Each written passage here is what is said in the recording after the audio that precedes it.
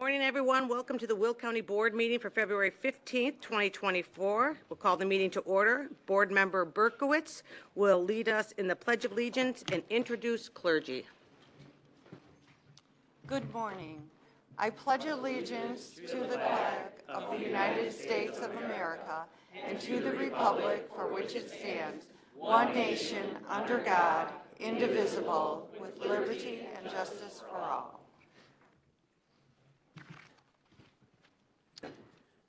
Good morning, everyone who took the time to come here today. Thank you for being with us.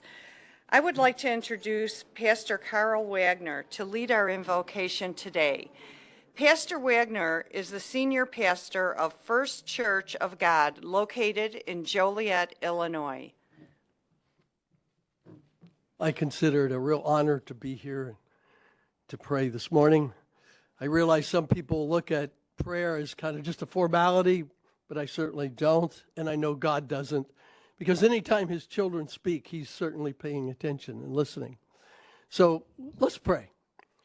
Heavenly Father, I thank you for the opportunity to be here this morning.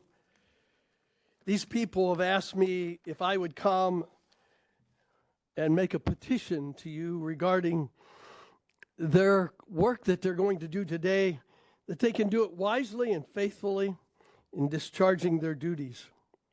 As we know from your word, all government has been instituted by heaven for the good of everyone, meaning everyone who is occupying a chair of authority here this morning serves at your pleasure and to accomplish your will. Therefore, I ask that you would help them be like your son Jesus, who never sought to do his own will, but your will. Now, God, I ask that you would just take this moment and use it to your glory. And throughout the day, I pray that they'll turn their minds towards you in the decisions they make, because like massive doors, they turn on small hinges. And sometimes the things that we do, we think are insignificant. But God, nothing is insignificant to you. Remind them that you're always watching. No, not just to see things we do that are wrong, but to reward us for what we do that is right. As you know, this is your servant Carl speaking. I thank you so much, Father, for listening, and I ask that you bless these people today with your presence. In Jesus' name, amen. Thank you, sir.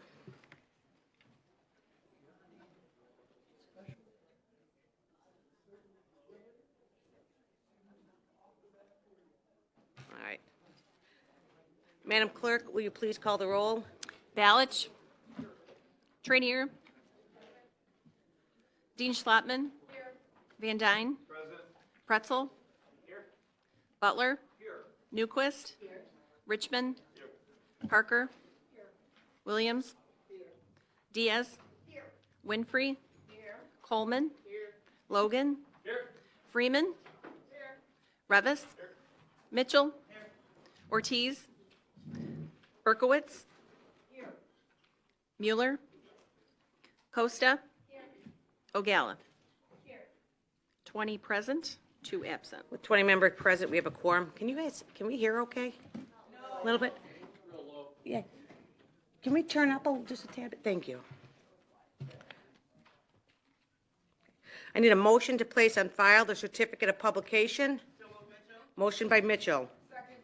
Seconded by Trainier. Madam Clerk, please call the roll. Balich. Yes. Trainier. Yes. Dean Schlattman. Yes. Van Dyne. Yes. Pretzel. Yes. Butler. Yes. Newquist. Yes. Richmond. Yes. Parker. Yes. Williams. Yes. Diaz. Yes. Winfrey. Yes. Coleman. Yes. Logan. Yes. Freeman. Yes. Revis. Yes. Mitchell. Yes. Berkowitz. Yes. Costa. Yes. Ogala. Ogala. Yes. With 20 in the affirmative, motion carries. I now need a motion to approve the Will County Special Board meeting from January 2nd, 2024. Motion by Ogala, seconded by Mitchell. Is there a previous? Previous by Newquist, second by Richmond. All in favor? Any opposed? Motion carries. I need a motion to approve the recess minutes from January 18th, 2024. Motion by Winfrey. Seconded by Mitchell. Previous roll call by Richmond. Seconded by Pretzel. All in favor? Any opposed? Motion carries. I need finally a motion to approve the executive session county board minutes for January 18th, 2024. Motion by Van Dyne, seconded by Dean Schlottman. Previous roll call by Mitchell, seconded by Richmond. All in favor? Any opposed? Motion carries.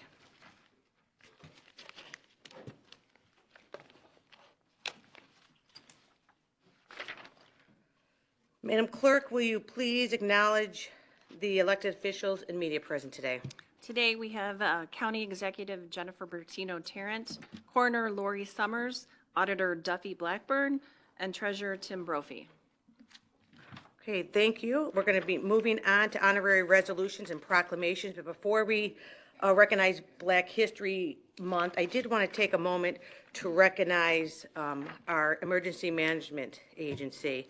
For many of you know, the last month we had some devastating floods and ice jams in Wilmington, and once again, Will County shows what Will County does, and we had a lot of our agencies who came together. So I just want to formally thank our Emergency Management Agency, our Will County Center for Community Concerns, Salvation Army, City of Wilmington, Wilmington Emergency Service Disaster Agency, Wilmington Fire Protection District, Will County Sheriff's Office, Will County Animal Control, our Will County Department of Transportation, the Will County Regional Office of Education, Illinois Central Bus Company, Grundy County Emergency Management, Kankakee County Emergency Management, Constellation, the Illinois Department of Transportation, our Illinois State Police, Illinois Department of Natural Resources, Illinois Environmental Protection Agency, the Wilmington Moose Lodge National Weather Service, Illinois Emergency Management Agency Office of Homeland Security, First Christian Church in Wilmington, First Christian Church in Morris, and of course, the residents of Wilmington. So with that, I'm going to move on to our proclamation. We have Board Members Williams to recognize Black History Month. Good morning. Morning. The history of many African Americans in this country did not begin like a lot of Americans did. Those Americans came here willingly and voluntarily. Africans were captured and brought to America unwillingly, involuntarily, and in chains. In spite of this very, very horrible beginning, African Americans have persevered and have made many contributions to this country. I would like to read into the record recognizing February as Black History Month. Whereas Black History Month is an annual celebration of achievements by African Americans and a time for recognizing their role in U.S. history, and whereas since 1976, every American president has designated February as Black History Month and endorsed a specific theme. And whereas, according to the Association for the Study of African American Life and History, the 2024 theme of African Americans and the Arts explores the key influence of African Americans have had in the fields of visual and performing arts, literature, fashion, folklore, language, film, music, architecture, culinary, and other forms of cultural expression. And whereas African American art is infused with African, Caribbean, and the Black American lived experiences, and whereas African American artists have used art to preserve history and community memory as well as for empowerment, now therefore be it resolved that the Will County Board and Will County Executive recognize February as Black History Month and acknowledge the outstanding achievements of African Americans throughout American history. Be it further resolved that the Will County Board and Will County Executive encourage the citizens of Will County to reflect on the past successes of African Americans to provide the light for our future, to build a better tomorrow for our children and for our grandchildren. Thank you. Motion by Williams. Is there a second? Seconded by Winfrey. Previous roll call by Mitchell. Seconded by Diaz. All in favor? Any opposed? The motion carries.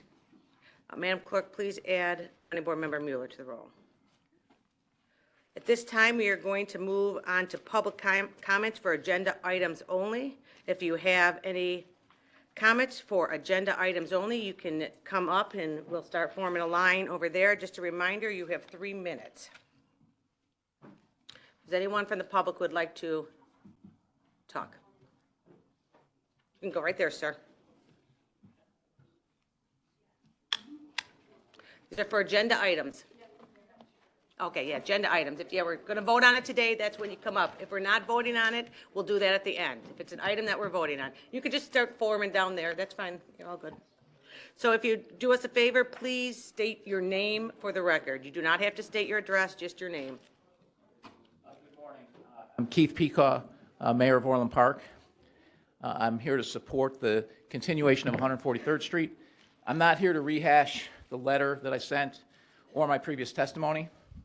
After my last testimony, I received a couple of emails calling me a bully for representing my constituents and saying that they will no longer shop in Orland Park. Then it dawned on me, the residents opposing this haven't opposed Orland Park's efforts to widen 143rd Street or the rights of way that we've obtained as we're in phase 2 because they enjoy the convenience of getting to the medical, restaurants, and shopping in Orland Park. These residents also use 355 to go to the western suburbs, and many of them used it today to get here. There were no complaints about the acres of land and entire homes that were taken to build that. They enjoy the convenience borne by the sacrifices of others and of being part of the region, as long as nobody drives on their road or through their town, and as long as Will County residents pay for the road. As much as these residents and the village of Homer Glen likes to think it's an island, it's not.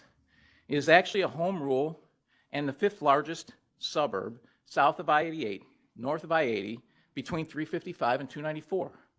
It is part of the region, and these residents enjoy the amenities the region provides. Everyone else supports this project because we recognize the importance of a regional road network, a network that the rest of us have made sacrifices to build. Please do what is best for the region and keep this project, one that has been worked on for over 30 years, on track for the good of the hundreds of thousands of residents and businesses that will benefit. Thank you. Thank you.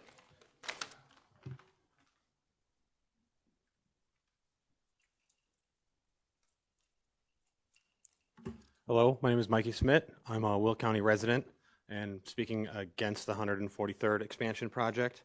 And one thing I wanted to talk about is one of the common conceptions given to you board members about how much money has already been spent on the project. Therefore, it would be irresponsible for you guys to not continue with it. And I just wanted to address really briefly that that's something called the sunk cost fallacy. And it's easy to explain that through an illustration. Imagine a man walks into a casino, he's got $1,000 in his pocket, he's planning on spending the night gambling. He gambles away $500, and now he's already spent that money, it's out of his pocket. He's been having a few drinks, he's not thinking super clearly, he's like, well, I'm already out $500, I might as well, I gotta gamble the other $500 in order to get my money back, to get my money's worth for this evening. And as I'm sure you can imagine, the more the man drinks, the more he's gambling, he ends up just losing all of the money, he's unhappy. So just because the money has already been spent to do the phase 1 on this project doesn't mean that it would be irresponsible to stop. The most responsible thing for that gambler to do at that time is cut his losses and move on. With the $500 he still has in his pocket, retained in his pocket. And then I wanted to give a specific government example of such a thing. And I'm sure many of you remember the Concorde airplane from the 1980s through roughly 2000. That was a supersonic aircraft that ran from across the Atlantic Ocean from the United States to France. That originally started as a government project. It was estimated to cost $140 million approximately to develop.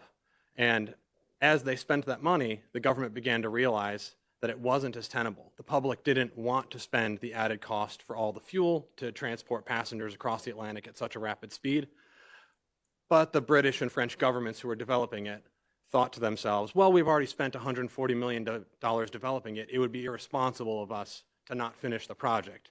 they continued to spend another $2.7 billion developing this plane and running it, only to shut the program down because, as they knew at the outset, the public didn't actually want that, which is why we don't have a Concorde plane program anymore. So my request to all of you guys is don't be the drunk gambler or the British and French governments. Please be the American government, the Will County government about this, and do the actual responsible thing. The people have very clearly expressed this is not what they want, and I think it's time to cut the losses and the money you've already spent and accept that this is what the people have wanted. Don't let it get 40 years later, like the Concorde, only to realize that that's not actually what anyone wanted from the beginning. Thank you. Folks, if you could come up and come on up so we can move this. Why don't you just come on all up? You don't have to, yeah, we're going out the door. You can, yeah, there you go. Hello, good morning. My name is Heidi. Thank you for allowing me to speak. Just a note on Keith Pekow, Mayor Pekow, I appreciate your Excuse me, statements. we don't address anyone else who's Oh, I'm spoken. sorry. I was address- just going to mention that his, Ma'am, we're not here to address other people's comments. You can address the board. okay. Thank you. All right, thank you. I'll go along with what I wrote down. Just a quick note before you vote, not trying to be funny, but this issue at hand may be about money. Let's zero in and take a peek. What exactly is down 143rd Street? There's horses, grasses, yards, and trees, a school with children laughing outside in the breeze, while fire district heroes await to act, their engines ready to quickly react. A baby cries, a candle lit on a birthday cake, memories, milestones, and too much at stake. Livelihoods, brotherhoods, moms and dads, your first kiss, friends you miss, and parties you had. Music, dancing, even arguments. Think of all that time on 143rd you spent. This road project talks of eminent domain. Residents desperately ask, will their lives ever be the same? They've implored, begged, and written their sentiments, but plans continue pushing for walls, barriers, and lots of cement. As an advocate, I'm asking you to add your voice to this matter. Review all the facts, ask questions, connect the dots, find the pattern. The people's eyes are on each of you. You may ask yourself, what should I do? My advice, it's been 33 years, the project can wait. Reassess, redesign, analyze, and collaborate. Read, study, and discuss what the community wants. And that $6 million you spent, that averages to $3,500 a week since 1991. In Illinois, the MFT funds you receive are the most significant transportation funding source. Does this explain why those 12 Cook County villages support this and endorse? There's roots, culture, and diversity to preserve. Is this what Will County thinks its people deserves? If the saying goes, it's set in stone, then literally the 143rd Road should be left alone. Thank you. Thank you.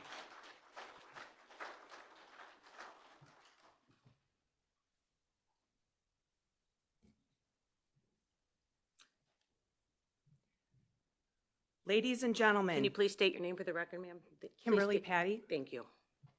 Ladies and gentlemen, today I stand before you to advocate for the preservation of our community, our sanctuary, our home. The proposal to expand 143rd Street in Homer Glen, Illinois, from a 2-lane road to a 5-lane road may seem like progress to some, but let us not be blinded by the allure of development at the expense of our well-being, our environment, and our shared values. First and foremost, this expansion would create inequities for the people who call this road their home. Many residents have chosen to live along 143rd Street for its tranquility, its peace, and its sense of community. For them, this road is not just a means of transportation. It is a sanctuary, a place where they find solace amidst the chaos of the world. By transforming it into a busy thoroughfare, we risk disrupting the very essence of what makes this place special. Furthermore, we must consider the detrimental impact on the mental health of residents. For many, the serenity of their surroundings plays a crucial role in maintaining their well-being. The constant noise, congestion, and disruption that come with a 5-lane road would undoubtedly take a toll on their mental and emotional health. We cannot overlook the importance of preserving spaces where people feel safe, at peace, and connected to nature.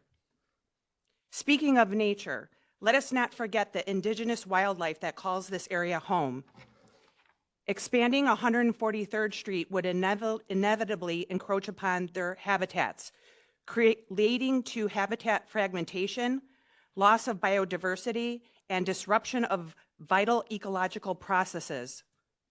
We have a responsibility to be stewards of the land, to protect and preserve it for future generations, not to pave over it in the name of progress. Moreover, the increased water runoff resulting from expansion poses a significant threat to our local environment. The natural landscape plays a crucial role in managing stormwater, filtering pollutants, and replenishing groundwater supplies. By replacing it with impervious surfaces, we disrupt this delicate balance, leading to flooding, erosion, and contamination of our waterways. In conclusion, the proposal to expand 143rd Street in Homer Glen, Illinois, represents a threat to our community, our mental health, our environment, and our shared values. We cannot allow short-sighted visions of progress to overshadow the long-term consequences of our actions. Let us stand together in defense of our home, advocating for the solutions that prioritize the well-being of the people and planet alike. My name is Kimberly Patty, and I oppose this expansion project. Thank you.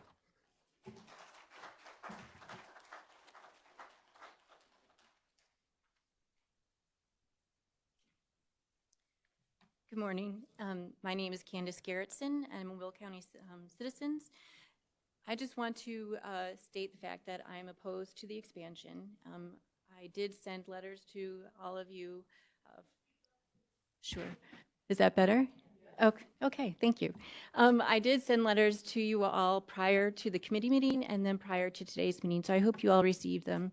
But my biggest few comments are you have quite a few number of people that are very passionate who live along 143rd and feel very strongly that it should not be made a major thoroughfare that can handle large capacity and heavy trucks and automobiles. 159th is a beautiful improvement. I think it suffices, in my opinion. The capacity that is currently underway, and I think that's a beautiful piece of road work and expansion. 143rd, on the other hand, is very residential. It has multiple schools. It has some farms along there, and so therefore many people, including myself, feel that it should remain that way. I think the needs and that folks believe this expansion would meet are fully and capable to be met by 159th. So in closing, I am opposed to the 5-lane expansion. I'm in support of the committee's resolution, and I hope you vote accordingly today or whenever you're going to be voting. Thank you. Thank you. Good morning. My name is Angel Shake. I am a trustee for Homer Township, a Will County resident since 1998. Let me first start by explaining or reiterating that this is not a democracy. This is a representative republic. That's, that is the way we follow things in the United States. And if it was a democracy, then we would all be worried about our own roads and the people would be responsible for everything. But we elected our officials to represent us. And so I would like to also point out that people living in Cook County, this is not concerning that right now. They should not be representing us. The Will County Board should be representing the Will County residents. This is what you were elected to do. You've heard everything, every reason why people are opposed to this, and you don't need it jammed down your throat anymore. You know that. But just a silly little example, but when we were going at the height of COVID and people were fighting on whether to get the shot, whether not to get it, whether to wear a mask, whether not to get it, everybody kept saying that you do it for other people. And if one person dies, that's too many. Well, if one person is affected by this and one person loses their property or part of their property, or their ability to get out of their property. If one child is riding their bike and they get hit by a car, that is too many. So represent the people that you are elected to represent, please. This is about Will County. This is about Homer. That's what you're representing right now. And even if you live in Plainfield or Shorewood or another part, you know, anywhere else in Will County, Crete, it doesn't matter, because you need to do what's best for the people living in Homer right now. And that's who you're voting for. Thank you.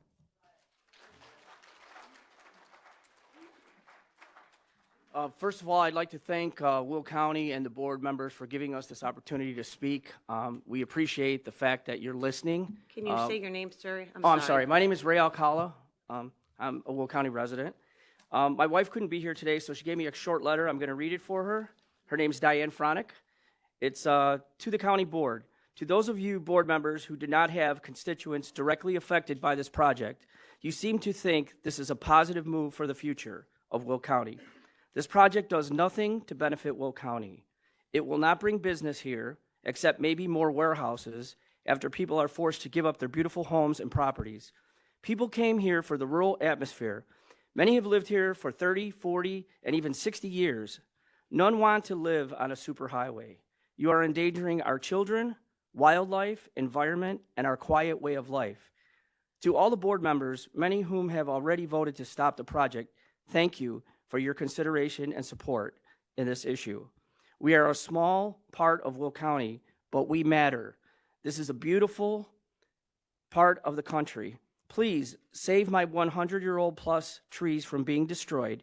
They can't be replaced. Respectfully submitted, Diane Fronick. The only other thing I'd like to add is there's a lot of things that could need to be fixed in this county, such as 9th Street and Archer, and I'm just thinking that maybe this money could be better spent on another project. If anyone's ever sat on 9th Street trying to get over the bridge, we have other projects that can possibly replace the money that would be spent on this project. And you already know all the other factors. Like I said, it's been beat into you. But for those who don't represent this specific area, you know, it does affect your people also, because Archer is a dead end. Okay, when you get to the end of 143rd, you either have to go left or you have to go right. So this road is not going to continue over the canals and over the rivers and make any traffic for any other part of the county more accessible, because it stops. So I don't understand why you would take away such a beautiful area and destroy all this landscaping. But thank you for your time, and hopefully you can see it in your hearts to do what's best for everyone, not just for progress. Thank you.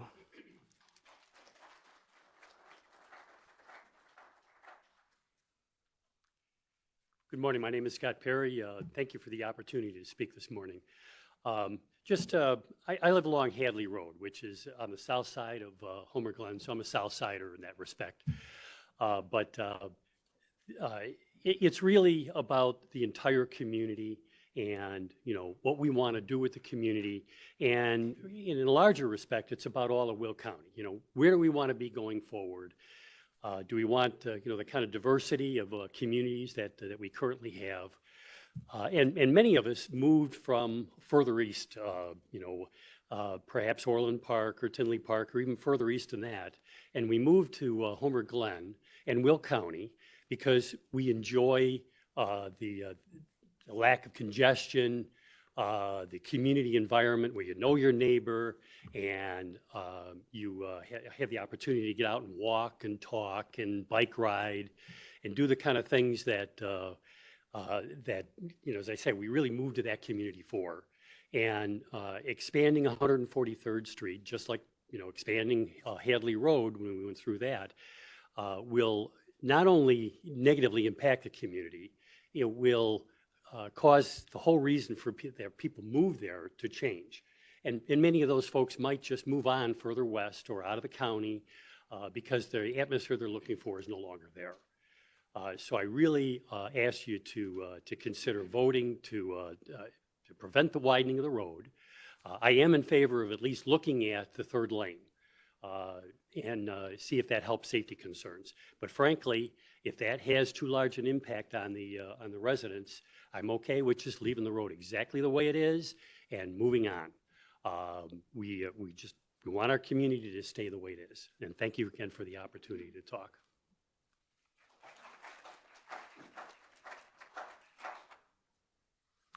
Hi, my name is Lee Capps. I'm a recent resident of Homer Glen, just moved there 2 years ago. I'm actually one of the fellows that the previous speaker referenced who came from further east. I came from Oak Park up near Chicago, and highly congested, very much of an urban environment. And when we got to Homer Glen, my wife and I were just so blessed. And when I first saw the sign coming into Homer Glen that said, what, community and nature in harmony, I thought, that's it. That is it. That is exactly what we've achieved in that community.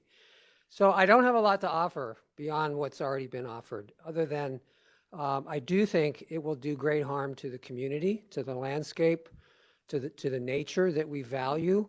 And I feel like, given the level of east-west traffic and the availability of 159th Street, I don't see the need for it. So it's going to impact Homer Glen and Homer Township negatively without a particular advantage.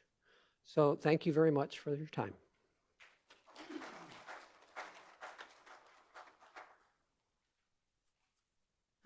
Hi, my name is Diane Cernak. I have lived in Homer Glen since 1960. And I just feel really terrible about the people possibly losing their homes on 143rd Street for the expansion, because I am against it. And also any businesses on there, and definitely the lifestyle. And how the gentleman before described it, it is a different lifestyle. It is wonderful. And to lose that would be really devastating to the wildlife that we have. We've always had the wildlife. There is some farms with animals as well. And it's just a wonderful area. And the road would come in and destroy mature trees, things you cannot afford to buy. So that would be gone. The vegetation that does grow there now that looks wonderful as well, and even by the homes, would be gone as well. So if you feel like you're really missing that, you want to look at that, just go down 159th Street. You're going to see that. You're going to see the asphalt and concrete jungle, and that's all you're going to see. It is just depressing, very depressing. So earlier speaking, I am speaking for Will County. Have nothing to do with Orland Park or Cook County at all. Okay, we're speaking about Homer Glen. What's best for us? Why should we be paying for a highway to go through our community, destroy everything, just to hook up with Orland Park? I don't understand why $1 would go that way. Don't get it at all. The traffic we have, there's some traffic times on 143rd, but that's everywhere. You make adjustments. You should even probably lower the speed limit. With those hills in there, people are speeding. So here you want to widen, probably go faster speed limit. It's not worth seeing. It looks like a toll road. Just the main thing. And the other reason I couldn't understand as well why this wants to be pushed by certain people is because I see dollar signs somewhere. Okay? Something's happening that someone, wants to get in on something and make a business out of how the road is being done or whatever. I'm just saying, putting thoughts out there. I'm not saying it that clearly, but you get my drift. And so basically that's all I had to say. And I hope you definitely vote no. Thank you.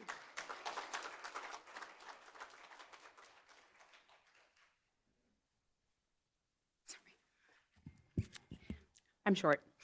Okay. Hi, my name is Lori Kopeski. My husband and I have been residents of Homer Glen for 11 years. We loved this town the moment we drove through it 15 years ago. We came here to move away from the city-type lifestyle. The horse, the cows, the sheep farms certainly keep us feeling we are rural, but yet close enough to drive 15 minutes away from 2 shopping malls. We get the bonus of horse and buggies in our neighborhood as families prepare for weddings as well. It's beautiful if you've never seen it. We're now faced with an idea being pushed on us that we need to go from a 2-lane road through our residential area to a 5-lane highway. I want to express that. It's not a road, it's going to a highway. The residents of Homer Glen don't want it, and the numbers don't support it, according to what's been discussed. As I look around and met with neighbors over the years, I've found most have moved from larger cities such as Chicago or bigger towns. Payless, Downers, Naperville, Orland are just a few wanting a little slice of peace and a rural feel. But now you're taking away what we enjoyed and moved here for. When I look at the map and drive down 143rd from State to Bell, this almost 3-mile section consists of 56 residential driveways and 24 roadways. This also includes an elementary school, which have kids traveling over 143rd to go to school, play with their friends, connect with different neighborhoods, and grabbing their fishing poles, fishing in the creeks and ponds. I have a creek, they do that all the time by me. Putting a 5-lane highway in our neighbor's front lawn, literally in some cases, almost in their front door. Putting the elementary schools more lives at risk by speeding vehicles as well as increased semi-traffic. The noise pollution will create this for residents. The proposed solution is an ugly sound wall. Lastly, with the increased traffic on 143rd, this will will promote increased traffic in surrounding residential neighborhoods also. These neighborhoods do not have sidewalks. I'm one of them. Numerous residents enjoy walking in rural residential setting to enjoy the outdoors. The increased traffic creates a safety risk for adults, children, and our fur babies. What are you thinking? Why are you doing this? Let's look at the other impact this has. Our town motto, community and nature, harmony in nature. Now we're talking about destroying trees, adding a sound wall that also have a negative impact on wildlife. We have a significant amount of wildlife such as deer, fox, coyote that migrate over 143rd, and adding a sound wall will only endanger them of oncoming traffic, but also force them out of the area as the county continues to close in on their habitat. We voted each and every one of you into the positions you hold. Now the day has come to make big decisions that will impact us. I'm hoping you consider what we want when making your decision. The majority of people of Homer Glen do not want this, including the several on the village board and mayor. Making our 2-lane road to a 5-lane highway does not benefit us, but only our neighboring towns, if anyone. Our neighboring towns should not have an opinion on the safety and quality of life in our village. Sorry to say it, stay in your lane. We have 3 major arteries made for the volume of traffic if needed, 159, 355, 80. Okay, thank you, appreciate the time.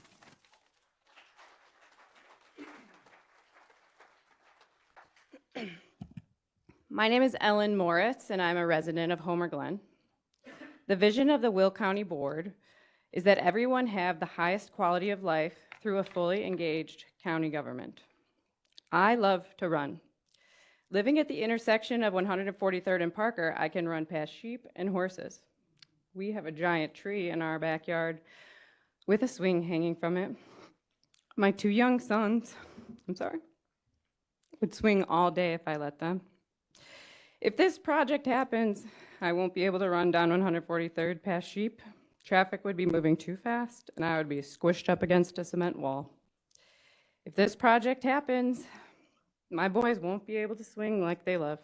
The proposed project is taking a 30 by 30 foot portion of my backyard, and the swing will hit the wall. That is if the tree survives construction. This post-expansion scenario does not sound like the highest quality of life for me and my family, as we would no longer be able to run and play where we currently do. Now is the time to be a fully engaged county government, and please vote to halt the expansion. Please vote to save my community. Your constituents have spoken. If you are on the fence about which way to vote, listen to the people. Some of you may be wondering, why not speak up years ago? Well, we tried speaking up through the appropriate means, but the hundreds of written comments from all 3 public hearings were left mostly unaddressed by a generalized response letter. If you read the comments from the 539-page summary of the public hearings, from the first chance we had, residents were upset and expressed concern. For those of you who are thinking, what is the point? They're going to build it anyway. I challenge you to vote the way you truly think is right, because you actually do have the power to halt this project. Put yourselves in our current situation with real fears of raising our family along a busy 5-lane road that is walled in by 10-foot cement barriers. Having concerns of needing to change our retirement plans and leave what we thought was our forever home due to the negative impacts and inevitable decline in property value this expansion will cause over time. Stop and think. Who benefits from the expansion to 5 lanes? Not me, not my neighbors, not the businesses along that road. Homer Glen will be left in the dust as traffic flies by to get to other towns in Cook County. Would you be enticed to stop and visit Homer Glen if you are welcomed by a 10-foot cement wall? I wouldn't. Does that sound like a positive vision for Will County? It sounds pretty dismal to me. I fully support growth and ensuring safety of my community, but since 159th has been recently expanded, the need for the expansion of 143rd to 5 lanes may not be as dire as it was when this project was originally created. I am confident. Wrap up your thoughts, please. I'm wrapping up. Thank you. Thank you. I am confident the brilliant DOT engineers can create a less invasive solution in the future. Personally, I'm willing to take responsibility for any penalties that may arise from halting this project, whether it be slightly higher taxes or being extra patient in delays with future road projects. Please, I urge you to listen to the voices of Will County residents, as our home will be forever changed in a negative way should this expansion be completed. Please vote to halt the expansion. Thank you.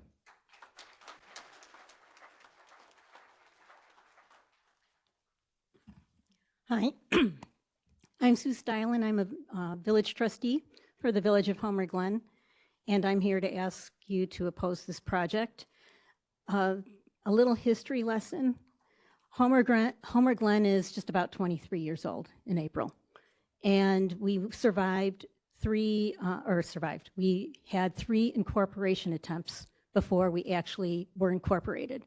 And we incorporated because we felt that elected officials were not listening to the residents that were in Homer Township and Homer Glen.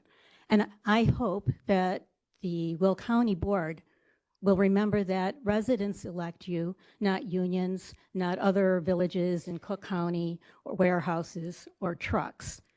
We incorporated because we wanted to preserve what we have in our village, and you hear community and nature and harmony. When we started, we incorporated with 22,800 residents. This was not just like a slow rural community that just grew and now we're in progress. To us, progress is preserving our community. That is what progress means to us. You heard from other neighboring communities. All of those letters were form letters. How many of those letters actually said how this benefits their community? They just talk about a regional plan. Well, what about the plans of all of the residents that live in this area? You know, they had 50-year plans as well, too. These were the homes that they were buying to raise their families and form a community with schools and businesses, not a freeway.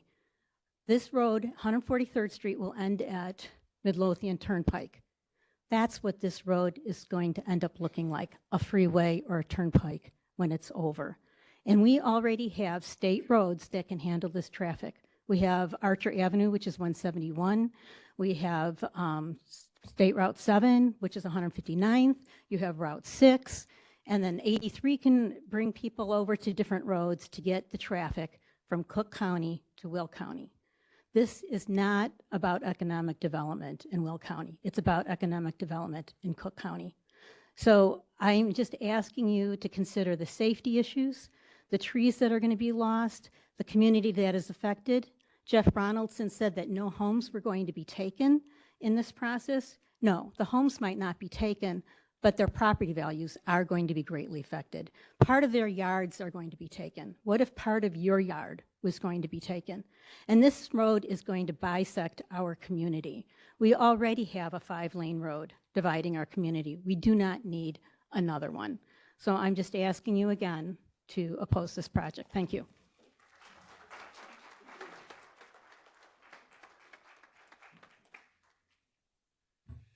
My name is Gerald Rosenbaum. I'm living in the Creekwood subdivision in Homer Glen, a mile north of 143rd Street. I moved there in 1994. In the 30 years since, I have almost daily used 143rd Street, and I haven't noticed a significant increase in traffic. I don't think it is needed. I think you should drop this.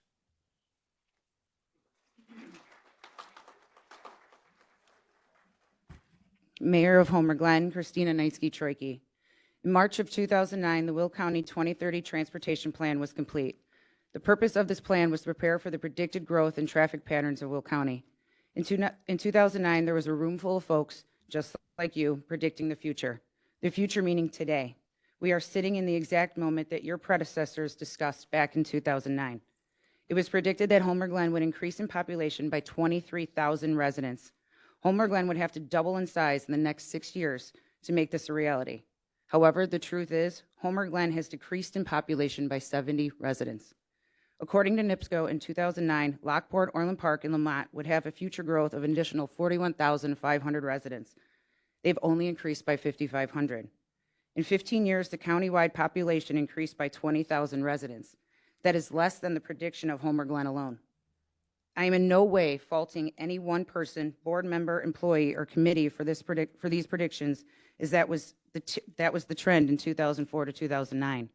However, in 2010, just 9 months after the plan was complete, the bottom fell out. The growth in the traffic patterns started to tell a new story. My question is, why hasn't that story been told?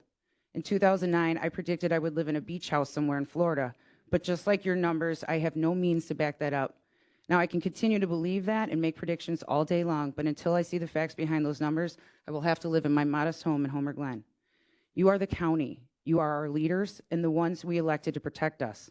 Regardless if you feel you represent one part of the county or the entire county as a whole, we all have to agree that someone's everyday single livelihood is more important than a fictitious person who may or may not drive through the residential corridor of Homer Glen to get to Cook County 5 to 10 minutes faster. I believe Homer Glen has politely played along with the 2030 plan long enough. We went through many painful years with the expansion of 159th. We are currently living through the expansion of Bell Road. We just went through a jurisdictional transfer of Scheibloom, Parker, and Hadley, and here we are again regarding 143rd. You realize your plan called to expand 4 roads in Homer Glen, yet we have not had one additional resident. Who is this expansion for? Certainly not the residents of Homer Glen. Homer Glen was not incorporated to become a pass-through. You may not understand why Homer Glen is the way it is, or why the residents come to meeting after meeting in opposition of your plans. But if you took the time to read your own reports and your own studies, the last one of 2019, you will see that the 2030 plan needs some major updating. By your own submission of the 2019 V3 report, this expansion is not necessary. We are not saying 143rd doesn't need help. We are just saying you have the opportunity to make it right with the facts provided and not just follow along with your predecessors' mistaken predictions. As the mayor of Homer Glen, I am here today to ask you to please hear the people and do the right thing and stop this unnecessary road expansion and consider the turn lane option. Thank you.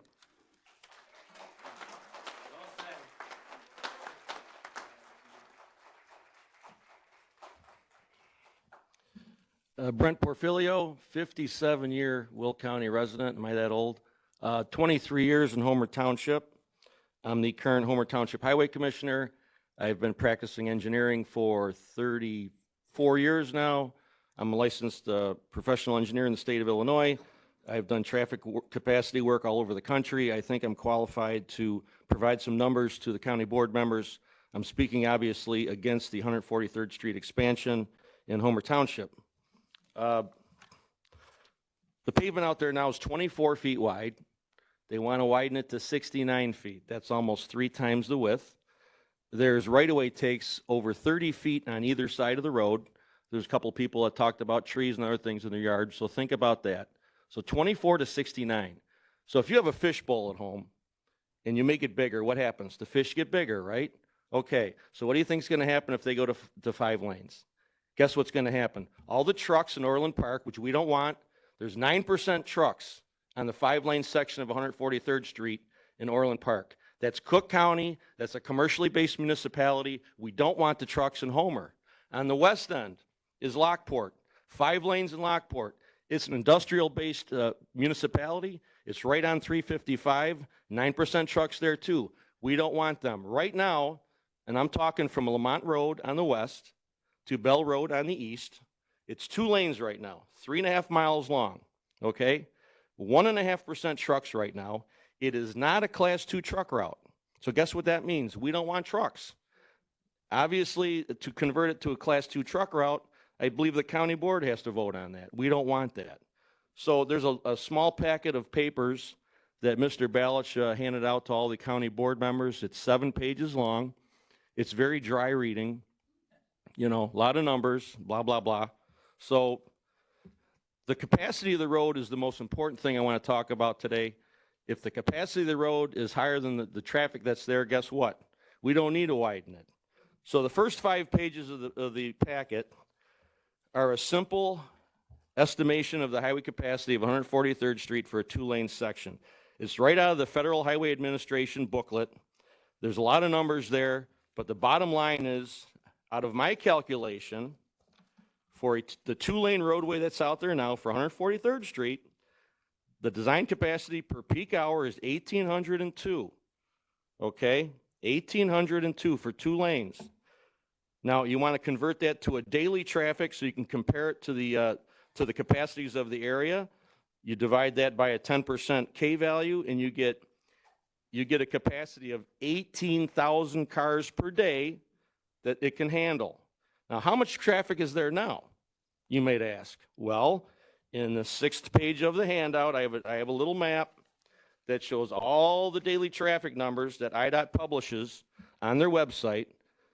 And if you look real close at the top, 12,300. So you have a capacity of 18,000. You have a current traffic value of 12,000. What does that tell you? It's a long time before we need the widening of the lanes. And I'm going to expand on that a little bit further. Sir, I don't think so. You are at 3:17, so you are way over. So, I'm sorry. I'm going to Mr. have you Balich, wrap up. can I petition to have more time? I'm going to have you wrap up. No, yeah. We're going to have to take a vote. We're going to have to take a vote then.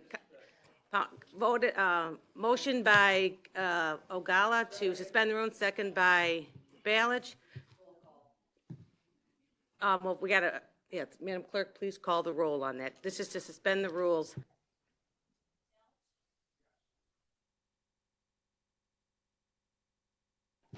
Van Dyne? No. Pretzel? Yes. Butler? Yes. Newquist? No. Richmond? Yes. Parker? Yes. Williams? Yes. Diaz? Yes. Winfrey? No. Coleman? No. Logan? Yes. Freeman?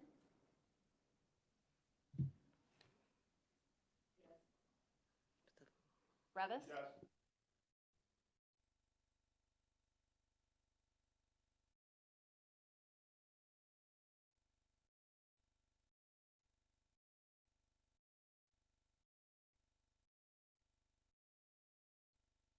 You are good, sir. Thank you very much. Okay.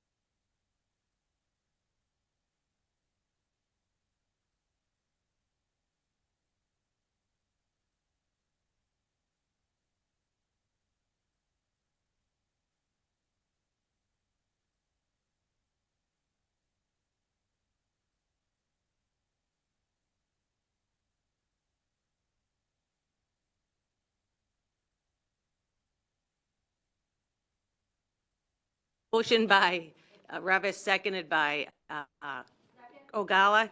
Previous roll call? Previous roll call by, Lori, would like to take a vote call? Well, is anybody going to change? Are we going to? Okay, I'm sorry. Okay, Madam Clerk, please call the roll. Balich. Grenier. Dean Schlottman. Van Dyne. Pretzel. Butler. Newquist. Richmond. Parker. Williams. Diaz. Winfrey. Coleman. Logan. Freeman. Brevis. Mitchell. Ortiz. Berkowitz. Mueller. Costa. Ogala. 21. Great. So our rules are reinstated. We have 3 minutes. Well, that's not, I was going to let you keep going as long as you wanted, so, yeah.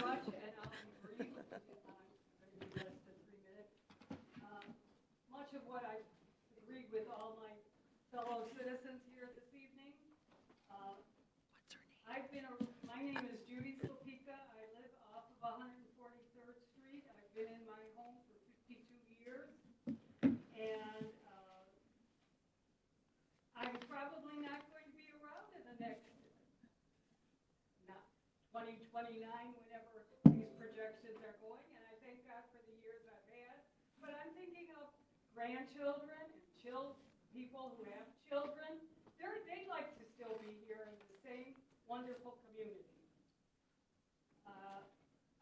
I just have to ask myself, and also the board, who is profiting by the expansion of 143rd Street? It's certainly not the citizenry. Who is profiting from it? Anyway, you've heard very good reasons why we shouldn't expand, and I have to just second all those emotions, and I'm going to be emotional. Okay. But we, the people, have spoken this evening before this Democrat-Republic body, and I appreciate your time and thank you for the opportunity. And I do hope that you will vote with we, the people, what we've asked for. Thank you very much.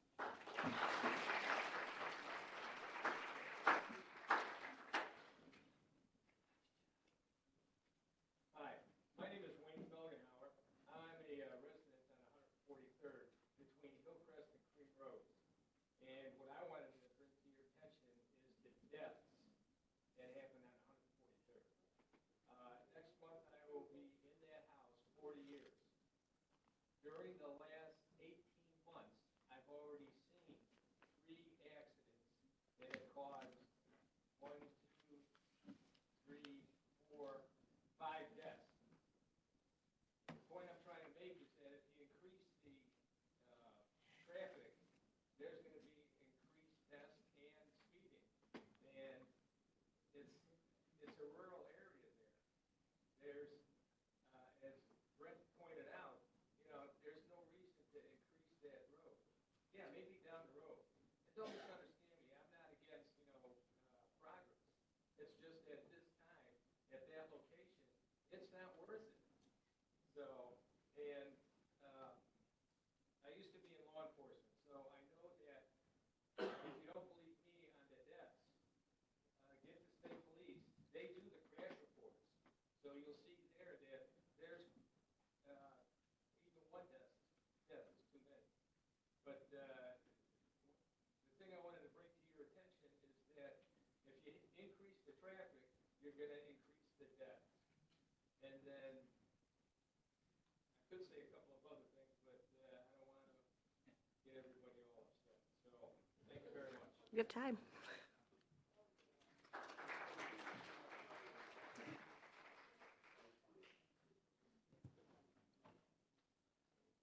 Hi, I'm John Walters. I'm a Homer Glen and Homer Township resident. I oppose the expansion of 143rd Street. We already have a 5-lane highway through Homer Glen on 159th Street. And we definitely don't need another one. We are not Cook County. We are not Cook County's truck route. We are not Orland Park, and we are not Lockport. If you travel 159th Street,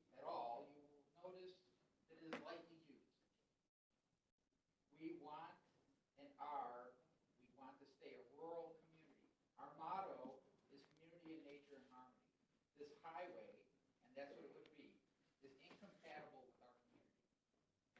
There's already plenty of routes for trucks to take other than taking 143rd Street. It's 159, Route 6, Route 171. They can go to take 355 to I-80 or I-55. Expanding 143rd Street to 5 lanes would physically divide our community in half. It would invite more Cook County traffic and crime into our town and our county. Vote no, no, no on the 143rd Street expansion project. Thank you.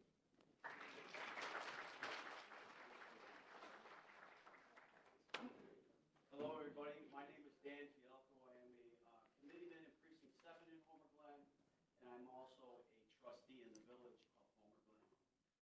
Instead of going and hashing through everything that everybody said, because I am representing the people of Homer Glen and Will County at this point, I was elected to do so.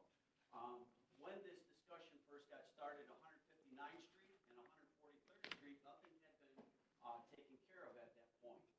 Now that 159th Street has been completed, the traffic study that the Township Road District Supervisor talked about in the numbers, he proved through numbers that it's not necessary to do that to 143rd Street. We do not want the people, we the people of Homer Glen, do not want 294 going down 143rd Street, because that's exactly what it'll look like with the sound barrier walls and basically the 5 lanes if you count the turning lanes. So here, why are we here? We are all representatives. I'm a representative of the people. And we're all here to represent the people. Steve Balich had a meeting at Homer Junior High. 200 people, 1 person for it. We've had your own committee, Transportation Committee, voted 5-2 representing the people to stop this project. It is now our job to do the will of the people and what they want. And I've only seen or heard 1 person so far that has come to me personally and said that they support this. So we have to go with the majority.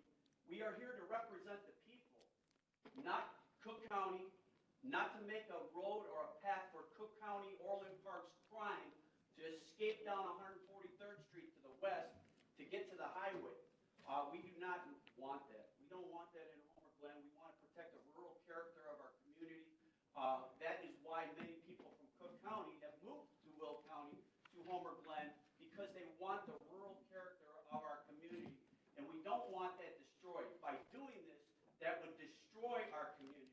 Not only to talk about the eminent domain and taking all the property away from the people, we don't want it. The people don't want it. The representatives don't want it. The township doesn't want it. Their board had voted that they don't want it. The village has voted that they don't want it. Your transportation committee voted.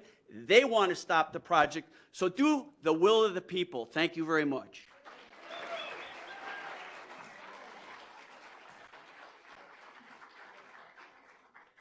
Hard act to follow.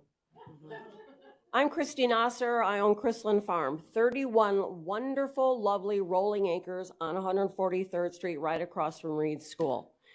I don't want the widening of the project because I'll have a sound wall right up next to my 180-year-old house. I've listened to trucks and cars screaming right in front of the school. I've heard almost squealing of brakes on the buses where kids were almost impacted by speeding vehicles. It's also going to come right up near my barn. I have special needs animals. I don't want the pollution coming up to there. You know, I've got a whole bunch of other things I'm going to say right here, but here's my question to you people. What are you scared of? Why don't you have the guts to shut this thing down? We have an opportunity to make Homer Glen the gem that the people are trying, the community is really trying to produce here. They've done, and nobody's even mentioned, and I just thought about this. We have been awarded by the International Dark Sky Association. We're the first municipality in the state of Illinois to receive this award. But guess what? They're the 4th community in the world to receive this award to be designated dark sky community. That's huge. That is very huge. We did a couple years ago, we worked with Saving the Monarchs at on our farm, our 31 acres. I was awarded that for doing something for the community.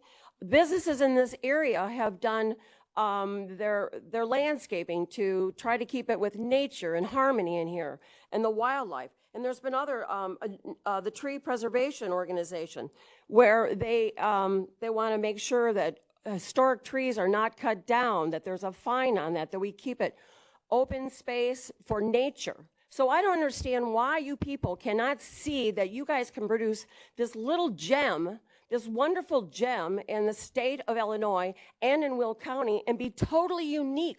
Let us do something that is an impact for not only the community, for the county, but for the state, for, you know, for people to look at, that this is a footprint of how we can develop communities and keep, like our little area, slow roads coming in, keep us safe, maintain it for the nature that it is. So have the guts to say no. And also, by the way, you people are elected by the people. We are the people. We are the people, so say no.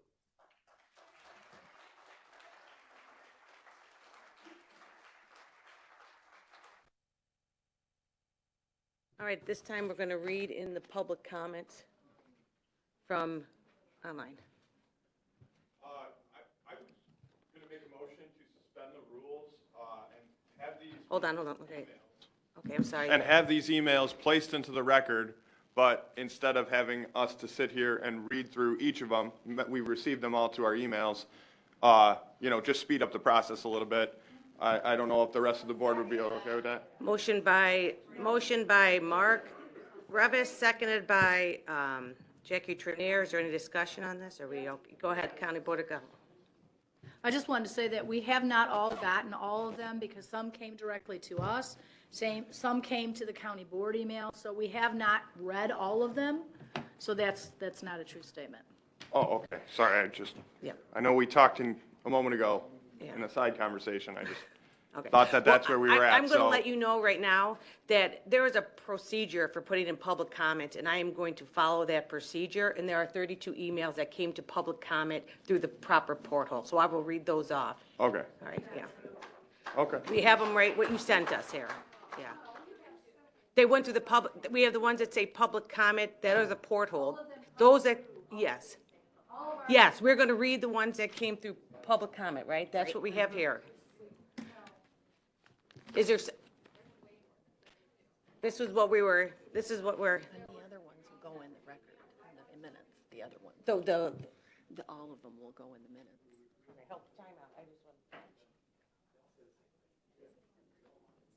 Okay, so this is what hold on, let me talk first and I will answer the questions. Everyone's voice is going to, we have a couple things. So there's a procedure that the county board sets up. It goes through a public porthole. We have those. The other ones I'm told, that, because they went to county board in general, their emails, that we will give you copies of those and you will have all those. Yes, so, okay, all right, so wait, I have to really quick though, we have to finish out with, are we in, we have an open motion out there too, right? Okay, so we still have an open motion, but we'll go through comments with this and then we'll vote on County Board Member Revis' motion. So we have County Board Member Valage. I don't know what's going on, why we don't want to hear from the public. We Steve, represent I'm not the going to public. allow, you know Well, I'm that's just not got true. a point here. All right. We tried to stifle the road commissioner because he had stuff to say that nobody on this board heard.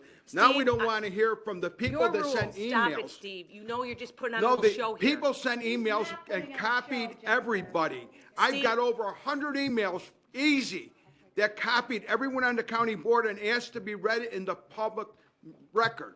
They all say that. So and I you're can tell you saying they're something, not- I got those too, and I directed them to how they should be properly put in. So if they ask to be read in public record, I sent you them make to a the link. choice that they shouldn't No. be read in public record? I sent them to the link where they should be, sent to. I did not just make that Are choice. we afraid of hearing what the people say? No, I am not. Okay, so let me just, listen, folks. Hey, folks, I'm gonna tell you, I don't know how you run your meetings, but this is how I do it, and I'm sorry. We know this is a very hot topic here. We understand. So we're not in a rush. I didn't say that. I didn't say that at all. I didn't say that. I did not say that. Okay, I'm not going to argue with public, so let me just finish here. We have a vote on here. Hold on. We have a vote, we have something in motion here, all right? We've heard your, does anyone else want to comment on this motion? And I see you. I got you, Mark. Press the button and we will go through. We're not going to yell, we're not going to scream, we're not going to make accusations. I haven't voted on these road projects. Go ahead, County Board Member Berkowitz first, sorry. Thank you. Jennifer, you mentioned proper procedures. This is my 6th year on this board.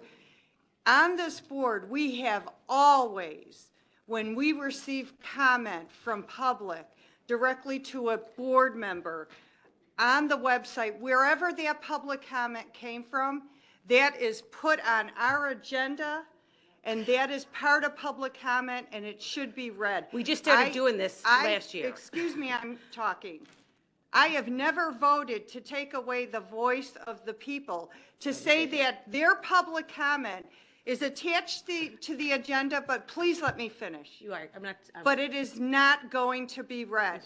Every public comment that we get, if they cannot be present to be in the room, to speak, to share their voice, we are obligated to read that public comment. Last month, I had to read a 3-page letter because you would not allow it to be even put on the agenda because it wasn't submitted through the website. Julie, why do you make county board rules then? Why do you make county board rules then? Show us the procedure where this was voted and put into place by the county board. All right, well, I can go to your website. I'm asking. I can go to your and website. I think everyone on I think Mark's going to withdraw excuse me. his, I think Mark's going to withdraw his thing anyway. So I'm not going to let you sit here and say we've done this since you've been here. Again. Mark would like to withdraw it. Point of order, you may not argue with her. That is not the way this runs. All right. You run. Yell at me, yeah, you guys get to yell at me. All right. I have All right, you're right. never We're going been to able stop to this all finish- now. I will take it. I get yelled at all the time. But I think he's going to remove his, his thing so we can hear them all. All right? He's going to withdraw his motion. So at one point in time was my ability to talk ended. So I'll let everyone talk here. You're fine. Everyone who's pressed their button will talk. Go ahead. I'm sorry. So again, as a member of this board, I'm asking for you to show us these proper procedures that were engaged that took away the public voice. I think as a board, we're entitled to see these procedures, and please submit that to our chief of staff, Kim, and we would like to see that. Okay. But as of this point in time, every letter that came in, I expect to be read, whether it came to a county board member or over the website.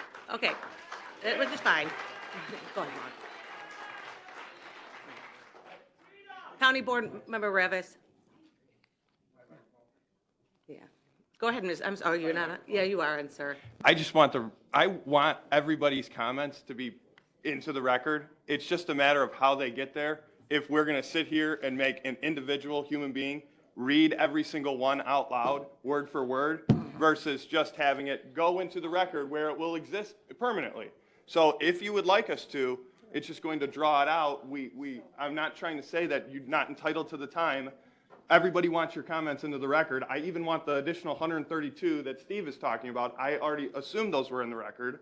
I didn't realize there's a secondary fight about the procedure, but we're just trying to, everybody's hearing you. We want this into the record. Nobody's trying to negate that. I just thought maybe we would move a little quicker. That's why I went to go talk to the state's attorney. That's why I went to go talk to Chair Ogalla. Just trying to move the meeting along. Nobody's trying to cut you away of your entitlement. So, Yeah. What's that? No, Well- Mark, Oh, no. sorry.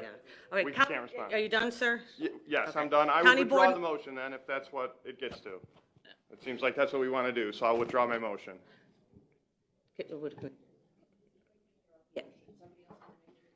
Okay, so he has motion to withdraw his original motion. Can we do? Yeah, I don't know if we could, yeah, I'm trying to think, I think we have to finish our discussion. But Okay, thank you, sounds good. Thank you. County Board Member Freeman. I was just going to ask before Mark wanted to remove it, the comments are the ones that are like copied and pasted from someone else's and their names would still be read. They would still be on as public record. Is that correct? I'm not sure your question, I'm sorry. So I have read the emails, and a lot of them have the same verbiage, the same wording. Yes. If we could be quiet so I Yeah, could actually yeah, sorry, ask my I'm- question yeah. once instead of twice, it'd be great. So I'm just curious if Mark would not have withdrawn his. Well, it doesn't, that's Okay, irrelevant, then sorry, if, yeah. would they be public record and their names be read off, those that are Yes. the same? Yeah, if it's spoken, yes. So we would still be hearing them, it would just, they would be read, these names all match, kind of I like. guess I'm trying to say, so there were letters that were the same language. Would we read that language off and just list their names for Correct. those who had the same letter, is what I'm asking? Yes. Not what I'm hearing here. No, that we would not do that. Okay. Okay. Thank you. That's what my understanding is, we would not be able to do that. County Board Member Costa. You answered my question. I was, just to echo what Board Member Freeman was raising, I want to make sure that we acknowledge all public comment. We've heard the public, speak here. I've sat on this committee now, and I've heard a lot of this. And I think that if we could help to move this forward so that county board members could get into discussion on the actual vote, I would like to, if it's possible, amend the motion that's currently on the floor to confirm who had voted or who has made a public comment to for or against the expansion. And I'm assuming there might be other public comment not related to this particular issue. Those I do think should be read. Hold on, it's not your turn. Okay, we're gonna get your turn. You're gonna get your turn. Okay. Did you make? Hold on. Did you make? Did you? Point of order. I know. Order. You get. Now let me finish. Let me finish. You're gonna all talk. You're all talking. I have you here. Not germane to the motion. It's we're gonna. That's why I'm inquiring about. Okay.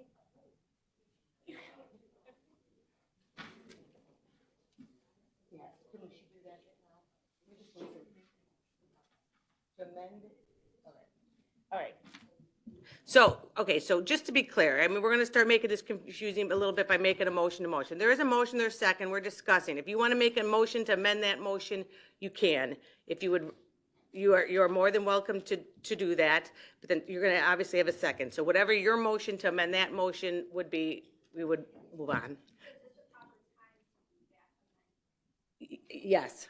Point of order, I'd like that written down. I don't understand how that's germane, so please write it down and explain it to me. Would you like to? Go.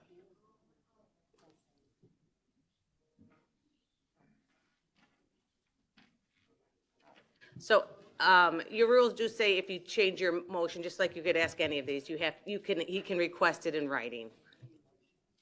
So he would like it in writing, so unless you have it in writing right now.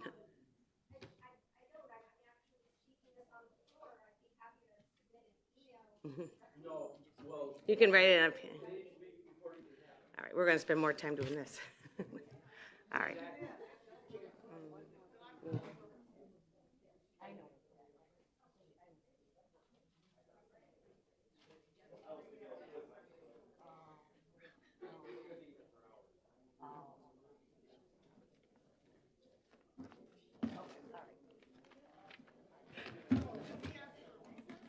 And, hold on. We still have a motion open here. We have a motion and a second. You know, yeah. I'm I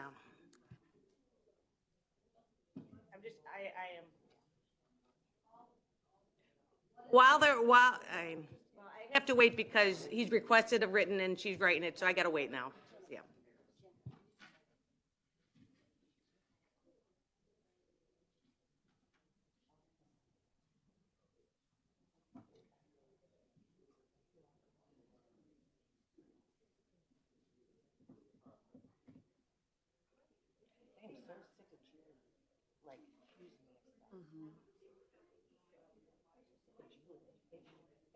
That's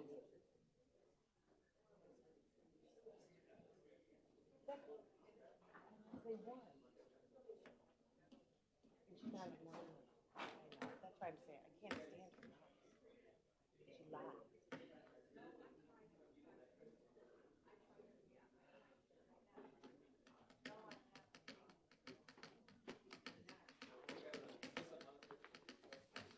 Here's the stack of. I'm gonna read them, we'll give them 3 minutes, we'll do the same thing, I'm sorry. Does Renee, or does Robin want to split them with you?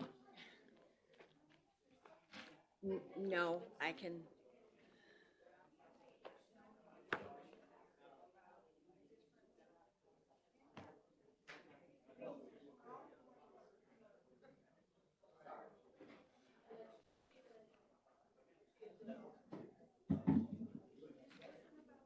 I say Steve can read them.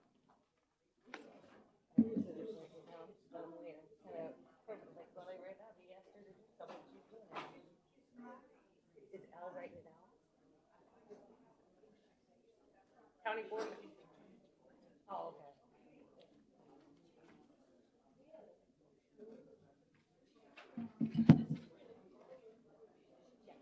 I knew that he could do it, but I'm just, he asked for it, so.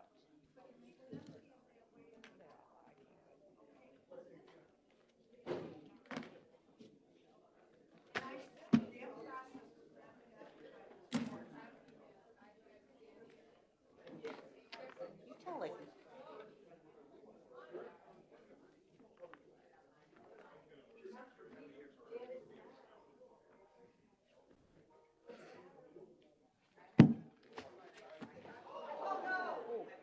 Oh, okay.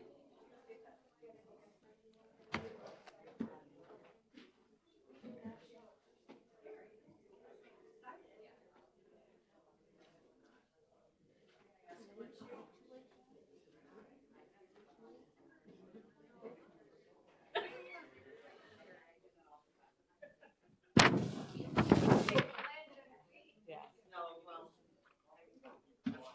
All right.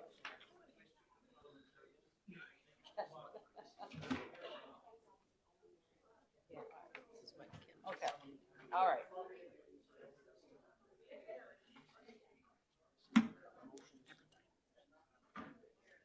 Well, he made it, because he made a mess.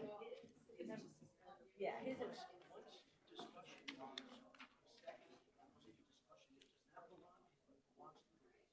Right. And so she made amendment to that one. Amendment, yeah. Yeah.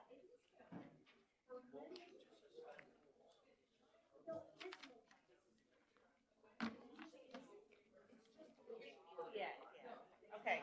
All right, I think we have okay, so we have a written motion here about County Board Member Costa to suspend the rules and instead allow the names of all public comments for and against the 143rd expansion while ensuring all public comment is put on the official record. So we have a motion by Costa for that, second by Diaz. Now, we're going to have a discussion on, if there's a discussion on this motion, what I just read, please press your buttons. If there's a discussion on this motion, County Board Member Butler, you had, is that on this one you want to talk? You've had it on, so. You're on. I am going to speak. I just want to understand the intent, because the way it's written isn't exactly the way I feel the intent is. Okay. If the intent of this amendment to this motion is that all emails be read at this time, then I am, of course, supportive of that. Just the way it's written, it's not clear if it addresses it or if it carries the proper wordage. I'm going to ask her to clarify for you. My guess is that she wants us to read a list of names of people who are pro and con, but I could be wrong. I'm going to let you clarify. County Yes, Board Member your Costa. interpretation, Madam Executive, is correct.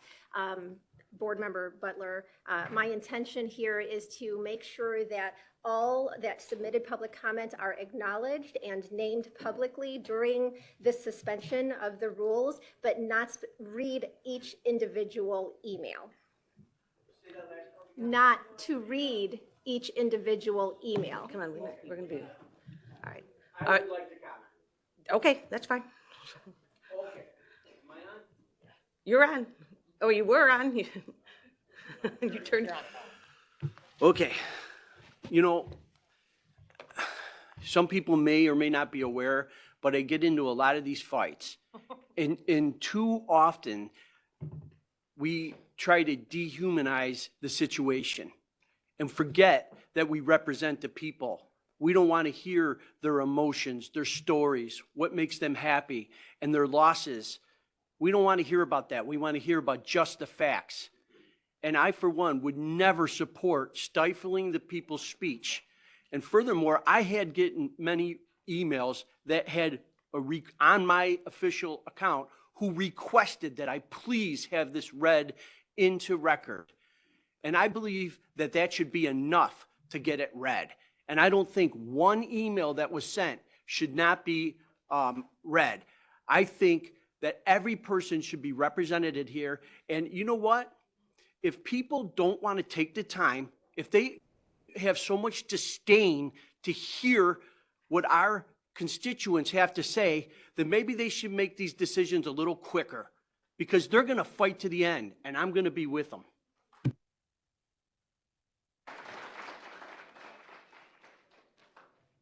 Chair Ogala. Thank you. So I just want to make a couple comments here. One, I'm often confused. There's a motion, then we have a motion to amend, there's another motion. And sometimes the statement is made, well, we have a motion on the floor, we need to vote on it. We don't allow amendment. So I'm very confused. We need to straighten out when we can make a motion to amend, when we can't, when we must vote. Because in the past, there have been times when somebody made a motion to amend, and then somebody tries to make another motion. We said we have a motion on the floor, we must vote. So I just want to make that comment, number one. And number two, the emails here are listed. We're going to pull out the ones that Beth will read, and so there's not duplication of that. And, you know, I often hear that we self-impose the time limit of ourselves as to how long a meeting should go or not. And I often hear, well, I'm willing to stay here all day. So I second that. That's a comment that I hear from the other caucus often when we have meetings. So I'm going to reiterate that at this meeting and to say this is a very important situation. It's one of the biggest ones we've had since I've been the chair. And I think that the people need to be heard. And whatever the end result is for the vote will be the end result for the vote here on the county board floor. And that's what we need to do, because we are a republic and we must listen to the people. Thank you. County Board Member Pretzel. Yeah, I mean, like Chair Ogala said, I don't encourage people to yell out from the audience here, but somebody did, and they said, so you're going to read them after you vote. And that's exactly right. We don't want to give the impression that these voices don't matter and our minds are already made up. We need to let people have the opportunity to speak their mind, whether it's over an email or in person. And we also need to remember that many of these people have taken the day off of work, have taken time to write us an email. They deserve to be heard. So I don't necessarily care what anyone has planned later today. There's nothing more important than hearing each and every one of these emails.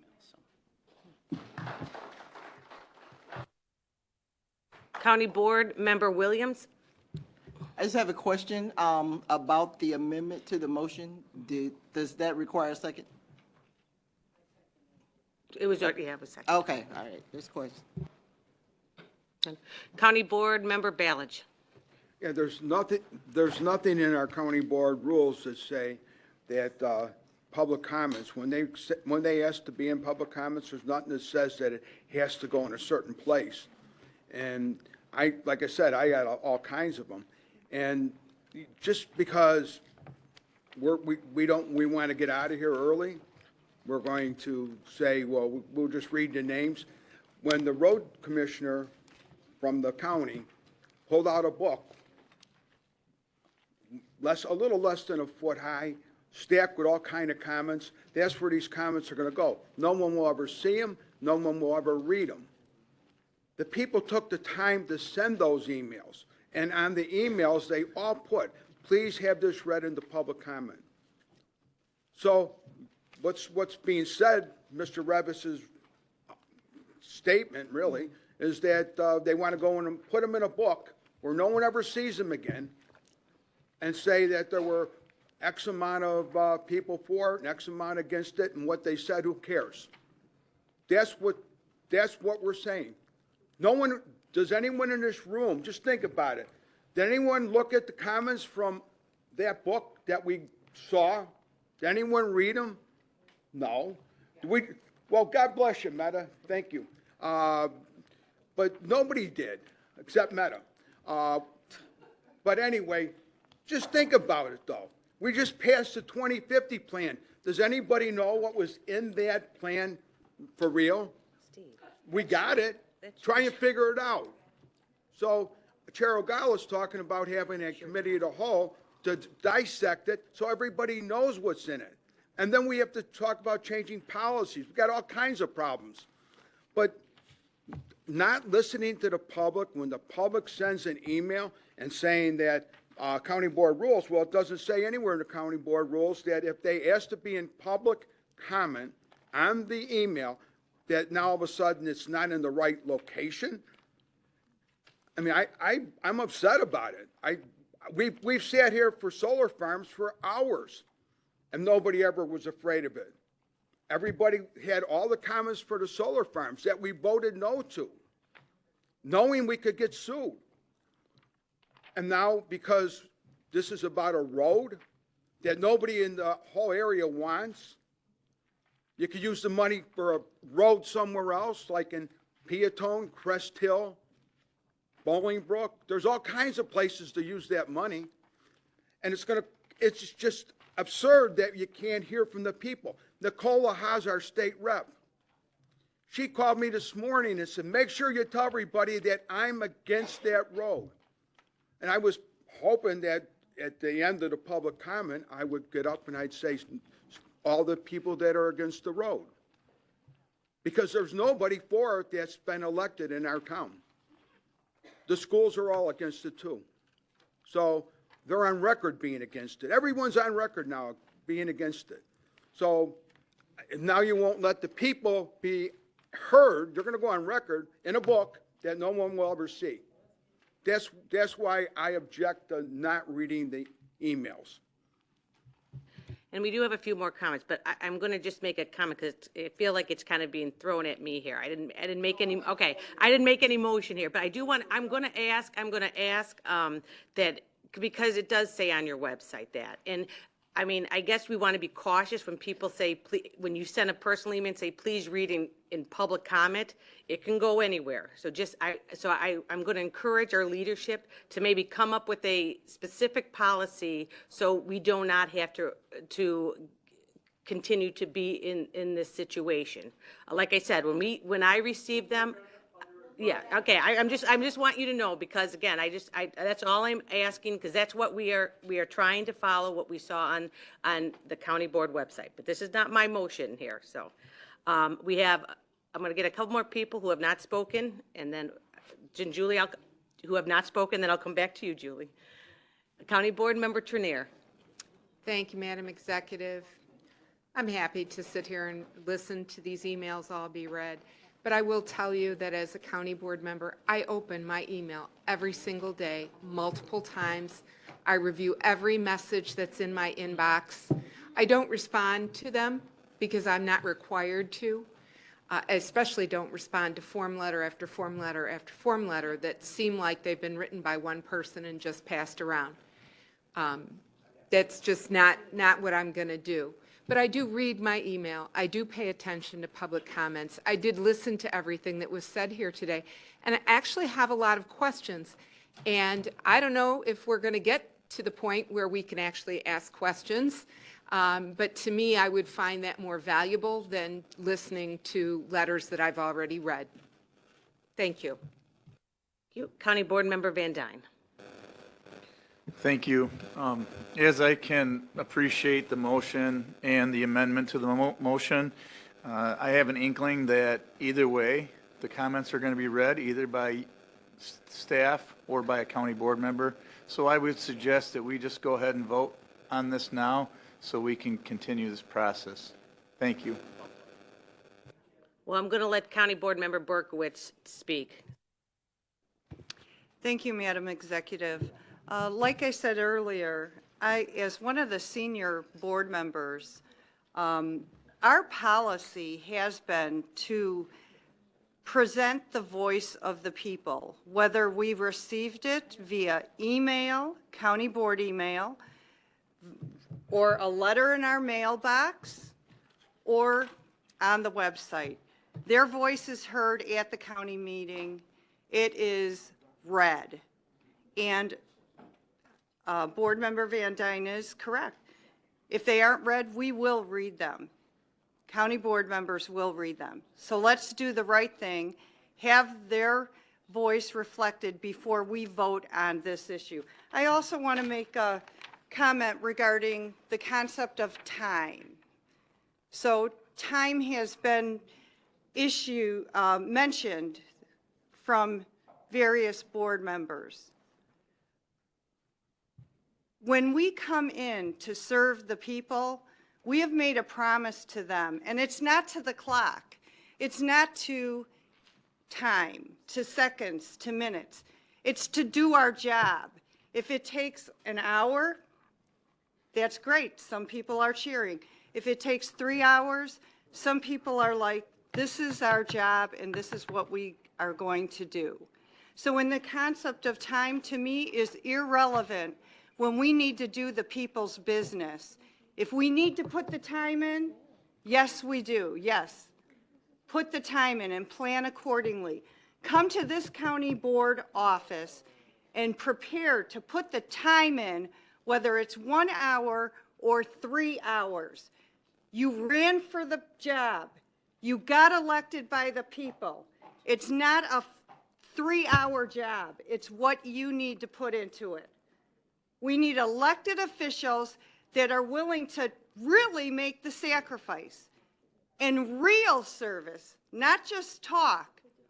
I can't even have another job because I spend so much time on county business. I think we need to we got to cycle So back I to will what we're- wrap this up. Thank you. I think people need to reflect, what are we supposed to be doing when we come into this office, into these meetings? And again, we can throw the word policy around, but what we do and what we have done, the traditions that this board has fought for the people, and we will continue to fight for the people. So thank you for letting me speak. I appreciate it. County Board Member Diaz? Can I call into question and let's vote, please? I think we're done anyway. Thank you. So right now, we are going to vote on whether or not to list people's names, pro or con. So that's what you're voting on right now, just listing people's names with pro, con. Madam Clerk, please call the roll. Please. Did they need a second on that? They did. Diaz did. We had a first and a second. Thank you. Falich. Trainier.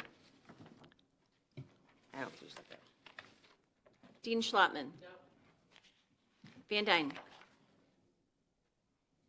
Pretzel. Butler. Newquist. Richmond. Parker. Williams. Diaz. Winfrey. Coleman. Logan. Freeman. Revis. Mitchell. Ortiz. Berkowitz. Mueller. Costa. O'Galla.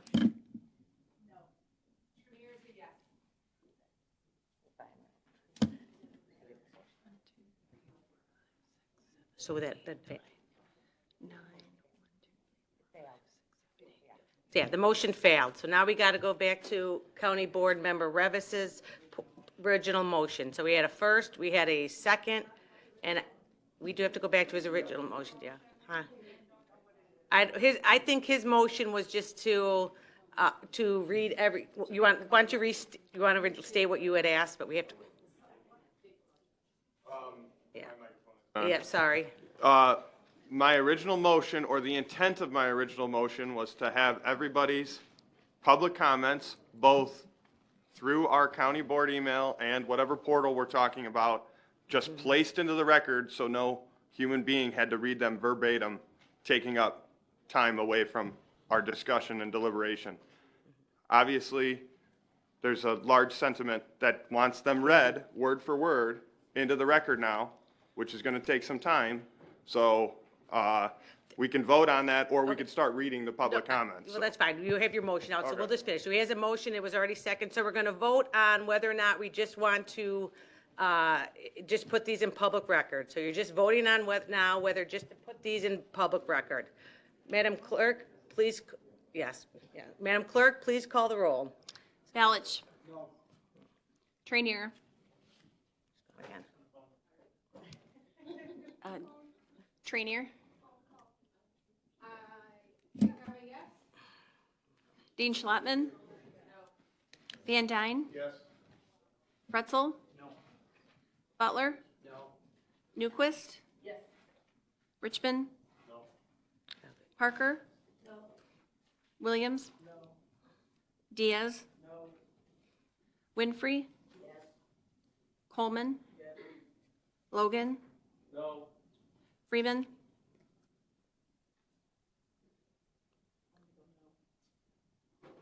Revis. No. Mitchell. No. Ortiz. Berkowitz. Mueller. Yes. Costa. Ogalla.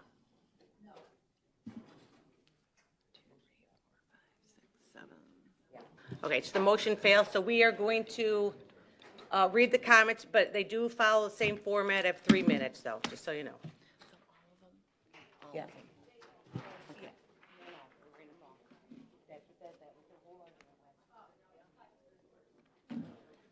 Yes, County Board Member Gala. Yeah, it's 500 words pursuant to the rules. Okay. Oh, Good well, I luck, don't know Kathy. if Is that 3 minutes about? It's about about 2 3 pages, minutes, I okay. think. I don't know, 500 words. I can't hear you. Okay. About 2 pages, double space, so I'll just, probably 2 minutes is, 3 minutes is longer, but I don't know if we have, I don't think we have a word count. County Board Member Gala, or County Board Member Pretzel. I just want to be, you can take as many breaks as you need. Yeah. Drink water. We're not Yeah. in a hurry. I know this is difficult. Okay, ready? Yeah, go ahead. Okay, first one. PJ Banks, 143rd Street does not need to be widened. Doing so will only encourage using this road as a pass-through for non-residents. Looking at 159th for comparison, there are more accidents, speeding, easy access out of the area for criminals. 143rd does not have an overabundance of traffic that warrants needing widening or turn lanes. Doing so will also take away what is left of the feel of the rural area that people move out here for. There's no benefit to making it a congested and busy road, which is sure to happen as people from surrounding areas zip through to get to 355. Genevieve Burgunder. Hello, Will County Board members. As the final push for this project grows near, I urge you to consider voting to halt the expansion project. Everything that makes this area wonderful will be negatively transformed. There will be a huge ecological disrupt. Homes and families will be impacted. So many of the reasons individuals moved out here will no longer exist. Halt the project, please. Thank you for your time. Therese Birnbaum. I am opposed to expanding 143rd Street. As a Homer Glen resident, I don't see any benefit. Angel Bernatus. We are totally against the plan to widen 143rd Street in Homer Glen. Richard Kajka. Residents of Homer Glen don't want 5 lanes and truck traffic on 143rd Street with barricade walls. We do not want another 159th Street kill this project. Mark Chan.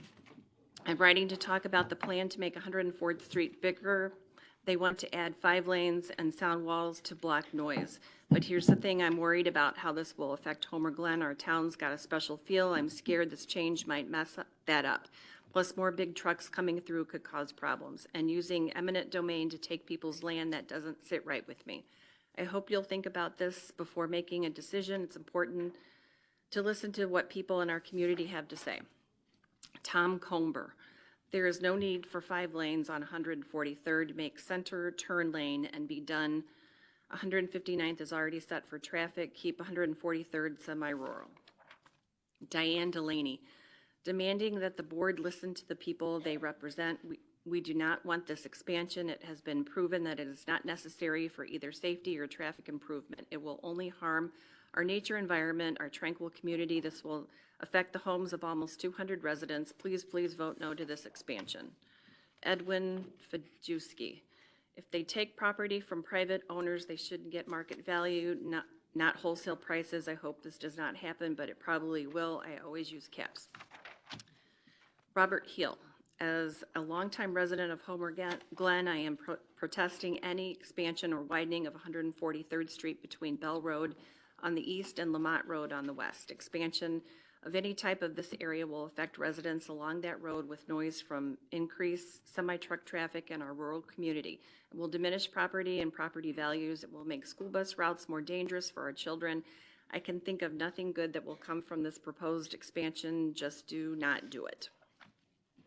Marion Jaswick, I absolutely oppose the expansion of 143rd to 5 traffic lanes. This is an absolute disregard for everything Homer Glen is known for and the residents of Pebble Creek subdivision. I vote no.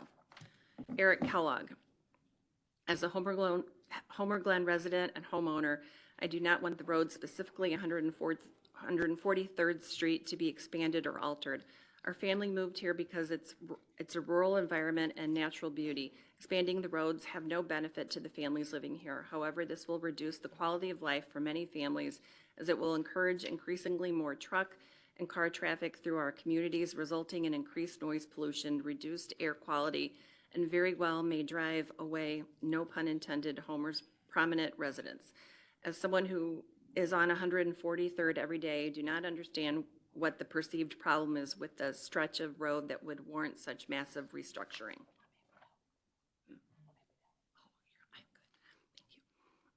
Anita Colarts, I don't agree with the expansion of 143rd Road in Homer Glen.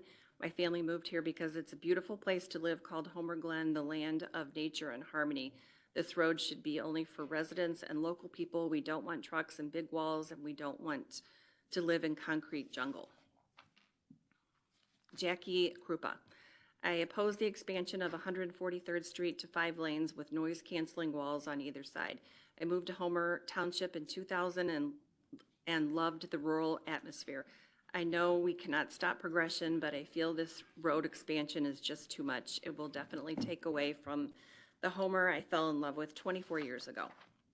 Alicia Maurer, I do not want 143rd Street to be expanded. You already have 159th Street as a completed project. My vote is no for this expansion. Deborah Mizika, please do not widen 143rd Street. My 81-year-old mother lives in Victorian Village, and she can barely make a left-hand turn now. Tamara Melendez, no to 143rd Street widening. Keep our town rural. Thank you. Jack Moritz, per his request, this public comment was transcribed directly as spoken by Jack, a 4-year-old Homer Glen resident, in response to the question, how would you feel if someone wanted to take away part of your backyard to build a road?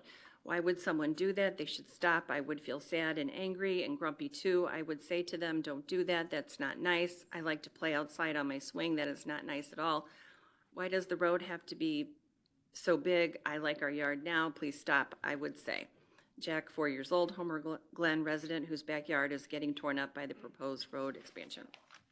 Amy Pence, we live in the area. I shop and use 143rd from Bell to 355 on a daily basis. I have never sat in traffic in 8 years living here. The only stretch that has seen accidents because the road isn't level is Cream Road / 143rd. This can be solved with leveling and turn lanes. The cost and inconvenience of adding additional lanes does not outweigh benefits. What business does entity is profiting from a proposed lane expansion?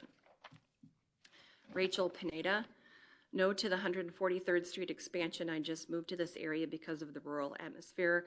Stop trying to expand for profitable purposes and think about the residents. Stop the greed. Angela Pybanek. I strongly oppose the widening of 143rd Street between Bell Road and Lamont Road. There's no benefit to our community in this proposal. It will not only destroy businesses and homes, but will increase unwanted congestion and traffic. With added traffic, there's the issue of pollution and accidents. Don't destroy our community. Lorraine Solimeno, why would we, the residents of beautiful Homer Glen, want a 5-lane road and ugly 10-foot walls damaging the beauty of our landscape? Who decided this was a good idea? No, no, no, do not destroy our neighborhood. Cheryl Zamutska, I am writing to convey my opposition to the widening of 143rd to 5 lanes. I have lived in Homer Glen since 1984. Very much enjoy its rural appeal. I rarely travel to Orland as it is so congested, but when I do, I'm so glad to get back to the simplicity of Homer Glen. I think having widened 159th, that is sufficient. Please leave 143rd alone.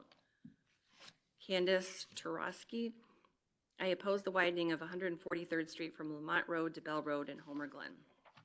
Mindy Verba Britton, I oppose the 143rd expansion. Trucks can use 159th Street. Don't let them take and destroy the last bit of charm left in Homer Glen. David Zachary, I vote no for the expansion of 143rd Street. I just recently moved into the neighborhood about 6 months ago and have basically everything I want in a house, great neighborhood close to work and family. I absolutely do not want to see my beautiful new backyard torn apart by this so-called expansion. 143rd Street is busy already without having to tear everything apart. Really do not want my family and others to live inside a construction zone. I vote no. Dana Urbanus, the road is already way too loud. It makes it hard to sleep with the windows open. This will not only disrupt the neighborhood more, but it will be destructive to property value. Debbie Urbanus, I'm not sure if the first text went through, so I am resending. My husband and I moved to Homer Glen from Chicago 32 years ago. We were trying to get away from the noise, pollution, and chaos of the inner city. We chose this house because of the beautiful view of Old Oak Golf Course. The entire north side of our house faces it. One entire wall of my kitchen is glass sliding doors. The noise and traffic is already at epic levels, and it's a 2-lane road. I can't imagine how bad it will become if 143rd changes to 4 to 5 lane road. Of course, there is a massive wall that will be installed in our yard. So much for the view. My vote is no on the expansion of 143rd Street. Katzerna Kroll, I am a resident of Homer Glen, and I strongly oppose the plan to expand 143rd Street. 143rd Street is already covered in crosses due to the high accident rates. We have multiple homes that line 143rd Street as well as an elementary school. We do not need an additional traffic as it would cause a safety issue for our residents. This expansion would not benefit the residents of Homer Glen. I would like it to be noted on record that I, Katzerana Kroll, resident of Homer Glen, am opposed to the plan to expand 143rd Street. I request that my email be read into record at both the County Public Works and Transportation Committee meetings scheduled for February 6th and the Will County meeting scheduled for February 15th. Matuzi Wada, I am a resident of Homer Glen, and I strongly oppose the plan to expand 143rd Street. 143rd Street is already covered in crosses due to the high accident rates. We have multiple homes that line 143rd Street as well as an elementary school. We do not need an additional traffic as it would cause a safety issue for our residents. This expansion would not benefit the residents of Homer Glen. I would like it to be noted on record that I, Matuzi Wadea, resident of Homer Glen, am opposed to the plan to expand 143rd Street. I request that my email be read into record at both the County Public Works and Transportation Committee meetings scheduled for February 6th and the Will County Board meeting scheduled for February 15th, 2024. No, I'm good. Thanks. Ellen Moriarty. I have lived in Homer Glen with my family for 32 years, and I am writing to ask all of the Will County Board members to vote no on the resolution directing the Will County Division of Transportation to cease moving forward with the 143rd Street Expansion Road project as currently planned. I sincerely hope that None of the members are confused by the misinformation and disinformation swirling around this resolution. Your no vote to the motion allows the work to proceed, and yes vote kills the project and the $15 million spent and granted for it. $6 million spent and $7 million granted going forward. This is not chump change. Please don't throw it away. You are changing anything to 3 lanes with this vote. You are killing the final phase of the project, and everyone will have to start over. Please don't be so cavalier. Ends. Please don't be so cavalier with the long procession. Let me make sure.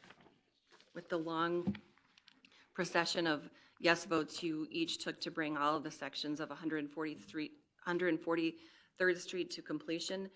We have waited a long time for the little remaining bit of this expansion to be caught up to the rest of 143rd. In both directions, traffic in Homer Glen starts at 4 to 5 lanes and then has to quickly narrow to 2, only to widen again. Nonsensical and unsafe to leave this be. A middle turning lane would not solve the problem of the road narrowing either. While I understand the concern of some residents along the road, and I can sympathize a few dozen voices are hardly representative of all Will County residents that travel 143rd every day, week, month, and year. Why the sudden change from members that previously championed this project completion all the time? There are letters of support for completion from 16 mayors. These are your constituents across the Will County and those adjoining Homer Glen. Flushing $15 million to start over is simply not fiscally responsible. Thank you for listening. I urge you all to vote no to item XVI 124-27, resolution directing the Division of Transportation to cease moving forward with the 143rd Street Expansion Road Project as currently planned. Teddy, I welcome the road expansion on 143rd. Thank you. Homer resident. As a longtime resident, 40 plus years, I am in favor of the 143rd Street expansion. The drag strip mentality at Lamont Road going east and Goodlings Grove School going west is extremely dangerous. People fly up in the right lane that is ending to try to get to one spot further. People accelerate to high speeds and often cut back with little room between the cars they cut off.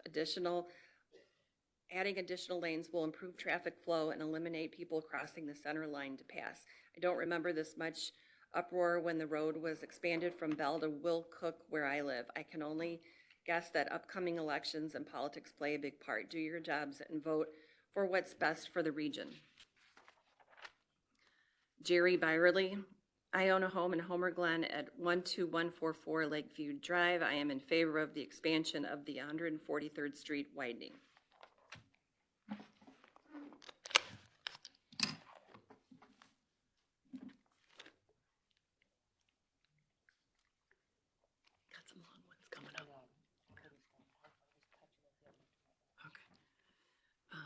This is from Michelle and Lee Beatty.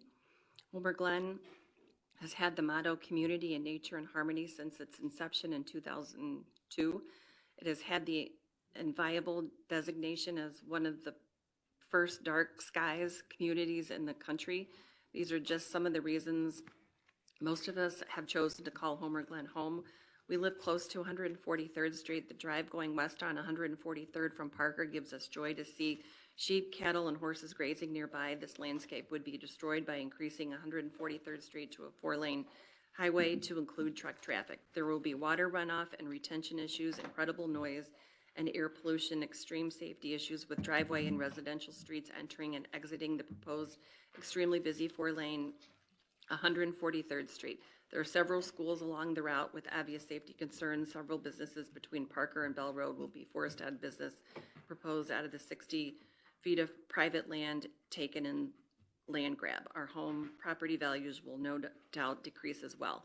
The obvious choice for a truck route, if it is actually needed, is 159th Street. It is already a wide, little used 4-lane highway with turn lanes from I-355 straight through to Orland Park and beyond. There are no homes directly on the highway, no obvious need for any type of road changes. It appears to have a clear financial advantage for the community, Homer Glen, community and nature and harmony. Let's remember this going forward. So we were only reading the ones from the portal. I'm not sure.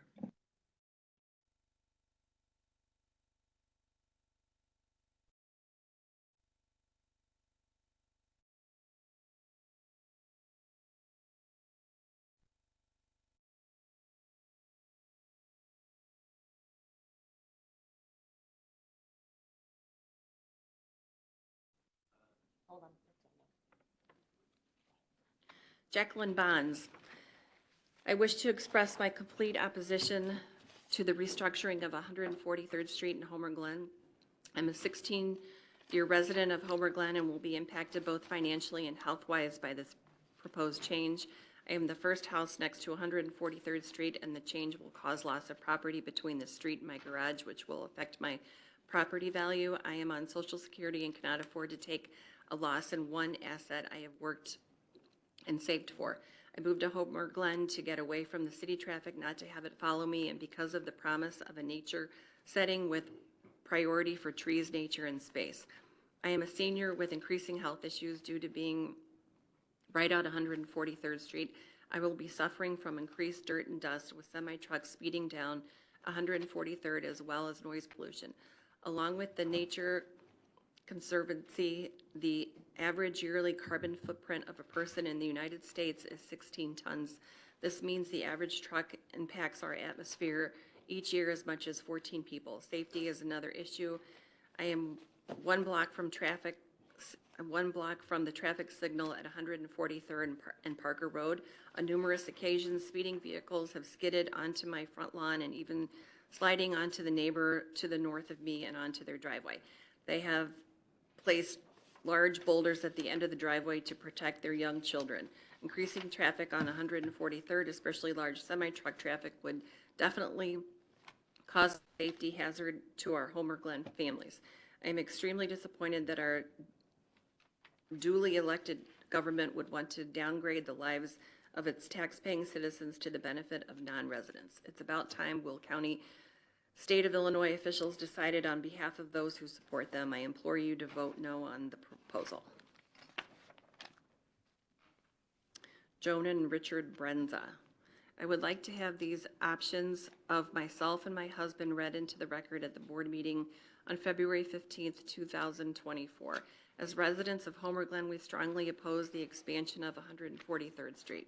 We built our home here in 1976 and raised our children in this community. It was mostly rural, and we loved the quiet, peaceful atmosphere. Change is inevitable, and we saw other families build and raise families here.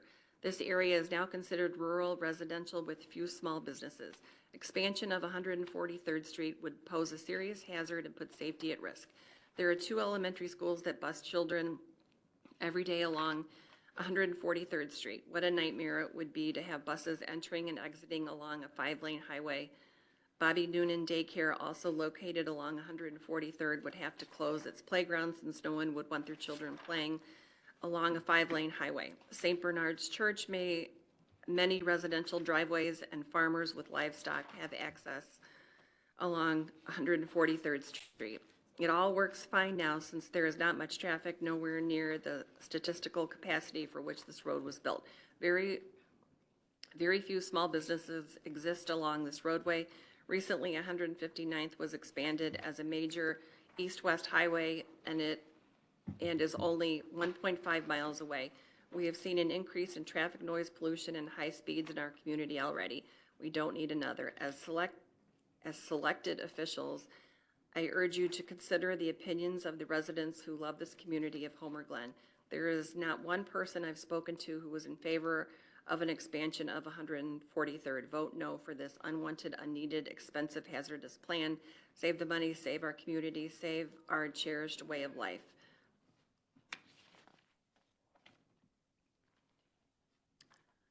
Robin Burek. I am totally opposed to the 143rd Street expansion project. I have been a resident in Homer Glen for over 30 years, and my property is located on 143rd Streetland Pebble Creek Drive. I am well aware of traffic patterns on 143rd Street. Adding left turn only lanes on 143rd would be enough to prevent traffic from building up and would prevent the rear end collisions. Cars turning into the subdivisions would only need to cross one lane of oncoming traffic. If you widen the street to 4 lanes, it will make it dangerous to cross 2 lanes of traffic entering or leaving our subdivisions. The only areas where there is an option to turn both left and right already have stoplights, Parker and Lamont Road. If people using 355 don't want to travel on the 2-lane 143rd Street, they have the option of using the 4-lane 159th Street. I certainly don't want a stoplight put in and have to deal with the noise of cars and trucks stopping and starting 24 hours a day, 50 feet from my home. I am fearful of high-speed traffic, including semi-tractor trailers, traveling even closer to my house than they already do. When you add a second lane, people are naturally going to be passing other cars and trucks, making it a much more dangerous road. This will place myself, my family, and my home in harm's way. A cement barrier will not prevent trucks from crashing into my home or property. The cement barriers will also hinder being able to see traffic. Please have this email read into the record at the Will County Board meeting scheduled for February 15th, 2024.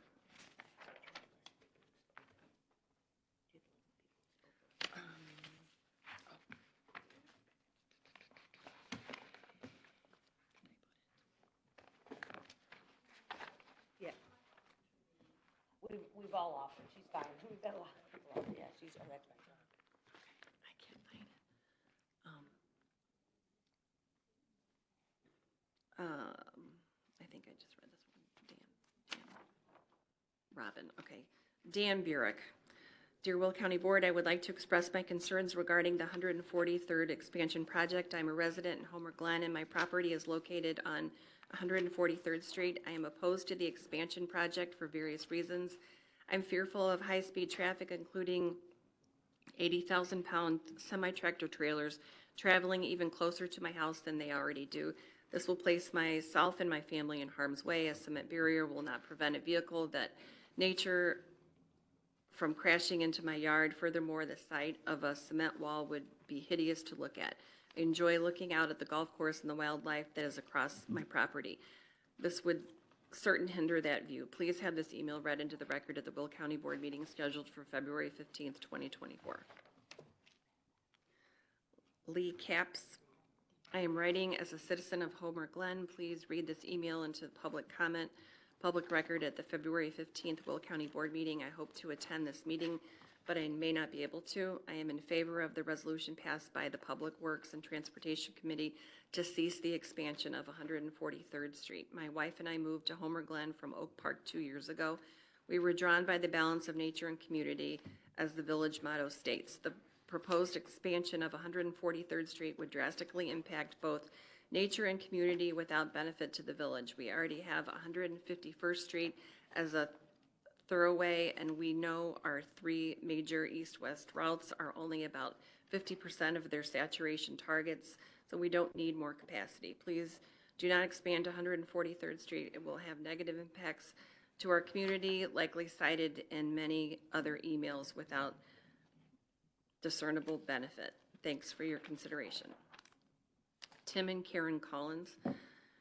To whom it may concern, we oppose the project to expand the 143rd Street widening due to an increase of traffic and increase of noise from the additional car traffic. We also believe there will be additional noise from semi-trucks looking to enter and exit Interstate 355, as 143rd Street will become a truck route. It's already difficult and dangerous to enter 143rd from residential side streets. Allowing more traffic will only make it worse. Also, we can't imagine how difficult and dangerous it will be for people on bikes. If possible, we would like this email to be read into public comment, public record at the February 15th Will County Board meeting.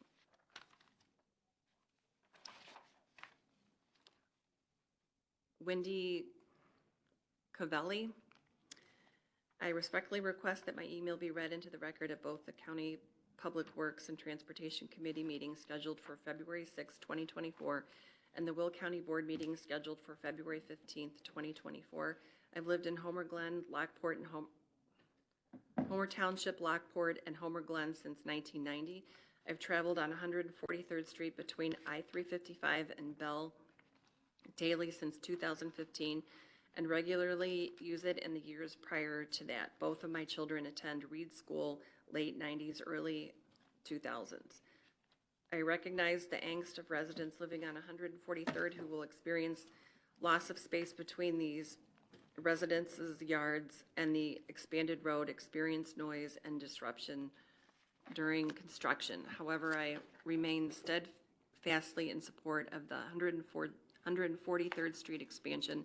My support is based on safety. Each day I pray for 4 souls who have died as a result of car accidents in the past 6 years as I pass these sites. I've seen countless near accidents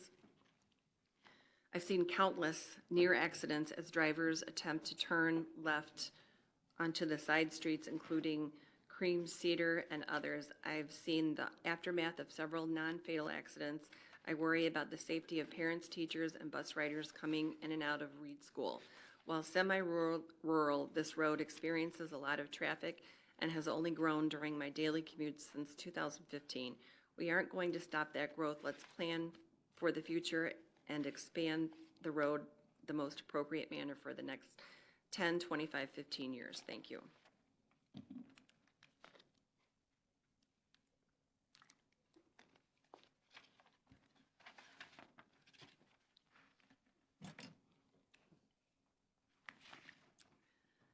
Gerald Engelberg, please vote no to the 5-lane expansion of 143rd Street in Homer Glen. We don't want it, we don't need it. 143rd Street should remain a residential road, not a truck route. Homes close to the road will suffer, schools along the road will suffer, and what about the outrageous cost? Please do not widen 143rd to 5 lanes. We do not need a commercial truck route on this road. It would dramatically change the semi-rural nature of our area, which is why we moved here.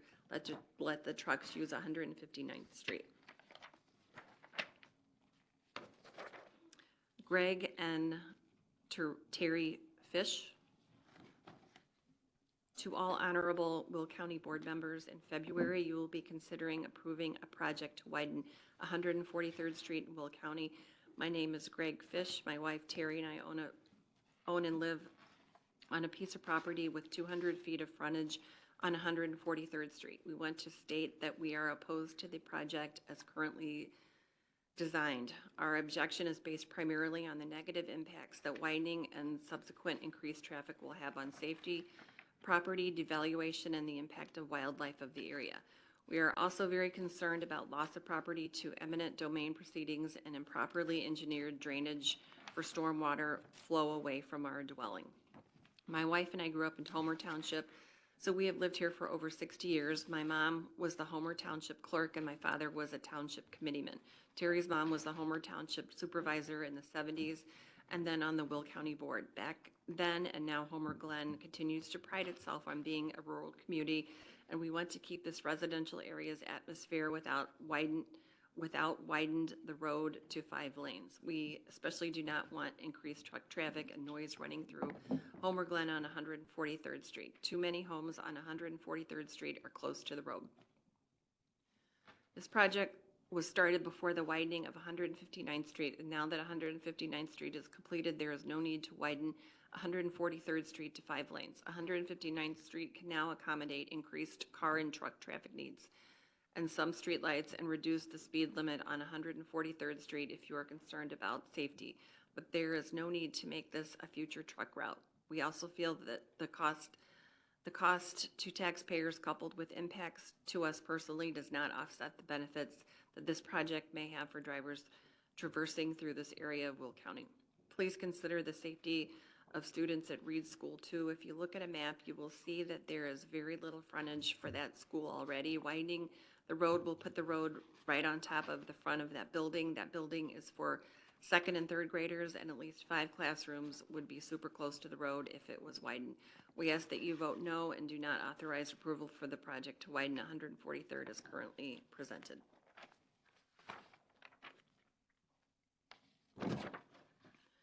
Mark and Peg Fish. My name is Mark Fish. My wife Peg and I live in Homer Township on 143rd Street.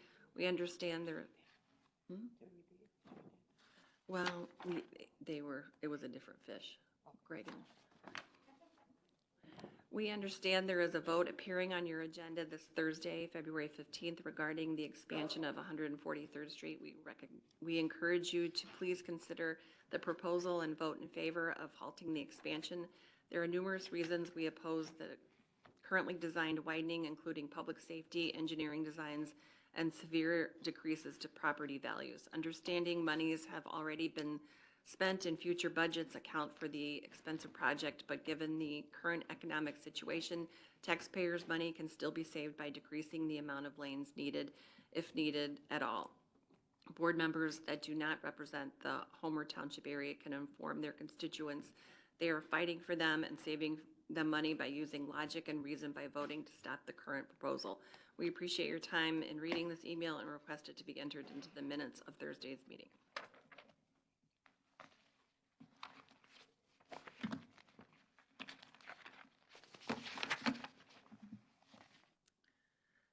Jeannie Georgakopoulos. Dear Board, please listen to the residents of Homer Glen and Homer Township and stop the expansion. Listen to our experts and take recommendation of the Transportation Committee to stop the expansion. Homer Glen has always put community and nature first. We voted for open space and have lived in harmony with wildlife and farmers while growing our community with values of family, community, and nature. Our community has come out and has opposed this expansion. Listen to the people you took an oath to represent. This expansion will not only disrupt our community, it will have a negative impact on the environment. Mature trees will be cut down, wildlife depends on these trees, and the beautiful scenic route will be destroyed. You say you can plant new trees. By the time they become mature trees, the damage has already been done. Increased traffic will also have a negative impact on our environment, noise pollution, car pollution, air pollution, no mature trees to clean the air, not to mention all the additional runoff going onto our soil and wells. Protect our children. Schools will be impacted by this move, having traffic within feet of their classrooms. Children or adults, for that matter, will no longer be safe trying to cross the street. Not only will schools be impacted, but also churches. Our farmers and their livelihood will be impacted. Bringing more traffic will disrupt the living environment on horses, livestock, chickens, sheep, and bees, to name a few, and our feed farms. Deer and coyotes will no longer be able to roam freely. We want this in our community. Let's think about the residents who have property on or backing up to 143rd. This move will greatly impact their property values. Taking frontage and using eminent domain to do this for something that will not be beneficial for the people whom it affects is shameful. Building 10-foot barrier walls outside of subdivisions is appealing. Think for a moment, if this was your home, are you willing to give up your land or perhaps enjoy looking out your window at a big hideous wall that will be erected flanking your subdivision, making it look like a prison? I know I don't. My subdivision will be impacted for the negative. Big ugly wall will create greater blind spot as we are at the top of a hill. As a realtor, I am aware this will make our neighborhood less desirable, but why should you worry? You are still getting our tax dollars. Our tax dollars, do not spend more of it on something that is not needed or wanted by our community. Residences of other communities can use the already expanded, underutilized 159th Street to get to I-355. Orland Park can use the LaGrange Road to get to I-80, which can get them to I-355, or LaGrange Road to I-55 to I-355. They can also use Archer or 127th Street. These are options. I am all for progress, but in harmony with community and common sense. This plan is fiscally irresponsible. If there need to be some traffic issues addressed, go with middle turn lane. Everyone gives a little and does what is best for the community. Use the funds to bring water relief to the residents of Homer Glen. Use the funds to build a high school. Use the funds to get a police department. Lower our taxes. So many uses that are better than concrete river ripping through our town. Will County will still get its toll revenue from those who wish to use 143rd as they do now. Respectfully traveling through out of town is the way we wish for it to remain. Please listen to the people, those you took an oath to represent. Do the right thing for Homer Glen, Homer Township, and do not let other opinions influence you. Leave the opinions of all of other towns, unions, and those private agendas out of this decision.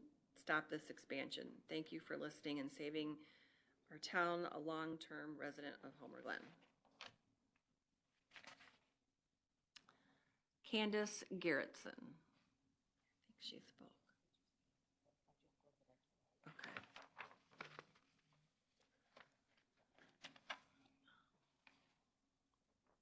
Matt Haverstock. As a resident along 143rd Street that will be impacted by this road widening project, I would like to voice my opinion. I would like to specify that the email to be read into the record of both the County Public Works and Transportation Committee meeting scheduled for February 6th and the Will County Board meeting scheduled for February 15th.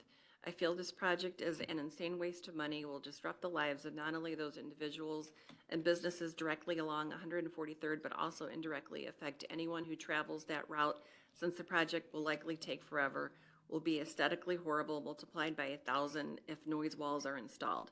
Most importantly, I feel I've never gotten a clear response as to why this is necessary. I get home from work during the week at 5:30 p.m., in other words, rush hour. From my backyard, I can see the stoplight at 143rd and Parker. In the 20 years I have lived in this house, I have never seen cars back up at the light other than expected rush hour periods to a minor degree. Before and after those times, the traffic is light to normal. So what studies have been done to say that the traffic here is so bad or expected to be such that we need double the lanes? The only valid response I've heard is accidents at Cream Road. Well, then add turn lane there. That's one intersection and a 3+ mile stretch of road. The increase in truck traffic is likely due to truckers going down 143rd all the way to LaGrange to pick up I-80 there and avoid paying tolls further down 355. I've personally witnessed this happen, and I have heard other residents say the same. I have lived here for 20 years now. I love the community, and to uproot and destroy countless people's lives over something so unnecessary is maddening. If this ends up going through, I have no issue lawyering up to the nth degree to get what I deserve for my property and then leaving Homer Glen. Nick Hernandez. We are against the widening of 143rd Street in Homer Glen. We not only think it takes away from the beautiful landscape in this rural area, but it seems no one in Homer Glen was notified of the meetings unless you live directly on 143rd Street. Getting on and off a 5-lane highway from the side streets would be treacherous with unpredictable dangers. Zach Hernandez. Good evening. I am in opposition to the expansion of 143rd Street. I've lived in Homer Glen my whole life and simply do not feel it is necessary. Kathy Hines. Dear board member, please make sure my email is read into record at both the County Public Works and Transportation Committee meeting scheduled for February 6th and the Will County Board meeting scheduled for February 15th, 2024. Here is my position on the 143rd Street expansion of our beautiful rural road in Homer Glen, Illinois. First, a little history on me and my family. My husband and I moved into Homer Glen in 1983. We raised our 2 children there and we love our community. We moved there because of the sprawling rural area and the large housing lots, also because it had farms and wonderful residents that wanted a slower, simpler life.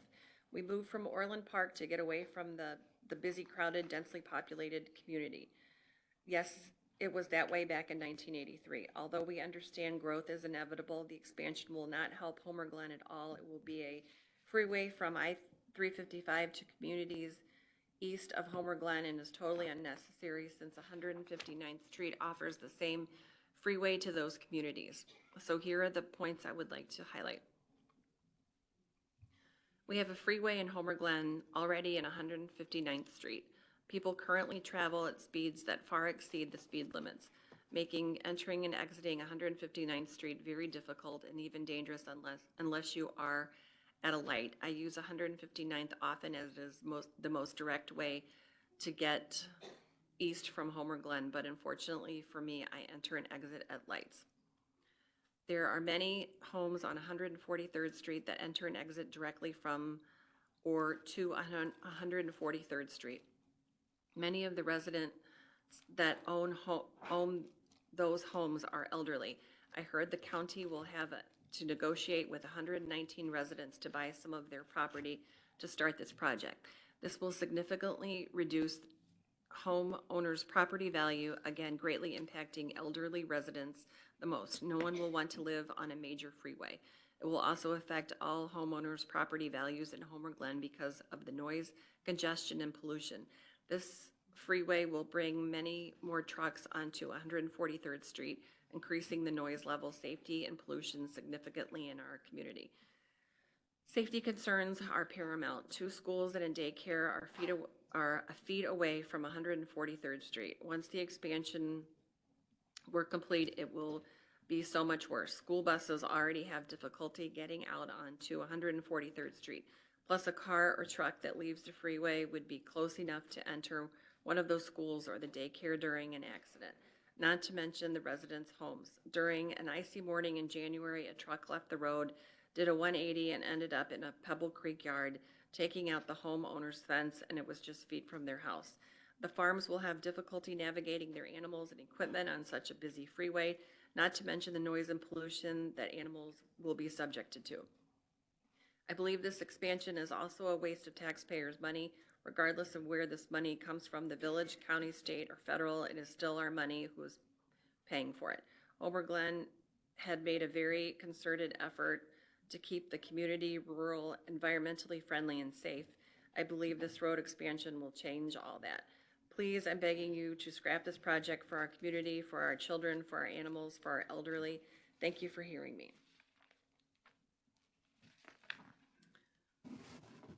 Kurt and Mary Beth Hipke. We have lived in Homer Glen since 1977. There has obviously been many changes and growth to the community. We live on Parker Road. There has been a tremendous in truck traffic since 355 has opened.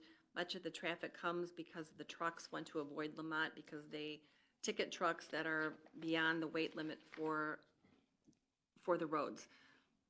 We were told by a Will County police officer that Homer does not ticket weight violation. These trucks that regularly use Parker are beyond the weight limit. Also, Parker and a good part of 143rd Street are residential areas.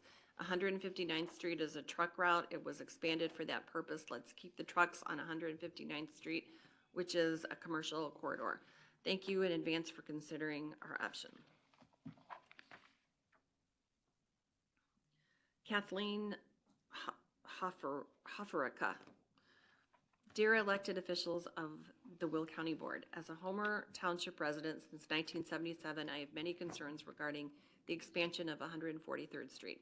Homer Glen is a residential community, and the expansion of 143rd will greatly alter our community environment. There is no advantage to our community if 143rd Street is expanded, only harm, no viable reason given that I can see. We do not need the expansion as 159th Street can more than handle the car and truck traffic. 159th is not busy. Safety issues for residents trying to exit subdivisions and personal driveways. Safety, numerous schools affected along the route. Safety, increased truck traffic, loss of personal property, loss of homes, loss of businesses, people's livelihood affected. Noise pollution, promising 10-foot sound barriers. Are you kidding me? Cost to the taxpayer. I cannot understand the reasoning behind the expansion.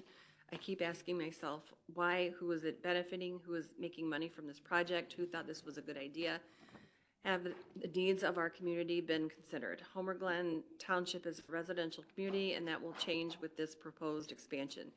We moved out of Homer Township 47 years ago because we wanted a rural setting. I am urging you to vote no to the expansion of 143rd Street. Thank you. We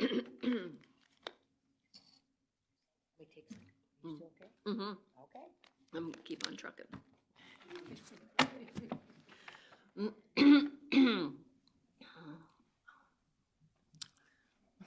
From Jay Hoffrica. Dear elected officials of the Will County Board, as a Homer Township resident since 1977, I have many concerns regarding the expansion of 143rd Street. Homer Glen is a residential community, and the expansion of 143rd will greatly alter our community environment. There's no advantage to our community if 143rd Street is expanded only to harm. No viable reason given that I can see.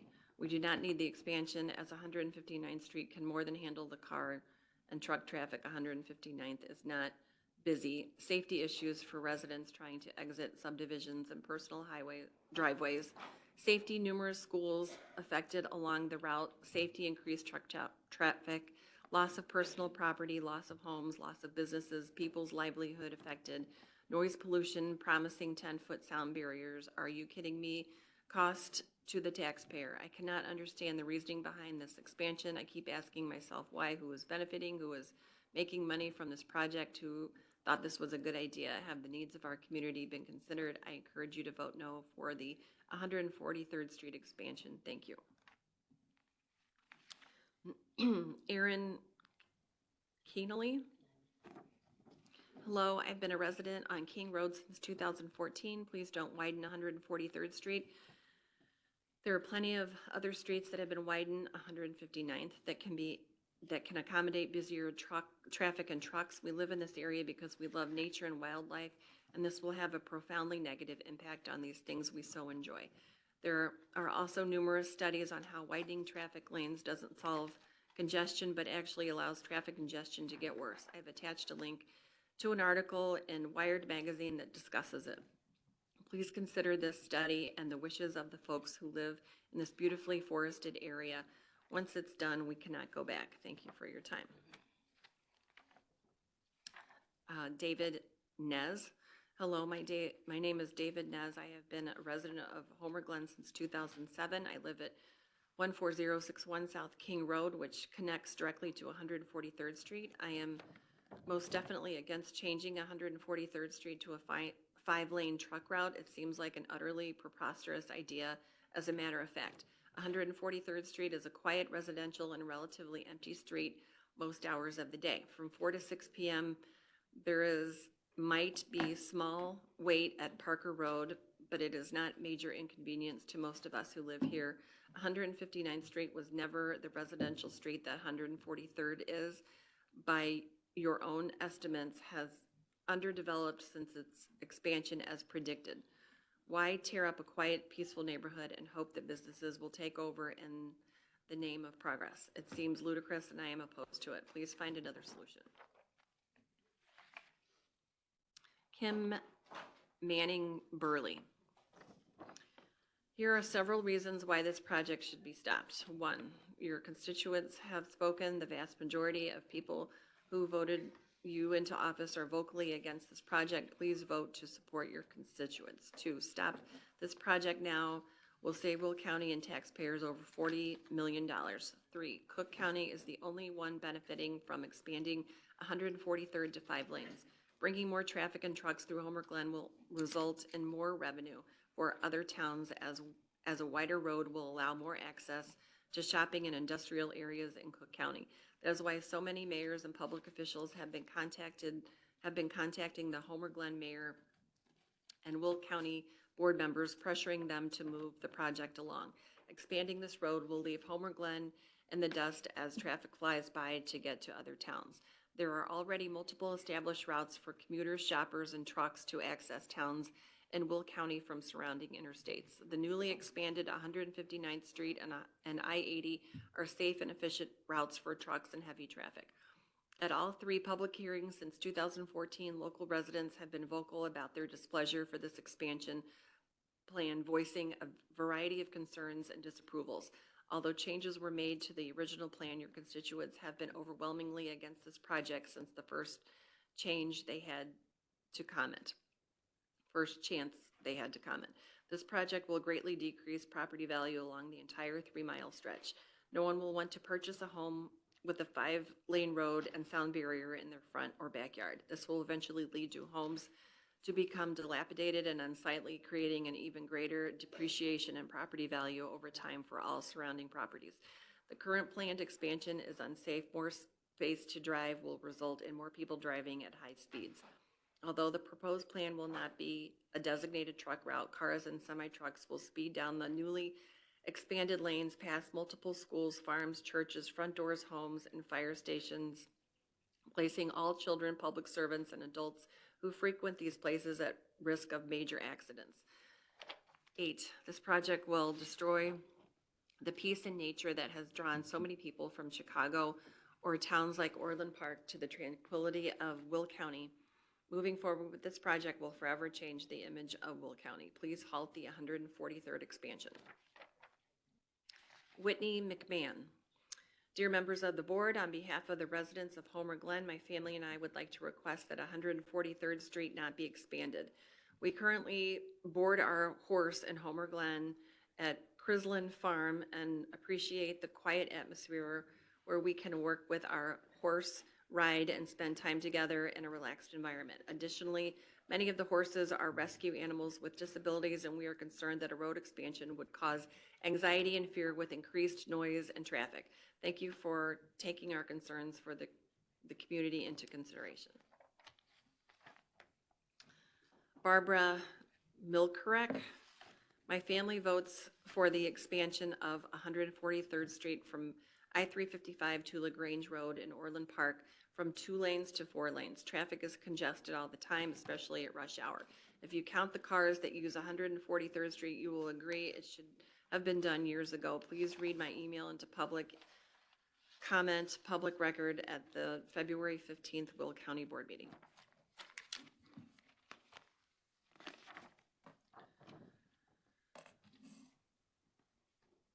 Bill Moritz. I write today to ask and plead with the Will County Board members to evaluate and vote against the road expansion on 143rd Street from Bell Road to Lamont Road. There are several factors and reasons for this opposition, but the main reason is the expansion will ruin the area, including the homes and property of dozens of residents in Homer Glen, including my family's backyard. I strongly urge the Will County Board members to reevaluate the decision that was made over 10 years ago. If the road would expand, it would cause my property and several other residents' property to be destroyed. If the expansion occurs, the construction will take over a 30 by 30 foot area of land in my backyard, causing my yard to shrink dramatically.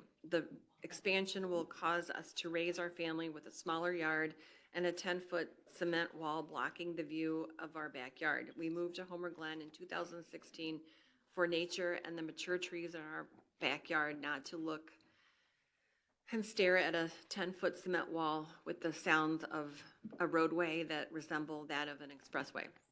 I understand that the board thinks that they will be losing millions of dollars if they vote against the project. However, if the board decides to move forward with the project, they will be spending close to $60 million for a mistake that does not need to be completed. I have lived at the intersection of 143rd Street and Parker Road for the past 8+ years. I have never thought that the roadway was too congested and I needed a larger roadway to get somewhere faster. The roadway does not need to be constructed, especially since the completion of 159th Street. Cook County is the only one benefiting from expanding 143rd to 5 lanes. Bringing more traffic and trucks through Homer Glen will only result in more revenue for other towns, as a wider road will allow for more access to shopping industrial areas in Cook County. That is why so many mayors and public officials have been contacting Homer Glen Mayor and Will County Board members, pressuring them to move the project along. Expanding this road will leave Homer Glen in the dust as traffic flies to get to other towns. Property values will decrease dramatically and will never recover if the expansion were to occur. No one in their right mind will ever want to live where there is a 10-foot cement wall that goes right up to their front door. This roadway will ruin the area and no one will ever want to move into the homes that are already here. With all this being said, I would hope that the board members would look inside themselves and think of the families that live along 143rd Street. Think about the lives and properties that will be ruined because of the expansion, and most importantly, think about what the roadway will look like in 10 years. The farms, livestock, and rural nature of Homer Glen will be destroyed if the expansion is to occur. Homer Glen and Will County do not need another 5-lane roadway, and all the residents along the roadway would agree the expansion is not necessary. Please vote against the road expansion.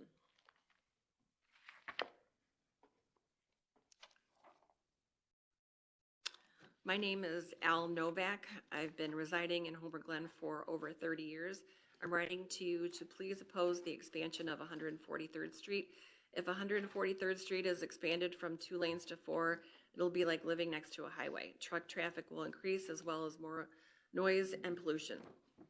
I'm sure speeds will increase too, putting our residents and students at a significant safety risk. I've traveled on the expanded 159th Street doing 45 and traffic passes me as if I'm standing still. Also, 159th is not really very busy and seems to be underutilized. I've spoken with many of my neighbors and they oppose the 143rd expansion too. Please vote no to this proposed expansion and help protect the residents of Homer Glen. Respectfully, Al Novak, resident living on Saddlebrook Lane in Homer Glen. Kathleen Opon, I think she spoke. As a resident of Pebble Creek and Homer Glen, I'm desperately opposed to this expansion project and have been from the beginning. Our subdivision will be forever damaged if this project goes forward since our northern border butts up to 143rd Street. This project will impact traffic flow for residents as we try to do grocery shopping or attend church and or school. It will also create a dangerous safety issue for our children and elderly people. It will destroy the rural feel of the area and negatively impact the environment. Please stop this project. It is not in the best interest of the people who live here or the churches and schools along 143rd Street. Vince Perfetto. My name is Vince Perfetto. I am a resident in Homer Glen and live on 143rd Street across from Reed Elementary School. We are blessed to raise our family in this residential country setting for the last 22 years and expect the next several generations to do the same. I appreciate everyone's concerns and time on this, one of many projects in the area, and would like to voice my opinion and concerns regarding 143rd Street expansion project. I will do my best to keep it brief and to the point, as I know this is a hot topic. On 143rd Street should remain as is, and speed limit should be reduced to 35 miles an hour, which means 45 for most. I would encourage a 3-way stop, or even better, a traffic light at 143rd Street and Cream Road.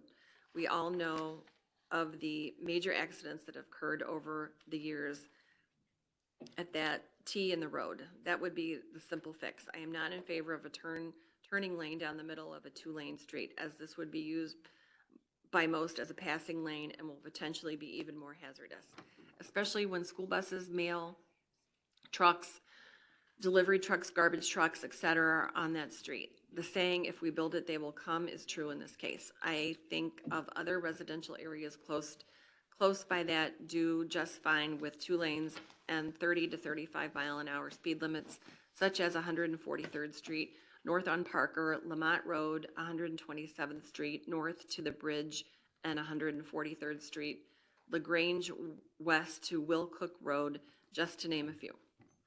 I feel that cut-through traffic would be deterred from driving on a 2-way street with no turn lane down the middle for passing and 35 miles an hour speed limit. Thank you all very much, and I wish you all a blessed day.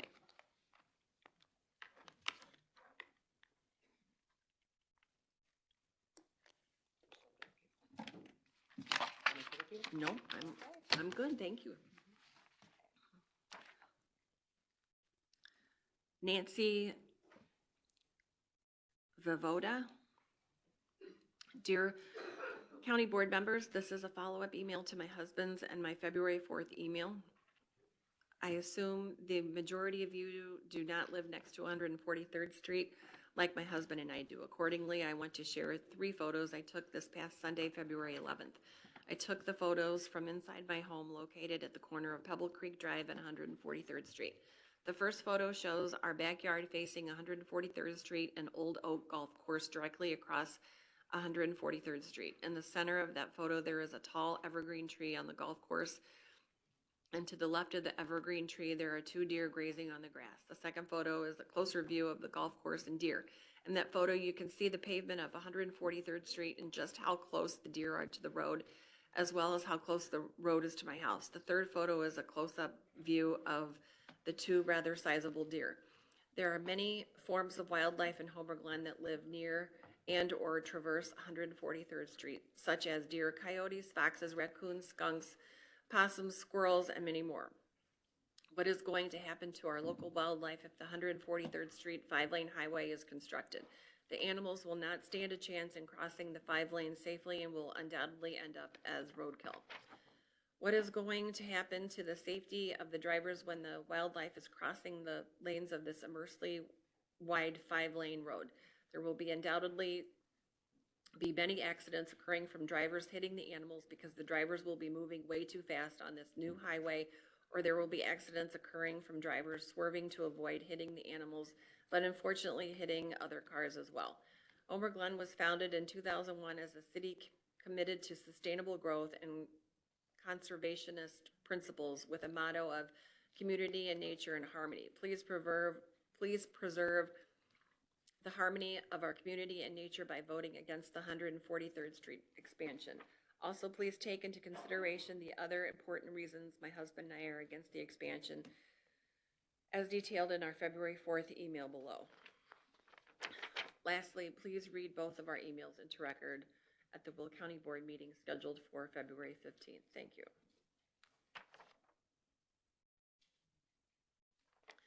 Dear County Board members, it's a follow-up. It's the first email. My wife and I urge you to vote against the unnecessary widening of 143rd Street through Homer Glen. We have lived alongside this roadway for 35 years and do not believe widening it to 5 lanes is needed, especially since 159th Street through Homer Glen was recently transformed into a 2-lane road to a multi-lane highway to accommodate higher volumes of auto and truck traffic. 159th Street is only 2 miles south of 143rd Street and has plenty of capacity to handle higher traffic volumes for 2 years to come. That being said, there is no reason to transform 143rd Street into another multi-lane highway.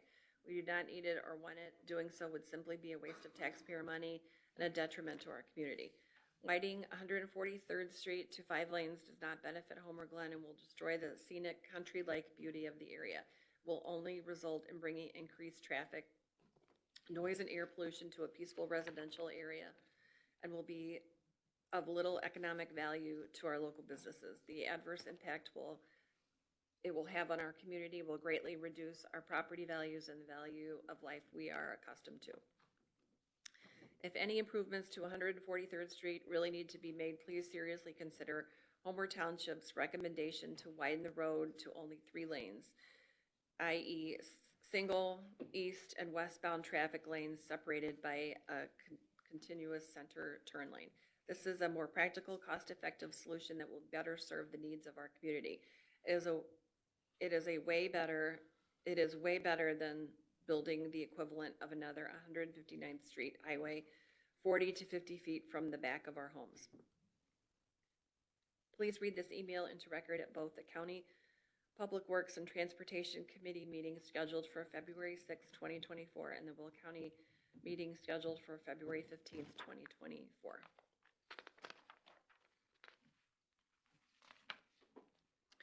Maria Vins.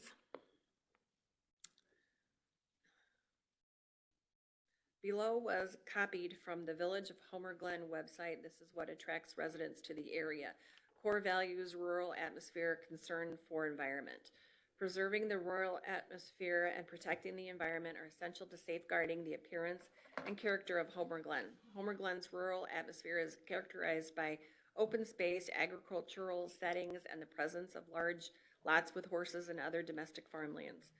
Protecting the environment is important to the health and well-being of Homer Glen citizens. Safeguarding areas of significant nature value, promoting the reestablishment of native vegetation, protecting and managing water resources, and providing wildlife corridors are fundamental environmental protections.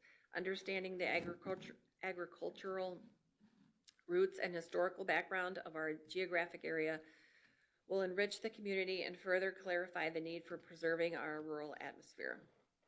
Manage growth density, commercial-based development.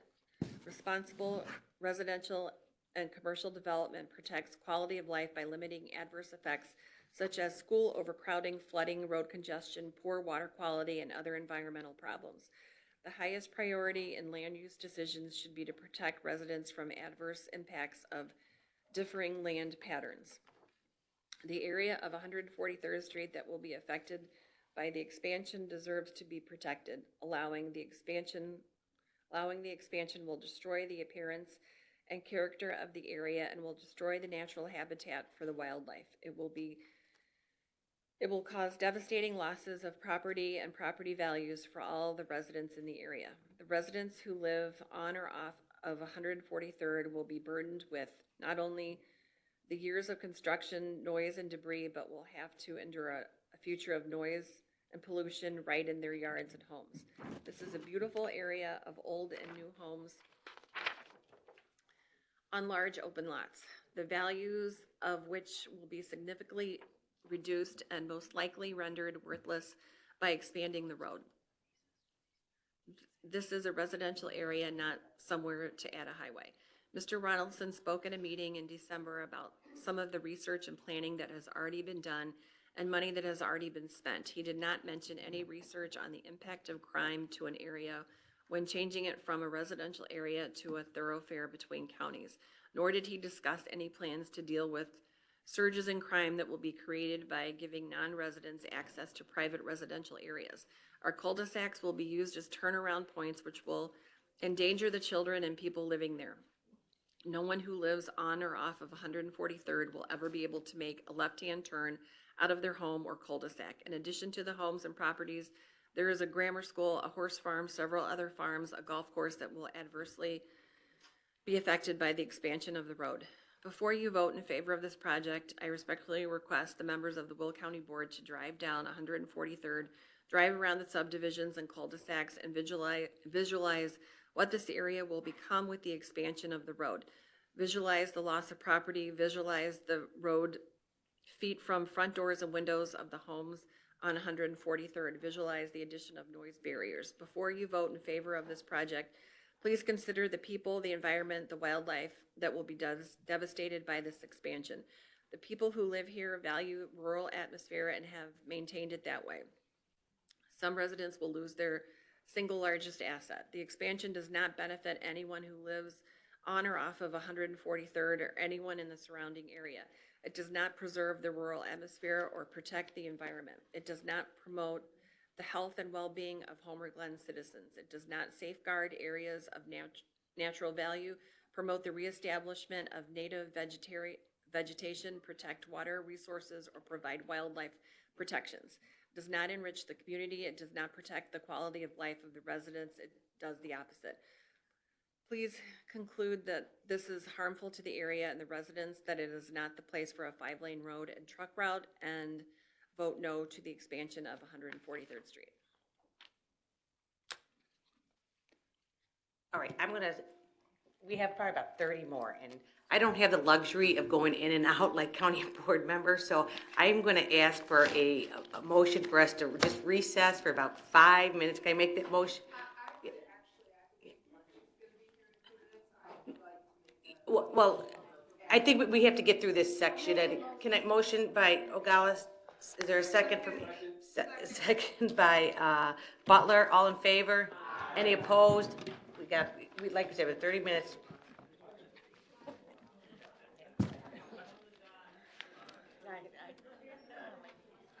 Okay, get a break now. Okay, thank you.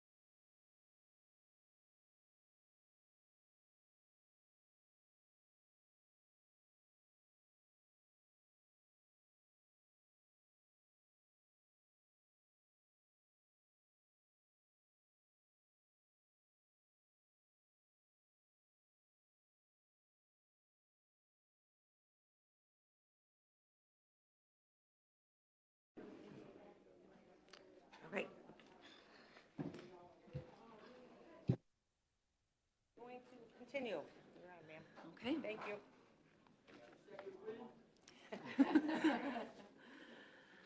Michelle Bain, I oppose the expansion of 143rd and Homer Glen. Joan Brenza, please read the following attachment into the record at the Will County Public Works and Transportation meeting on February 6th. As a resident of Homer Glen, I would like the opinion of my husband and I read into the record. We strongly oppose the expansion of 143rd Street.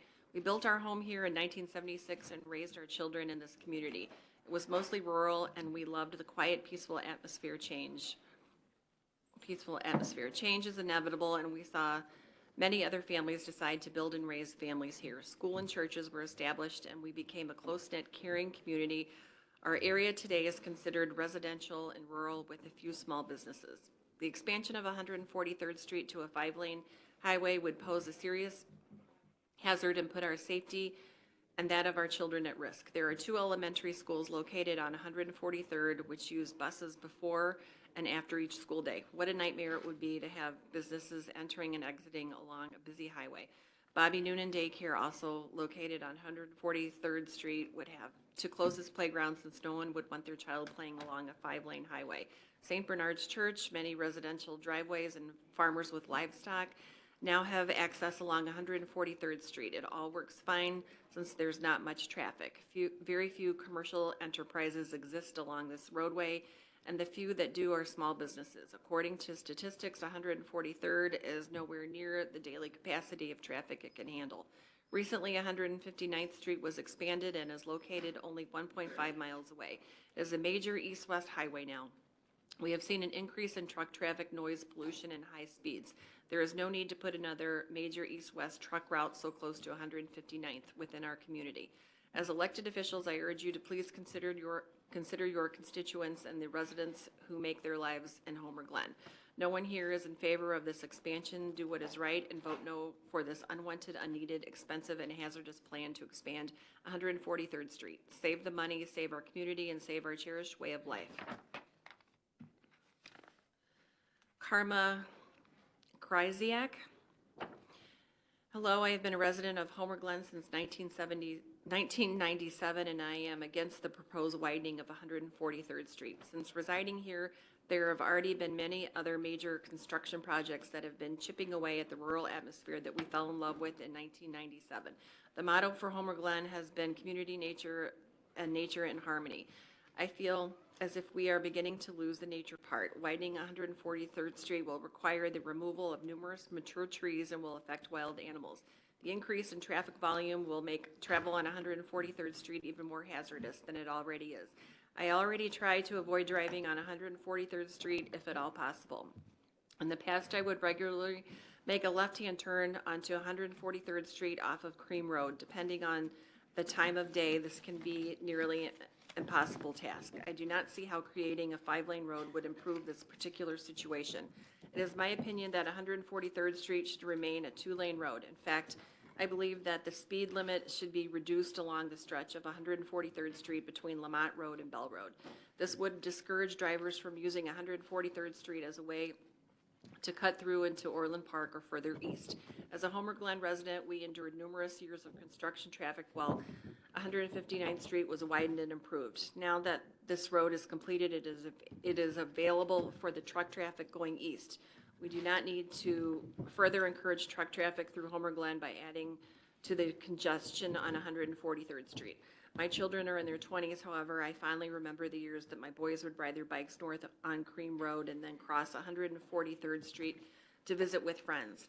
At that time, I was not concerned about their safety while doing this. Now I would be extremely concerned to allow this bike ride to take place. Please strongly consider the opinions of the residents of Homer Glen and stop the planned widening of 143rd Street through our community.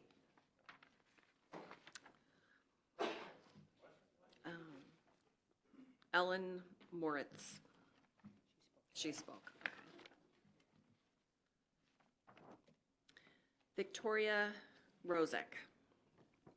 To Will County Board members, I am a resident of Homer Glen, Illinois, and live in one of the subdivisions that would be negatively impacted if 143rd Street was expanded. With a 5-lane highway just a couple of minutes south, 159th Street, I don't know why this is even being considered. It seems like a waste of the taxpayers' money and an unnecessary destruction of our beautiful scenic town. 159th Street spans all the way from the tollways east to I-355, which is what the goal is for those who are pushing for the expansion of 143rd Street. The traffic on 159th Street is minimal compared to its capacity, and there are already 5 lanes in place. It would be less expensive to put up a sound barrier walls on the existing 159th Street in places needed than to take on the expense of expanding 143rd Street, forcefully taking people's property and additionally putting up needed sound barrier walls. Most of the businesses and homes on 159th Street are located a distance away from the road, and sound barrier accommodations could easily be made for those that aren't. The argument that semi-trucks would save time or money by taking 143rd Street rather than going a little further south to I-80 is questionable, staying on the tollways. And for truckers that wish to deal with the stoplights and slower speeds, why not direct the intended truck traffic to 159th Street? It is the financially responsible thing to do. I, like most, if not all, of the residents of Homer Glen are against the proposed 143rd Street expansion. It would destroy our town as we know it. Residents in Homer Glen value the scenic, quiet country setting. If 143rd Street was expanded, it would have so many negative repercussions on the Will County residents who live in Homer Glen.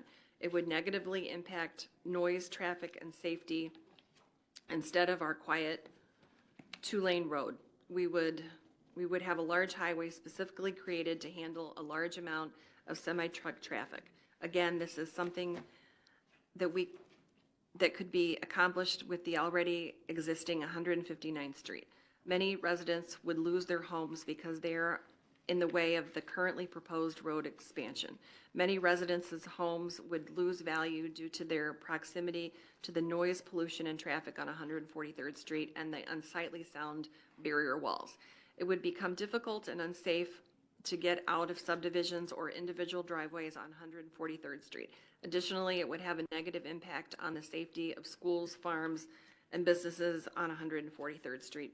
In Homer Glen, there are 2 grade schools and 1 preschool on 143rd Street, and the residents are very concerned about the safety of the school children. Children would be forced to travel on buses on this highway and complete with the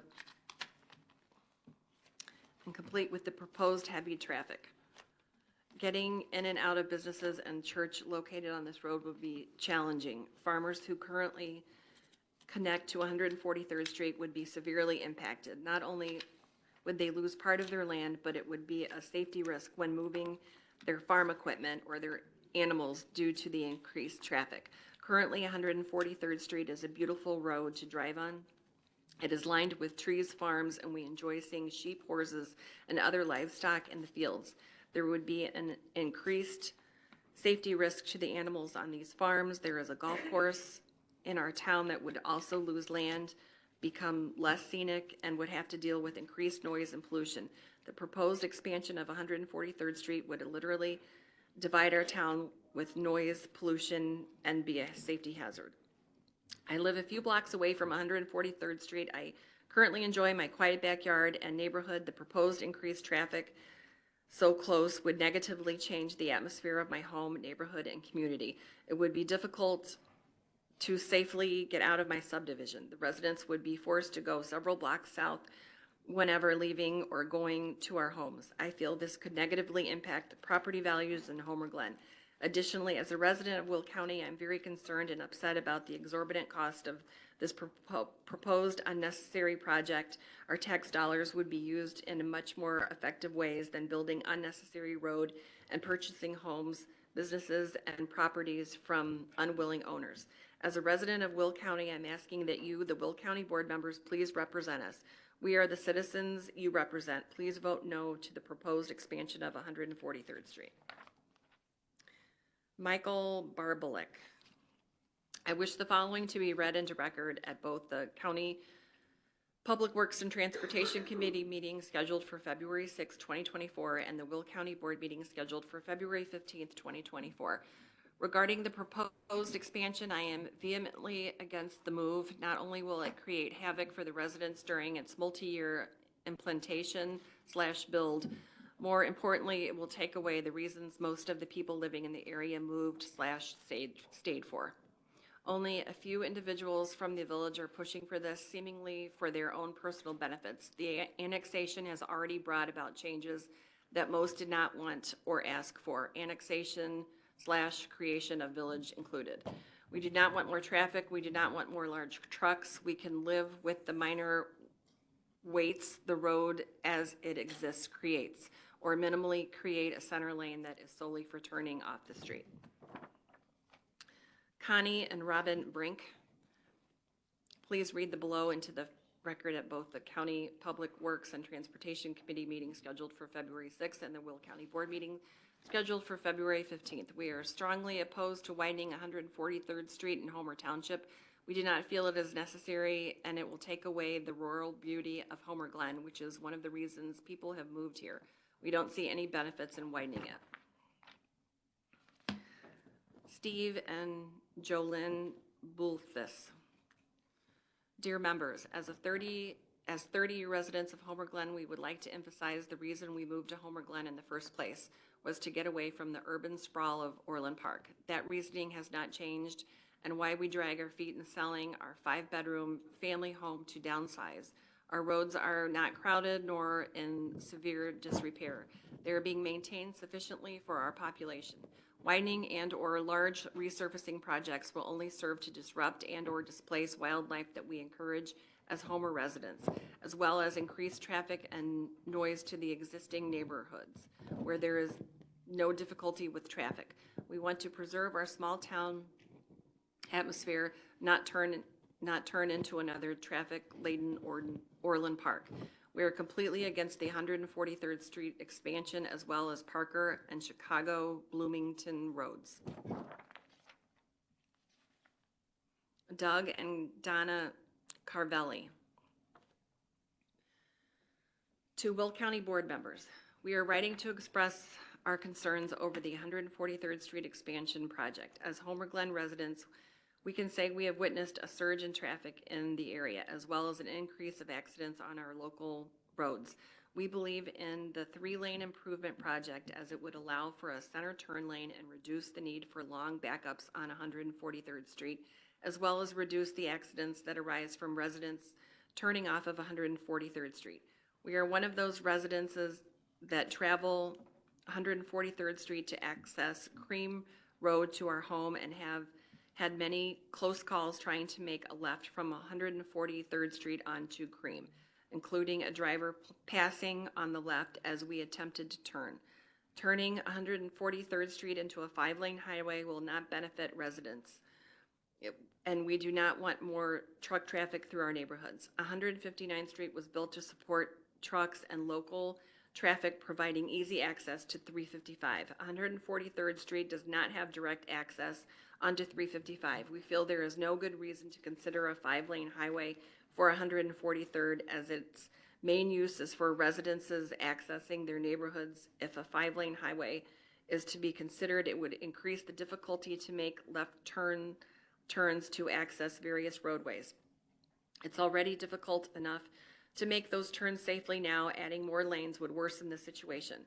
If traffic lights were to be added, that would definitely detract from the country feel as well as create more backups. Widening 143rd to a 5-lane highway will not benefit the residences and, for that matter, take up more of the green space that Homer Glen prides itself on, not to mention its importance to the people that live here. It is paramount that the residents of Homer Glen have a say in what we want and need for our community, and it is not a 5-lane expansion of 143rd Street. As stated, and being residents, we are asking that you do not consider the 143rd Street 5-lane expansion project. We respect and appreciate you taking the time to read our concerns and hope you'll do what is right for us as residents of Homer Glen. We also request that this email be read into both the County Public Works and Transportation Committee meeting scheduled for February 6, 2024, and the Will County Board meeting scheduled for February 15th, 2024. Mark Gawron, please read this email into the record at both of the County Public Works and Transportation Committee meeting scheduled for February 6, 2024, and the Will County Board meeting scheduled for February 15th, 2024. Since the completion of the 159th Street expansion project, Homer Township has a divided highway running through it east-west. We do not need another divided highway a mile plus to the north. We do not need 143rd Street transformed into another 159th Street divided highway. Traffic studies show that 143rd is way below its designed maximum traffic flow today. There are too many residence homes that will have a divided highway running through it and through their front and backyards. Stop the 143rd expansion project. Kathy Hines, I think we already read Kathy Hines. Keith Joza. Ladies and gentlemen of the Will County Board, having attended the special Homer Township meeting on 29 January, I can personally assure you that no one wants a 5-lane highway running through Homer Glen and 143rd Street. Rather than delineating a full laundry list of compelling arguments against the expansion, I implore you to view the beginning of the video which was made available to you from that night. You need to listen to the Homer Township Controller and the Homer Township Engineer. Their logic is succinct and detailed. With the fully expanded truck runway on 159th Street near my home, there is no compelling reason to ruin the 143rd Street corridor. If Will County has no more municipal debt to be paid off and is flush with cash to spend, then please give Homer Glen more Will County sheriffs. We'll be happy to accept more law enforcement officers in our community. Short of that, the county board would best serve residents by refraining from increasing the debt burden of taxpayers and fairly representing the residents of the community who are strongly against the 5-lane expansion of 143rd Street. Please read this in public comments at both the committee level and full board level.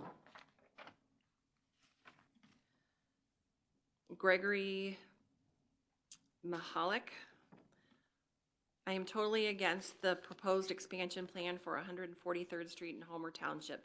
Not only is it unnecessary to expand this road to 2 lanes in each direction, it would decrease the quality of life for the area and our children. One only needs to look at 159th Street to see that this type of expansion will not only make the street look like a superhighway, but would lead to more reckless driving. Currently, just driving on 159th Street at the speed limit seems to be risky, with mostly everyone driving way faster and weaving around other cars. The same thing is happening on the stretch of 143rd Street between Bell Road and Will Cook. This is a situation where an accident is just waiting to happen. We do not want to see this happening on 143rd Street, where the existing housing and schools are much closer to the roadway. One of the arguments for expansion is to relieve traffic. In my experience with road expansions throughout the country, expansion has only led to an increase in traffic, with the congestion remaining. Also, my personal experience is that the heavy traffic on 143rd Street only occurs during rush hour, and that traffic flows smoothly as long as there are no left turns being made. The situation can be relieved by adding a center lane dedicated to left turns. Let us not destroy the natural beauty of the area of Homer Township and decrease the safety of our residents by expanding the 143rd Street. Thank you for your time, and I ask this email be read into record at both the County Public Works and Transportation Committee meeting scheduled for February 6, 2024, and the Will County Board meeting scheduled for February 15th, 2024. John Oswald. Dear Board, please read my email at the meeting. I and my family are a strong no for the widening of 143rd Street in Homer. Jay Ratti.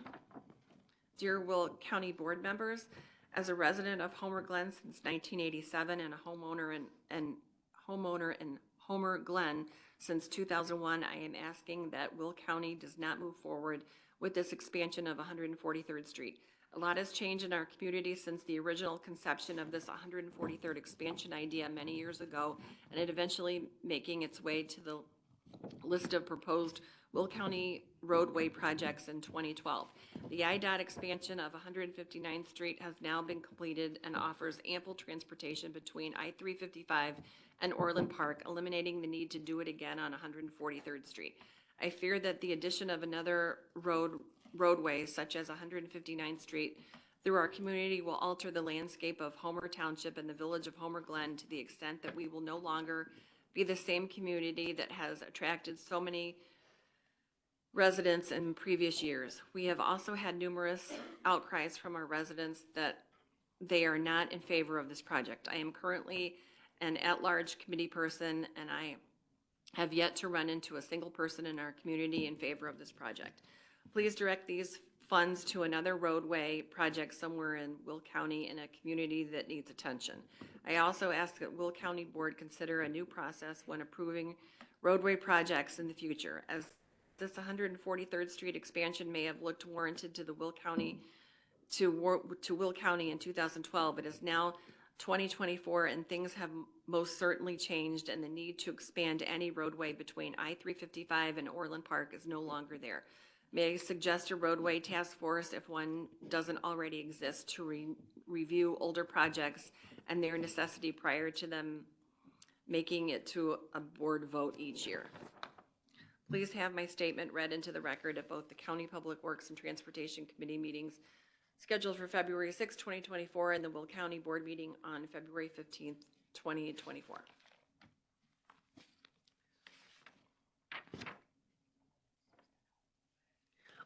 I'm almost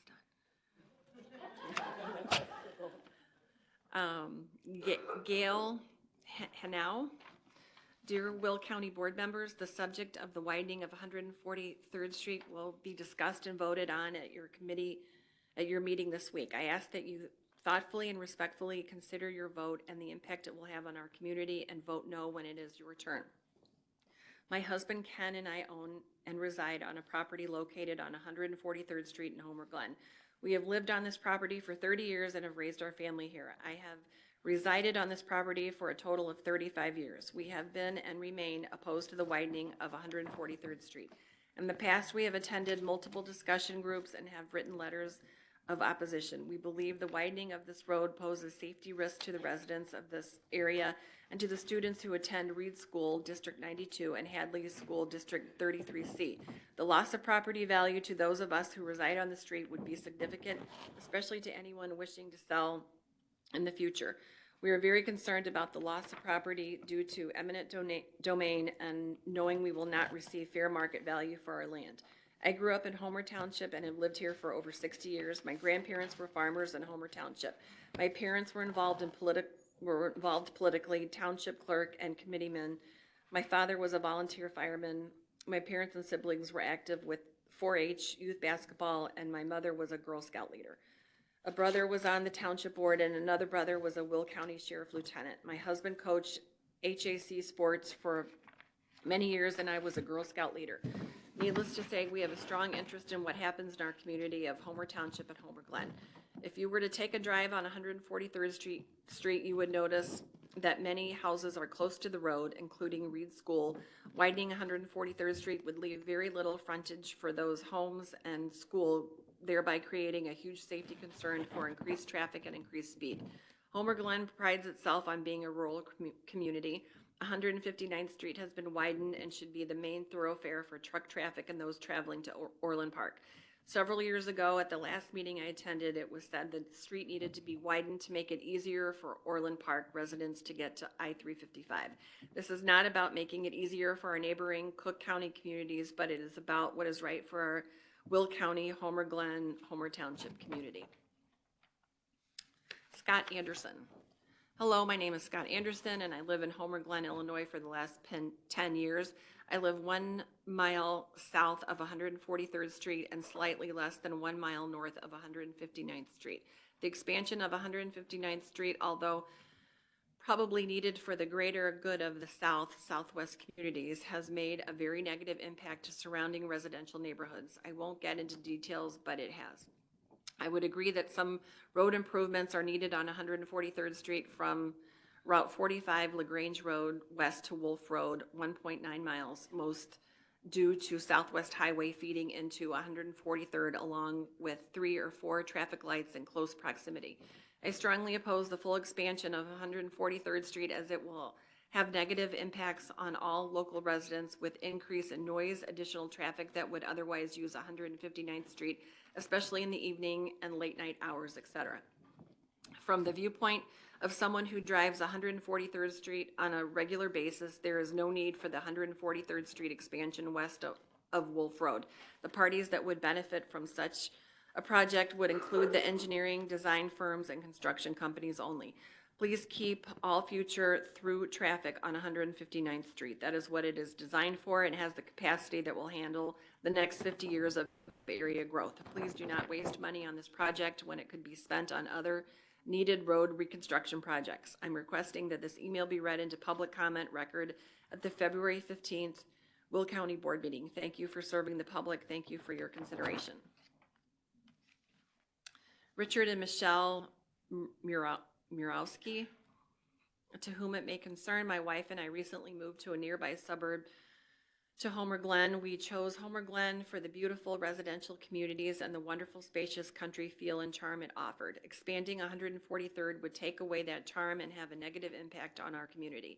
The expansion would cause a loss of property to many residents, a decrease in property values, increase in high-speed traffic, and an increase in noise, which is already quite loud from 355. Turning off the side streets onto 143rd is already challenging with the speed that the cars travel and would become so much worse by increasing the number of lanes, not to mention the increased number of trucks that would travel this road.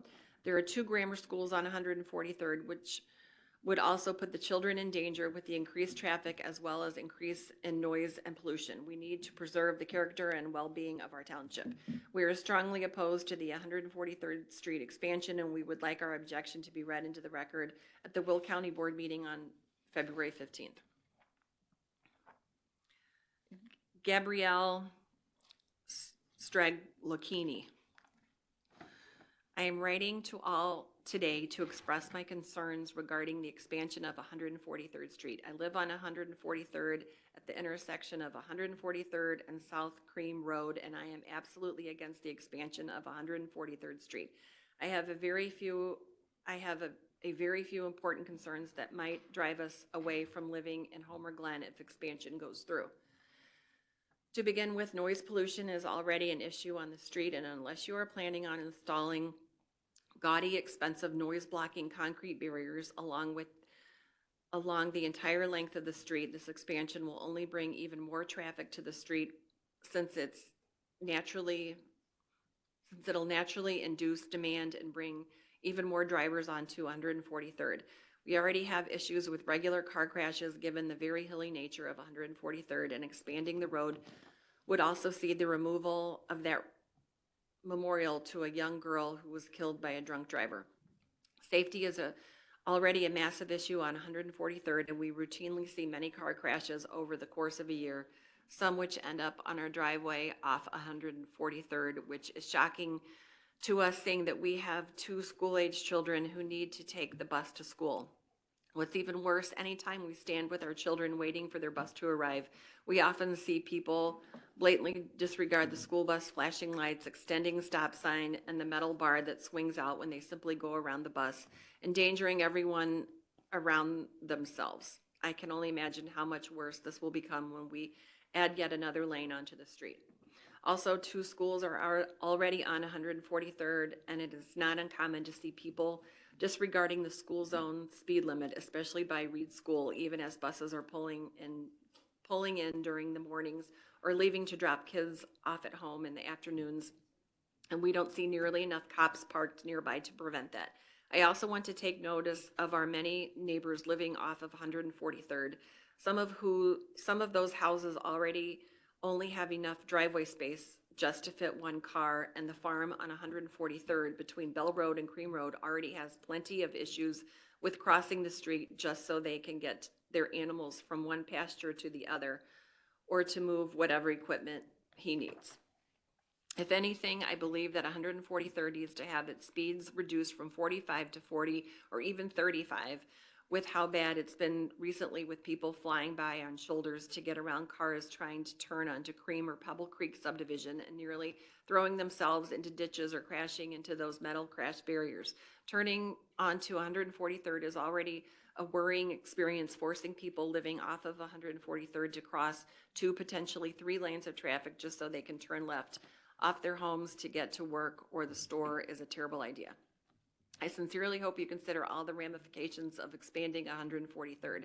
I just want to keep my children safe. We already have to deal with local traffic. If we expand the roads, we'll certainly see plenty of commuters who think they can get to work faster by going straight through Homer Glen, only to make our traffic issues even worse and inevitably force us to expand 143rd into a 6-lane road, which will only further induce demand. I wish for my email to be read into record at the Will County Board meeting on February 15th.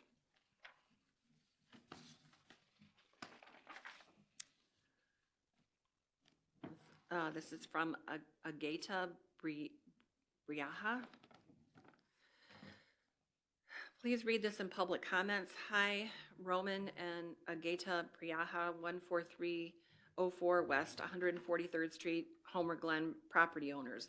The widening of 143rd Street will negatively affect homeowners of Homer Glen living near 143rd Street. It will bring more semi-trucks, more cars in general, will make existing properties harder for the homeowners, and will bring more noise. More cars also means more trash on the homeowners' properties from people throwing it out of their cars as they drive by. Will County DOT states the road would be safer if it was widened, but statistically widening a road doesn't make a road safer.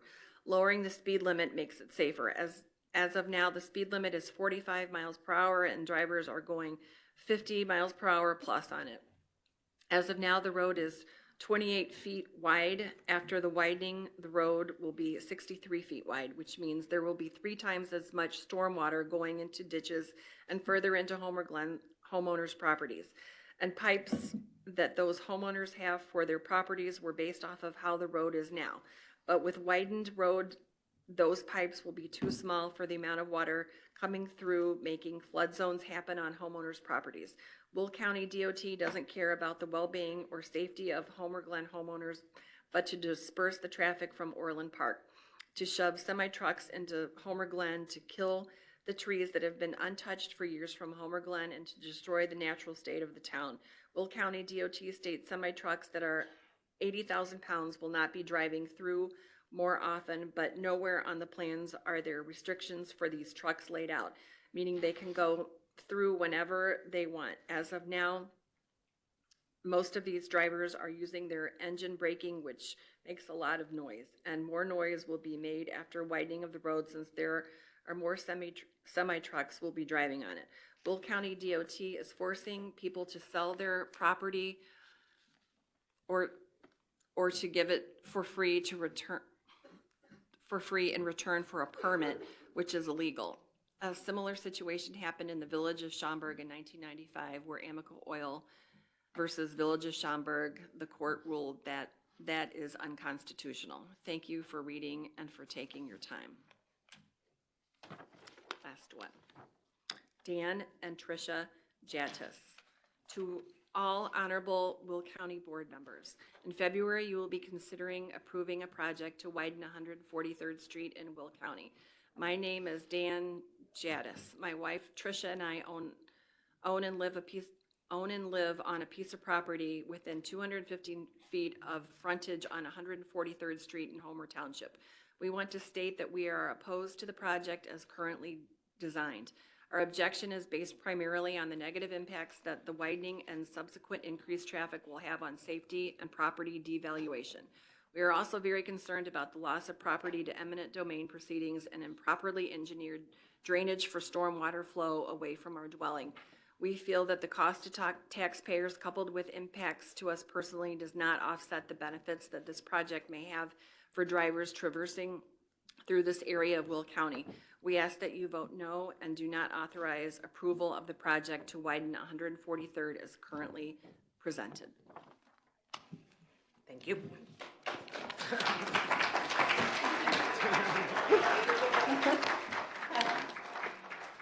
All right.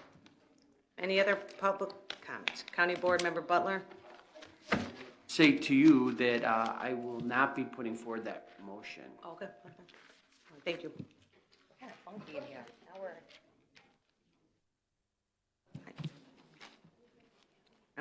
So we have no new business. Kind of sound really funky. We have no old business. Yes, we do. All resolutions and ordinances from the January 18th, 2024 board meeting have been signed and returned. There is no new business, so we are going to move on to Land Use and Development Committee Chair Pretzel. Thank you, Madam Executive. The first item on the agenda, the applicant has actually requested that we postpone this to the March meeting, so I'd like to make a motion to remove this from today's agenda and postpone to March.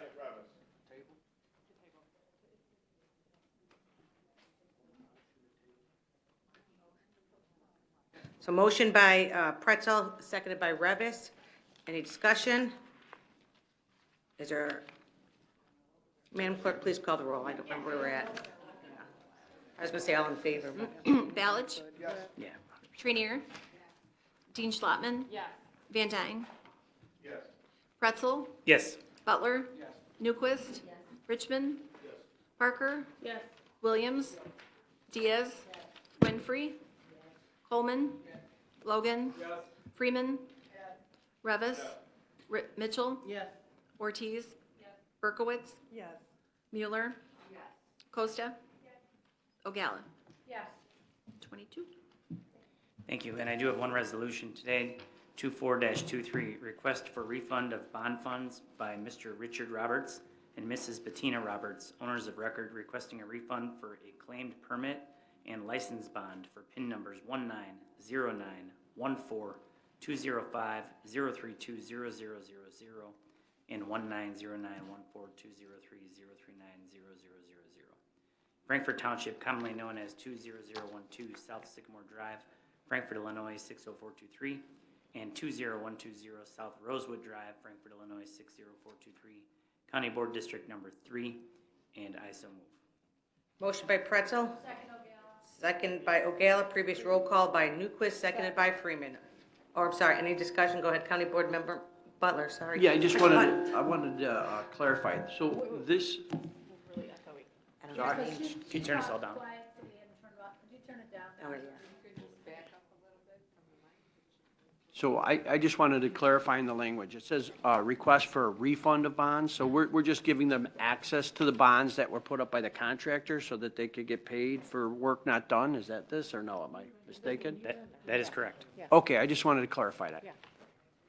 A motion, a second, and I think we had a previous by Newquist, seconded by Freeman. All in favor?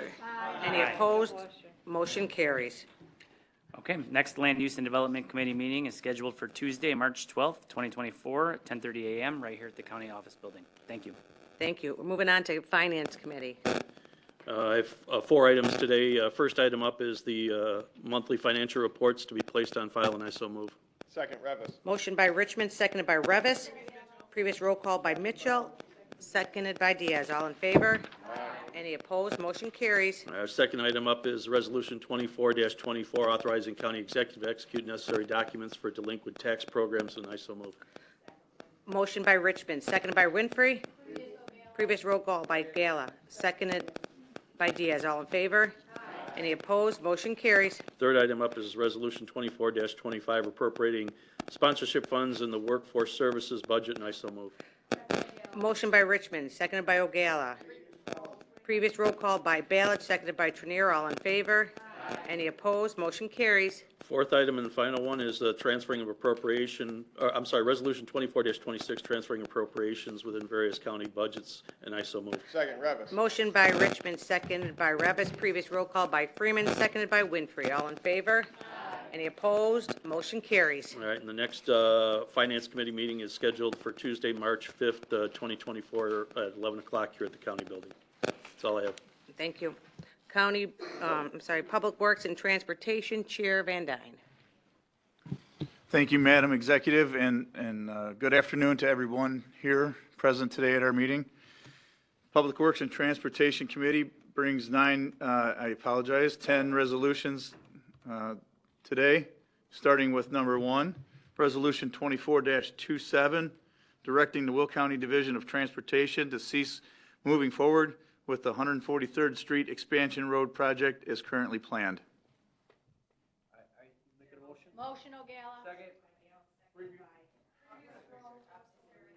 No.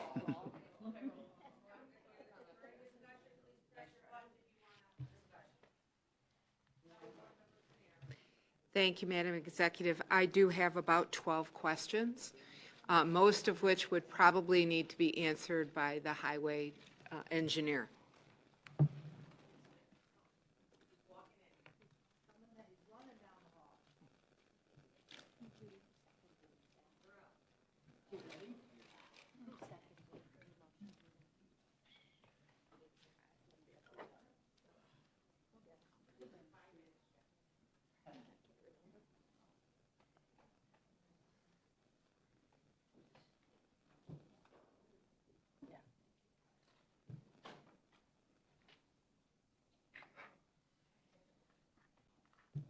Thank you. A lot of comments made in the public comments that I read about Cook County. Can I ask, is part of Homer Township, Homer Glen in Cook County? I can't say 100%. I believe some of it is. According to Google it is, but you know, Okay. Google could be wrong. But I just wanted to check.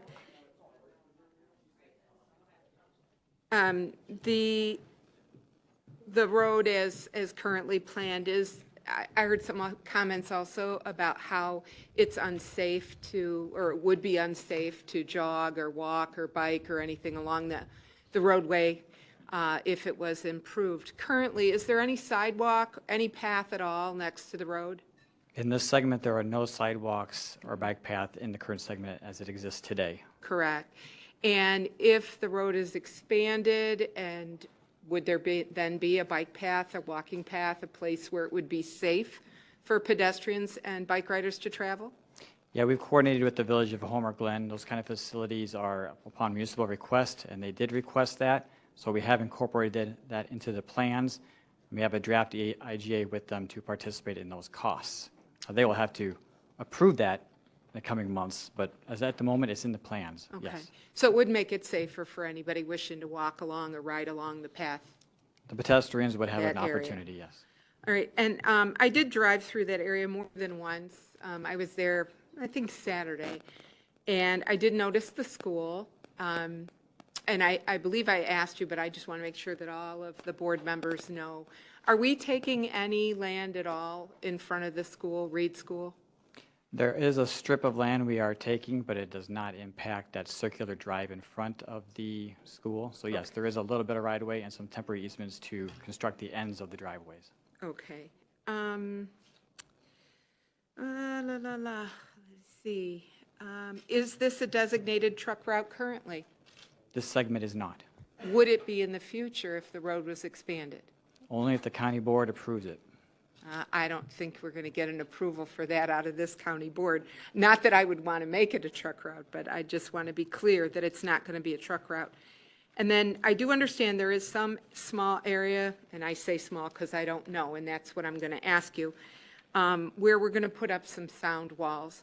I can tell you from experience in my district, the residents did want a sound wall on the 95th Street extension in Bolingbrook, and the mayor removed that option from the table. At that time, Congress allowed a mayor to do that on their own.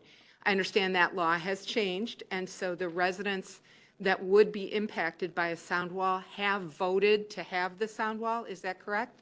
Correct. The only location is across from the golf course on the south side there. Those homes in that subdivision and just a little bit east of Parker Road all voted.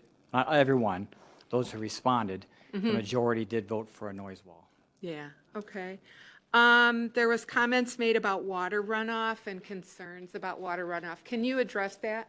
Sure. Our designs through all the design, the reviews, and the regulatory agencies give us guidelines and restrictions on how we design for improvements. So we have to detain the water that we're going to be bringing, so we cannot impact people more than they already are. I'm sure Stormwater Committee hears that a lot, but our drainage plans have been approved and reviewed by regulatory agencies, IDOT, FHWA, and we are in conformance with detaining all the water that we are going to capture and bring forward. And we also do look at outside impacts as cross culverts across our roadways. We do try and mitigate some of that within our ability. Sometimes we cannot, but we do have an extensive drainage study, very thick, a lot of data that shows that we are in conformance with all the drainage requirements. And we would have to do that by law because we're using some federal tax dollars, correct? We have to do it anyways, regardless whether it's federal or not. Thank you. There was a traffic study done initially to determine that this would be beneficial to the county, and I know it was done a while ago. And as far as I know, I mean, I've been on this board 16 years. No one has ever raised a concern at the county board level about our 2040, 2030, 2050, depending on when we voted on it, transportation plan. But I understand that we did do another traffic study, perhaps as recently as December. Is that correct? Yeah, we did a traffic count just to validate that our traffic numbers are increasing. And as was stated earlier, in 2019, the IDOT website says 12,300 along that whole corridor. We did a traffic count in December that shows the current count is 14,261, I believe. So the traffic numbers are increasing, regardless of 159th Street being complete or not, regardless of whether we've done an improvement or not. The traffic volumes are increasing. Sure. There were a number of roads mentioned in the public comment that were possible for expansion. I'm not an expert on highways, but I recognize several of them as being state roads. Do we have any ability to widen, improve, do anything with those state highways? No, the IDOT has sole responsibility for those state routes. Okay. I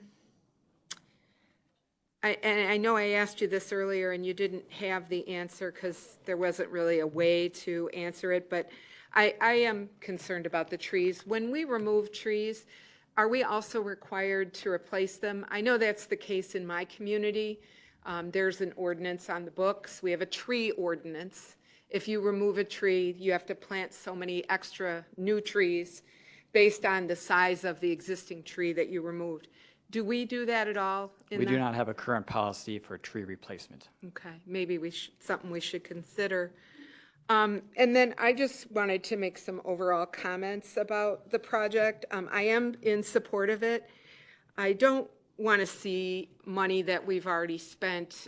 In fact, the amount we've already spent is much higher than what we levy on an annual basis, or pretty close to the amount we annually levy. And I know that we are very concerned as county board members about being fiscally responsible to the taxpayers. So, I feel like, we need to keep moving forward. I haven't recognized that people have stopped having children anywhere, or that people have stopped moving out here to the suburbs.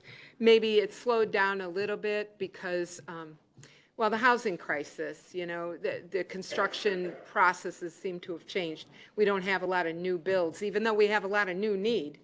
Because in my community, the minute an apartment building was finished, it was completely filled. And it's a fairly large subdivision of apartment buildings, and they're all really, really filled. I also heard comments about, daycares possibly closing. I live very, very close to Boughton Road. When my family moved to Bolingbrook, it was a 2-lane road. In fact, probably part of it was even gravel at that time. That road has been expanded. Unfortunately, it was expanded after many, many, many homes were built along the road. And so those people now do have the issue of noise and sound. And I just expect that 143rd Street will do the same. When I was out there, I took photos of land that is for sale, pictures of subdivisions that are currently being built. I don't know how much zoning approval they have for how close they're planning to come to the road right now and how that'll impact with the expansion of the road. But that is something that I care about, and I'd like to see proper planning that we widen roads before they turn into, you know, big, long subdivisions of houses. So to me, that's important. And in particular, Boughton Road in my community, we recently had a daycare center built there. It didn't seem to deter them, and it is a 5-lane road. I mean, it's 4 lanes, 2 in each direction with a turn lane in the middle. So I am going to continue to support this project. Thank you very much for answering my questions. You're welcome. County Board Member Butler? Okay. So a lot of people have come before us painting a picture about their life and their continued wishes to preserve their way of life. And some of the people that came before us could barely finish talking because they were trying to stop from crying. That's the kind of emotion that these people have. But I know that a lot of people don't care in government. They don't care about how they feel. Only facts matter. And I found it shameful that when we had somebody up here that was speaking facts, that we tried to prevent him from having extra time. I also hear that we're an island, and like many islands, they get raided. I'm Irish and Sicilian, so I know about islands getting raided. In Will County, we've been raided before. Our large part of the Piatone-Moni farmland, that was raided. Cook County wanted to come in here and they wanted to take control of it. Thankfully, Springfield said they couldn't. And so now the state controls and owns that land that we're still fighting for 30 years later. In Will County, we are rapidly losing our farmlands. Will County has lost more farmland than any other county. And there's a study that in 2040, that in the whole country, we will lose more farmland than all other counties, second only to Maricopa County in Arizona. I cannot see any hardship that should outweigh the people's property rights. And people don't want to hear about emotion or feelings, but they should be listening to facts. And right now, this is a case of protecting the people's property rights. So when did we become the kind of county that is going to go in and invade and disrupt a community without significant costs or need? The people's homes are to be protected. Communities should be allowed to exist peacefully and not be disturbed with undue intrusions, and they should be allowed to preserve their community. Now, I've heard some people talk about, you know, in the past about being blacklisted. Well, I think we should be thanked for allowing them to save money and use it on other projects, because it's obvious that this is not a need. I travel down 143rd Street often. And funny enough, the worst part of 143rd Street, when I go all the way from Cicero all the way out past Bell Road, the worst part is from 45 to Wolf. So not to toot Mr. Balich's horn or anything, but I say fix where you live. So I just like, and I just wanted to also comment, if this board allows this road project to continue, it can darn well approve a truck route. So many times people will come before us and fight for what's important to them, and they lose. And I say that people need a win, and I'll be supporting the people to stop this project. County Board Member Ballage. Yeah, I just want to address a couple of points that have been brought up. The first one is that 5 lanes are not safer because there's increased traffic and increased speeding on it. because it's not going to save any lives. It's going to make it worse. And there's a lot of studies that say that. The schools that are on that road are against this thing big time because they feel it's a detriment to their students, because it's not safe for the students, because they won't be able to cross the streets, and the noise is going to be hindering their learning. And the one school put on an addition, and now they don't know if they're going to have to get rid of the addition because of this road, because it's too close. You got people studying in school and you can't hear because of the traffic, especially trucks, which brings me to the next point. I was a truck driver for over 30 years, Teamster. I drove every kind of truck you could think of. And when I look at a map, because we didn't have Google back then, you look at a map and you see 143rd Street right off of 355, you can go east. I'm going east. I'm not going to spend the extra 10 or 15 minutes to take 355 to 80. Well, they don't even have to do that now. We have 159th Street, which we didn't have originally. So now you have 159th Street, you can go 5 minutes down the road and get on 159th Street and go east with no problem. And that's designed for trucks. The next item is that the money spent.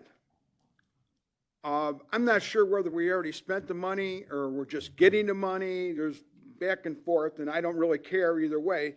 But what's going to cost us the county was supposed to spend $20 million to do Hadley Road. The village of Homer Glen took Hadley Road, so we saved $20 million that could be used at a different project. So if they already got the $6 million, we're $14 million up. But in the end, the whole project cost $58.3 million. And we're saying don't build the thing and save the $58.3 million. So, I'm just looking at it like everybody kind of already made their mind up. So I think we should just call the roll call. You can't do that, you already spoke, you can't speak. I know, but I'm just saying, we really should, because I don't think anyone's going to change their mind now. All right. So, County Bed, are you done, sir? Yes, sir. Okay. I mean, ma'am. That's right. County Executive, Miss. It's all right, Steve. County Board Member Newquist. Okay. I just have a question for Jeff. We've heard a lot about people saying that they would be okay with the middle turn lane. Can you, and I know you did talk about this in the committee, but could you just kind of briefly recap that option with the 4-lane, with the turn lane option? It's my understanding it would take almost as much land, but if you could address that, I would appreciate it. Thank you. Yeah, there was some suggestion, or the resolution is to go to a 3-lane, and then there's probably debate as whether it's curb and gutter or open ditch. We hear a lot from the residents that they want to keep it rural, so we did an analysis if it's a rural cross-section, keeping it shoulders, an open ditch. We overlaid those construction limits with the construction limits of the 5-lane, and they are very similar. In some places, we gain a few feet, meaning it sucks in a little bit, so we don't have to get that. In other places, we have to go a little further, just because when you put in ditches, you have to put all your stormwater detention now in the ditches, so the ditches have to be longer. If you want to stay, you'll have to just listen. If not, you can leave. So the design engineers gave us this information and showed that the construction limits are roughly the same. Now, if we go to the curb and gutter section, the consultants didn't do this. I did this on my own analysis. So you're taking off that 12-foot pavement lane, right? 12 feet. So you're going to suck everything in 12 feet. So we did analysis of all the 116 parcels and taking 12 feet off of those takes, and we save 8 to 10 parcels. We still have to impact a lot of people just because of the nature of the rolling roadway to make the road safer. It's still going to be an impact no matter which way we go. So I don't know if that quite answers your question. All right. County Board Member Costa, and then Revis. Don't do it that way. You are, yep, no, you're. Thank you, Madam Executive. I serve on the Public Works and Transportation Committee, and I've sat here respectfully, listening to public comment, reading public comment and the hundreds of emails that have come through, and also getting text messages. And, you know, I recognize I have not responded, but I do want to let the Homer Glen community know that I have been intently listening. You heard during the Public Works and Transportation vote that I voted no. And to seizing the expansion, I am for the expansion, and I vote so respectfully. I want to make sure that you all understand that I have heard your concerns, and frankly, I think that as one of our public mentioned, it takes guts to say no. I believe that I'm in the minority. I believe that, you know, there's a good possibility that through your impressive organizing and activism, you may have moved, you know, folks on this board. I do wholeheartedly believe that. But again, as a representative of District 11, my responsibility is to serve the interest of the county as a whole. And to the regional, you know, impact and development that the expansion of 143rd means to the county. I also represent, as I understand it, there are 24,000 Homer Glen residents. We have received some public comment, and I've also received emails from Homer Glen residents that do not want to be made public, who have also expressed to me that they are fearful, that they feel marginalized and voiceless. And again, there's been impressive organizing around this, but I do represent those who don't feel that they have a voice here within their own community to express their interests and desires for access and mobility and for progress. I have driven down 143rd during the day. I've also driven down 143rd in the evening. I want to demonstrate to the community that I'm taking this role seriously. Despite the fact that I voted no to read every email that was provided, it is because I've already read it. You know, despite that fact, I have sat here. I did not get up at all so that I could listen to every comment that came through. And in my lived experience, as I drove through 143rd, I went from Lamont East to Bell Road, and what I took note of was the number of roadside memorials. My heart was just pulled to see the number of roadside memorials. I also read the signs in opposition for the expansion as well. So I drove through, I get past Bell Road, I noticed that in front of the Victorian Village kind of community, there was an expansion to 4 lanes. So when I turned myself around, because I wanted to drive through both directions, it did not feel safe for me to go from 4 lanes to a quick narrowing into 2 lanes. Again, this is my personal experience as a you know, driver on the road. This was in the evening. I actually made one more stop down 143rd after our caucus meeting, just because I wanted to make sure I was clear in my conscience in the way that I was going to vote today. And as I was driving through, it was dark. It's a dark road. It's very beautiful during the day. I was within speed limit. In fact, sometimes I was driving just under so that I can take in what the residents were regularly experiencing. And a driver behind me was up to my tail, was not happy that I was driving 45 miles an hour. And I had a couple of options. Should the wildlife in the area end up jumping in front of my car, be it a deer, be it a fox, be it a sheep? And I would, you know, want to, you know, protect that animal and protect myself. If I were to swerve left, I would hit oncoming traffic. If I were to swerve right, I would hit the earth and go down a ditch. It did not feel safe to me. It was a dark community, and I understand that I'm a visitor. I understand that, you know, this preservation in many ways is to keep folks out, and I am hurt and offended by some of the comments, and this is not about naming any individual, but I think that there are some implicit messages that are, you know, communicated when you talk about the othering or the outsiders, because I am an outsider to Homer Glen, doing my job, taking the time to drive out into your community to make the best decision possible. And with that person riding behind my tail who lived in the community because they made a right-hand turn on Cedar Road, I feared myself. I too was afraid, and to the point of emotion. These are my emotions because I take my job seriously. I was afraid, maybe because my husband wasn't in the car. This is a community that I don't know. I am a woman, and I am a woman of color. And there were public comment that spoke to criminality. I was afraid of myself being profiled as a criminal. I was afraid of the comments. I was afraid of the We comments. sat here for 2 hours, 3 hours, I please. respectfully listened to all of your public comments. I'm asking for just a few more minutes.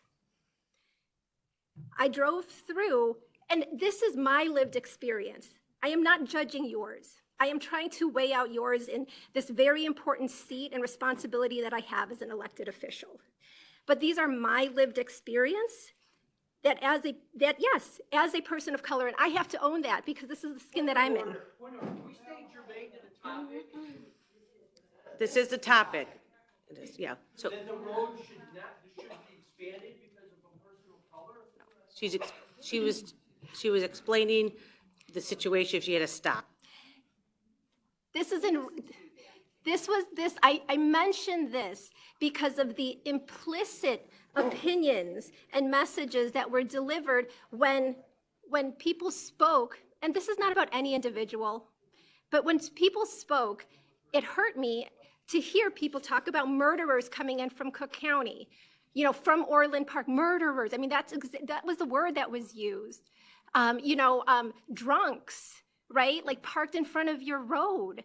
The criminals and the criminality that was going to come through the community that they want to preserve to keep people out. This is a public road. It's a public road, and we should have free and safe passage through. So you all know where I stand. Thank you. Thank you. County Board Member Revis. First of all, I just want to say thank you to the people at Homer Glen and Homer Township for coming out and sharing their opinions. I felt that it was done, very respectfully for how, tense and everything this issue is. I represent Plainfield on the board here, so I've actually lived off 143rd Street in Plainfield my entire life. They have talked for a long time about an expansion eastward, so this would be a totally different sect of 143rd Street, a brand new stretch of road that otherwise isn't there now, not improvement. It would open up eastbound traffic to Will County. And then just today, the mayor of Plainfield posted on his Instagram account about the westward expansion of the 143rd Street out by me. So I understand it's not a contiguous section of road, but it is the same road, and it is going to open up traffic towards Homer Glen from my area. Also, I want to comment on how there's a lot of language like this is something that was done to us by outsiders in Cook County. This board, not the personnel that makes up this board now, but the Will County Board, unit of government, has voted on this 11 times since 2009.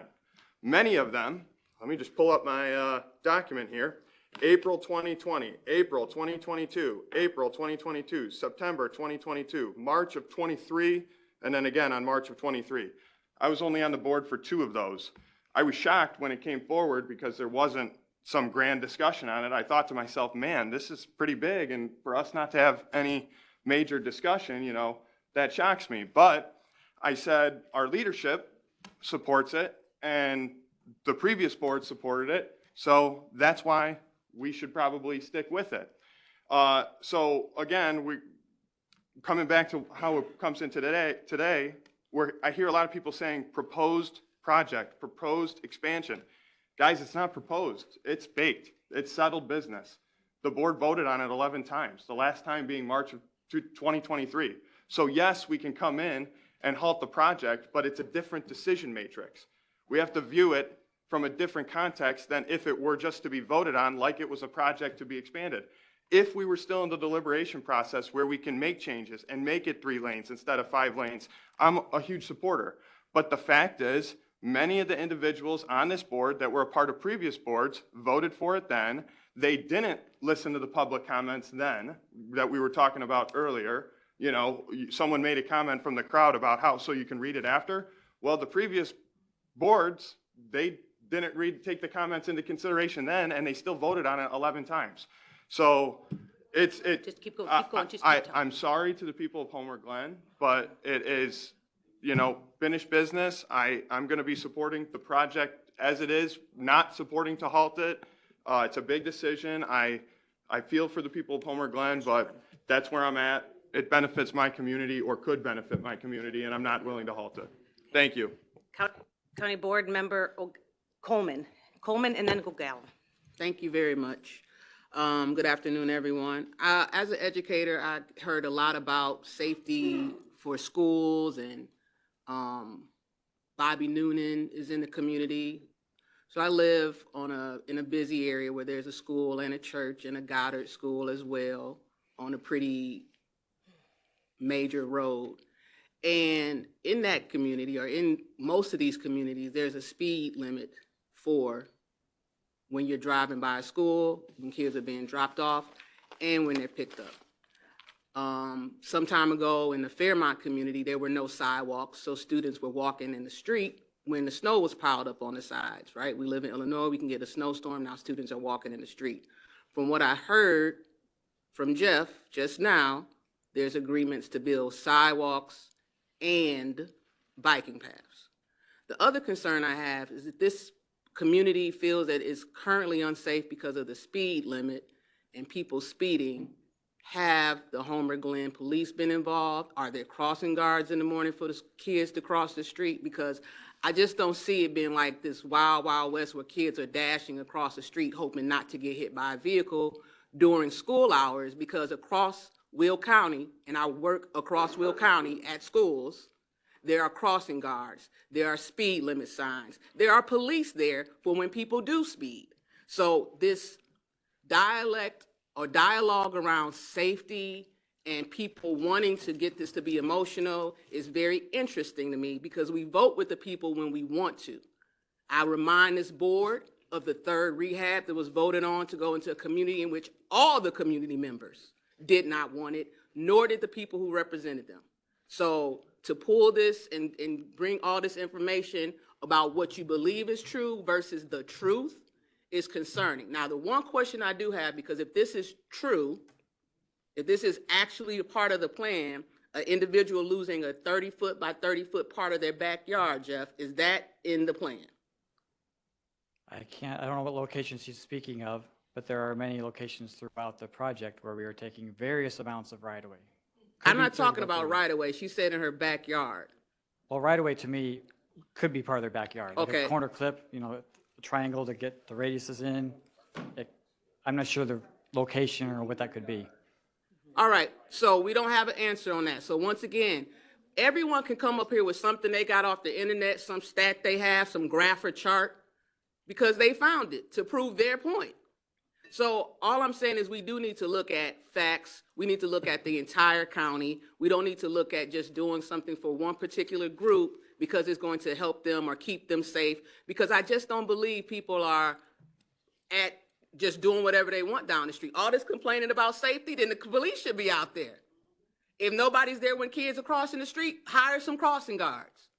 Like, the things that are being said are making me believe there's been a little exaggeration on what is actually happening. So I would just like to make it known that I would believe that the safety issue is not one. And if it is, it's kind of late, because you're coming to the board talking about safety when you should be talking about the people who run Homer Glen and what they're doing about it. Because I didn't hear anything about what they're doing about it. In the wildlife situation, I'm like, is the wildlife walking down 143rd Street? I'm not certain, because we're not taking land that the wildlife, like, are they coming through your front yard? I don't know. And I believe they still would, because they don't know if the road's been expanded or not, the animals. So thank you. Thank you. Thank you. County Board Member O'Gala. Chair O'Gala, sorry. Thank you. Madam Executive, please call the vote. There's a motion, we gotta make a motion. I'll make a motion to Is call there a the vote. second? Any discussion on calling the roll? It's like, you need a 2/3 vote to go to, okay, you have a comment on calling the question. County Board Member Van Dyne. Thank you, Madam Executive, as folks know on this board, I probably am the first one to call a question when I believe that the majority of the board has their mind made up.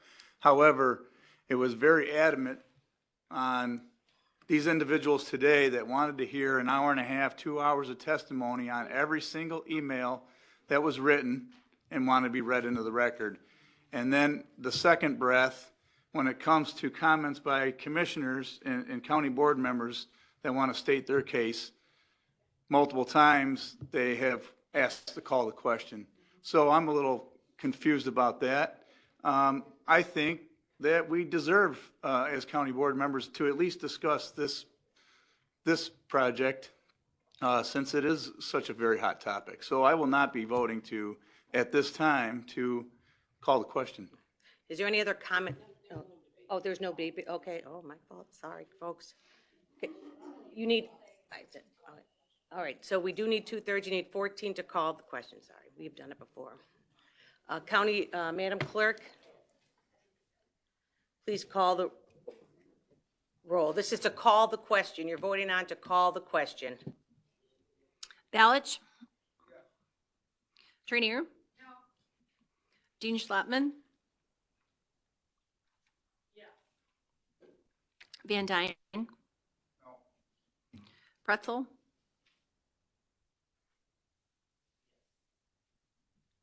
Butler? Yes. Newquist? No. Richmond? Yes. Parker? Yes. Williams? No. Diaz? Oh, she's gone. Winfrey? Yes. Coleman? No. Logan? No. Freeman? No. Revis? Yes. Mitchell? Yes. Ortiz? No. Berkowitz? Yes. Mueller? Nope. Costa? No. O'Gala?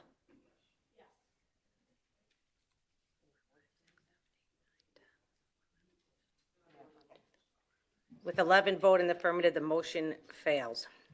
So, continuing, County Board Member Dean Schlappman.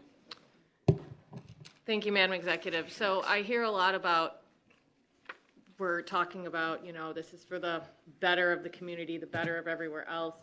And a lot of times we do go to one another and say, hey, we've got this project going on in a community. We do it a lot with solar facilities. And we say, you know what? This area doesn't want it.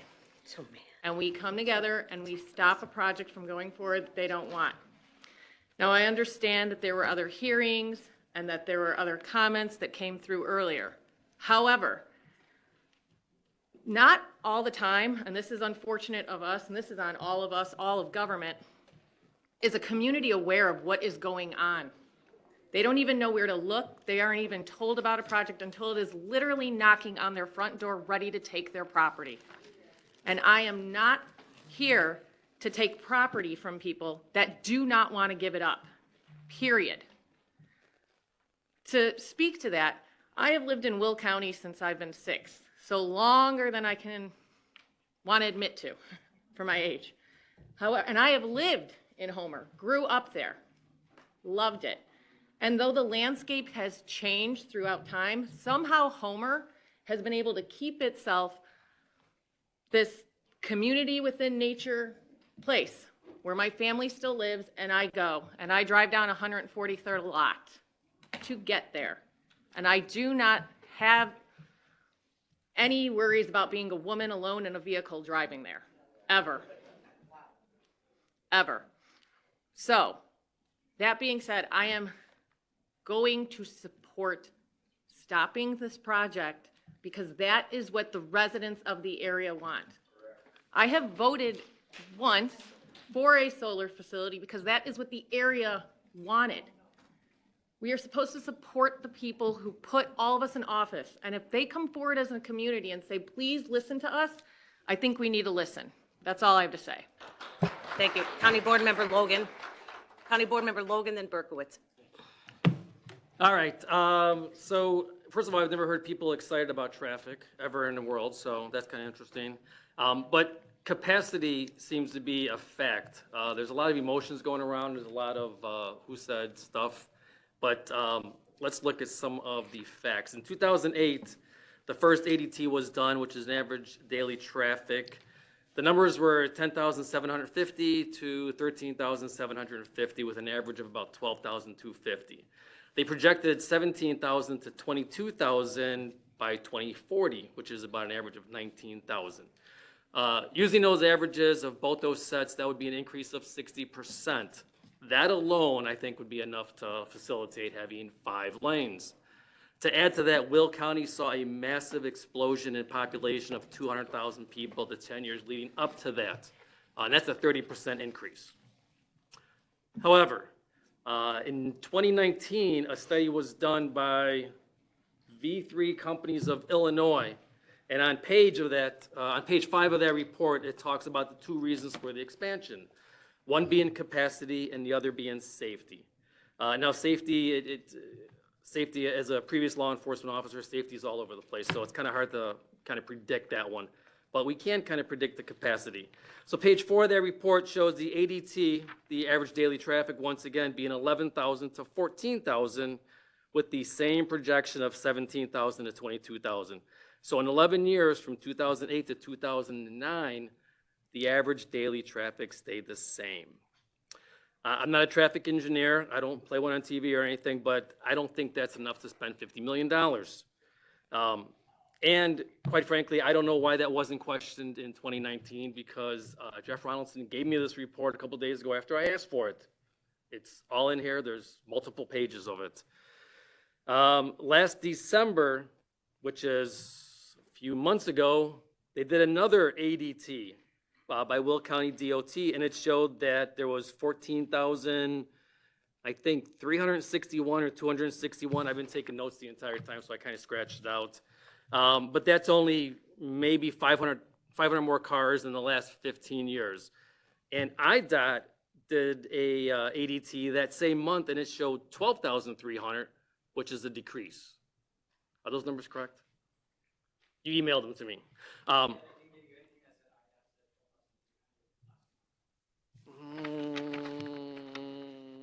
2019 is when they did their count. It's on their website. Okay, so 2019. Okay. Okay, so 2019 it was 12,300. So in 2019 it actually went down. Okay, thank you for clarifying that. Also in that report, there's no mention of 159th being widened. None, not one. Also in that report, it actually says that 143rd Street is not a significant local or state route. Point number 17 of that report talks about public involvement, and it indicates that there is a significant opposition. Somebody over here said 500 pages of opposition, guys. And then we're going to read them all. I couldn't imagine what 500 pages would look like. I'm sorry, that would be a lot of people. And then on the first page of this also report from V3, it talks about how the project will not have any significant impacts on the human environment, and therefore the FHWA, which is Federal Highway, okays it. So what is human environment? So let me read it. So the Federal Highway Administration defines human environment as the context in which we live, work, and play. In short, it's our livable community.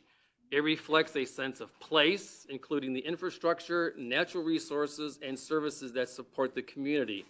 It requires focusing on the people in a geographic area who are connected by how they live in addition to where they live. And it absolutely sounds like there will have a significant impact because the community is over there in that area right there.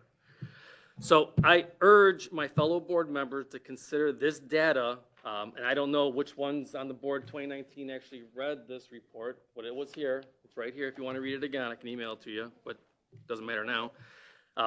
And all of the people that came forward, I urge you to listen to them. The capacity is not there to widen this road. I understand that we've already spent some money, but the very first speaker gave us a couple of examples of that when we have to cut our losses, we got to cut our losses. We all do it. We all have budgets. We all have families. I mean, we don't throw bad money after bad things that we know we don't need. So I'm gonna say that we should cut our losses, put this money where it needs, because I guarantee you there's plenty of places that we need to put this money. We don't need to build this through Homer Glen. The people have talked, the mayor's talked, the township has talked. And I'm absolutely for just stopping this project and moving it somewhere else. So that's it. I'm just gonna send you a quote, I just wanna make sure, because he was quoting you, was everything accurate, you feel good? Yeah, that was Okay. 2019. Okay. 2019. County Board Member Berkowitz. Thank you, Madam Executive. You know, we've got an agenda item here that basically pertains to infrastructure, a road. And we have a very passionate group of residents that have come before us in multiple ways to share their message. The argument or the suggestion that race has anything to do with this project absolutely perplexes me. And I felt that the statements were quite condemning and insulting to the community in that area. I feel very strongly that race has got to, the topic of race needs to stop dividing the community. We are here talking about a road, a project. Now, I am what people would say a woman of color as well. I'm a Filipino and of Spanish heritage. Does that dictate my life? No, it doesn't.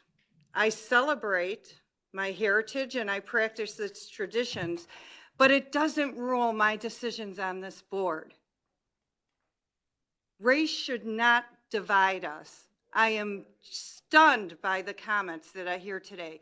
And there are times that, yeah, I feel, you could say I feel a little targeted as well by the opposite side, but you know what? Life is tough. You got to fight for what you believe in. And that's what we're doing here today, our board. And that's why, whether or not there have been previous votes on this subject, there are people today that are coming forward and they're expressing their concerns and their voices. And they are not irrelevant. And their voices need to be heard today. We have a duty to listen to the people who took the time, whether it be email, coming here in person, going on the website.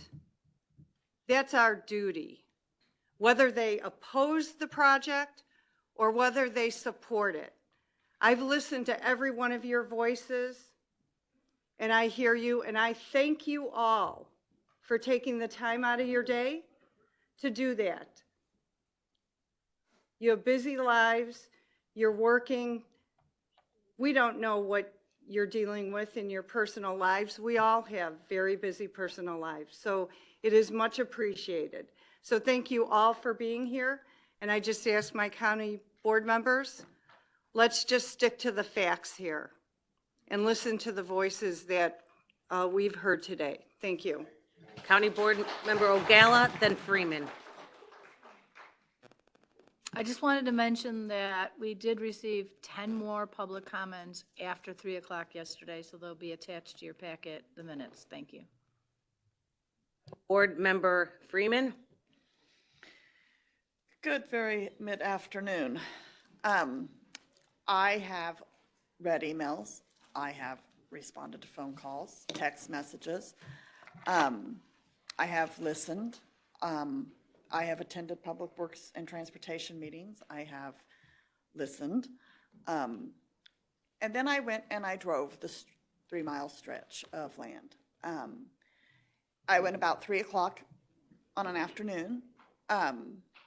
Some lady was very eager to get out into the backed up traffic and just kind of bolted right out in front of a car. He had to slam on his brakes and pulled right out in front of me, so I had to slam on mine. I thought I was going to get rear-ended, There was nowhere for me to pull over on the side. And I thought, this isn't good. This is unsafe. I have heard of, I even took pictures of traffic backed up hills, and it is a beautiful area. I do not think that expanding this road is going to take away from the beauty of an area if the constituents of that area continue to make it beautiful, and they have been working to do that. What it will do, will allow for that traffic that was backed up and those upset drivers who couldn't get out of their subdivisions, the ability to come out safer. I do feel that that is true. I am curious, someone asked me, well, why did they choose this path? I did ask that, and it's because of its direct contact to 355. Am I correct with that, Jeff? Is that why they chose 143rd to expand? That and its designation as a minor arterial in the transportation network, yes. So, I mean, I am upset with any realtors or any developers who have put new buildings there, knowing that this was the plan, but that's something I can't do anything about. I can look at the entire county's needs, and I will be supporting this. Thank you. Thank you. County Board Member Richmond. Thank you, Madam Chair. First off, I want to thank everybody that's taken the time out of their day. And it's been an exceptionally long day, so I really appreciate you taking that amount of time out of your work day. I've gotten phone calls, emails, texts, personal discussions, etc. I mean, I've driven 143rd Street since the mid to late 70s. I know probably a lot of you look at me and say, he can't be that old. Well, I am. Or at least I like to think that. You think that. I read the document that Vince gave me the other day. I'm not going to rehash all the facts, the statistics, and all that discussion. But one thing that wasn't brought out was the fact that this is a rural road. It had the word rural a couple of times in the documentation. And that was as of 2019. I'm a business guy. I look at this here as our customers are our residents, our citizens.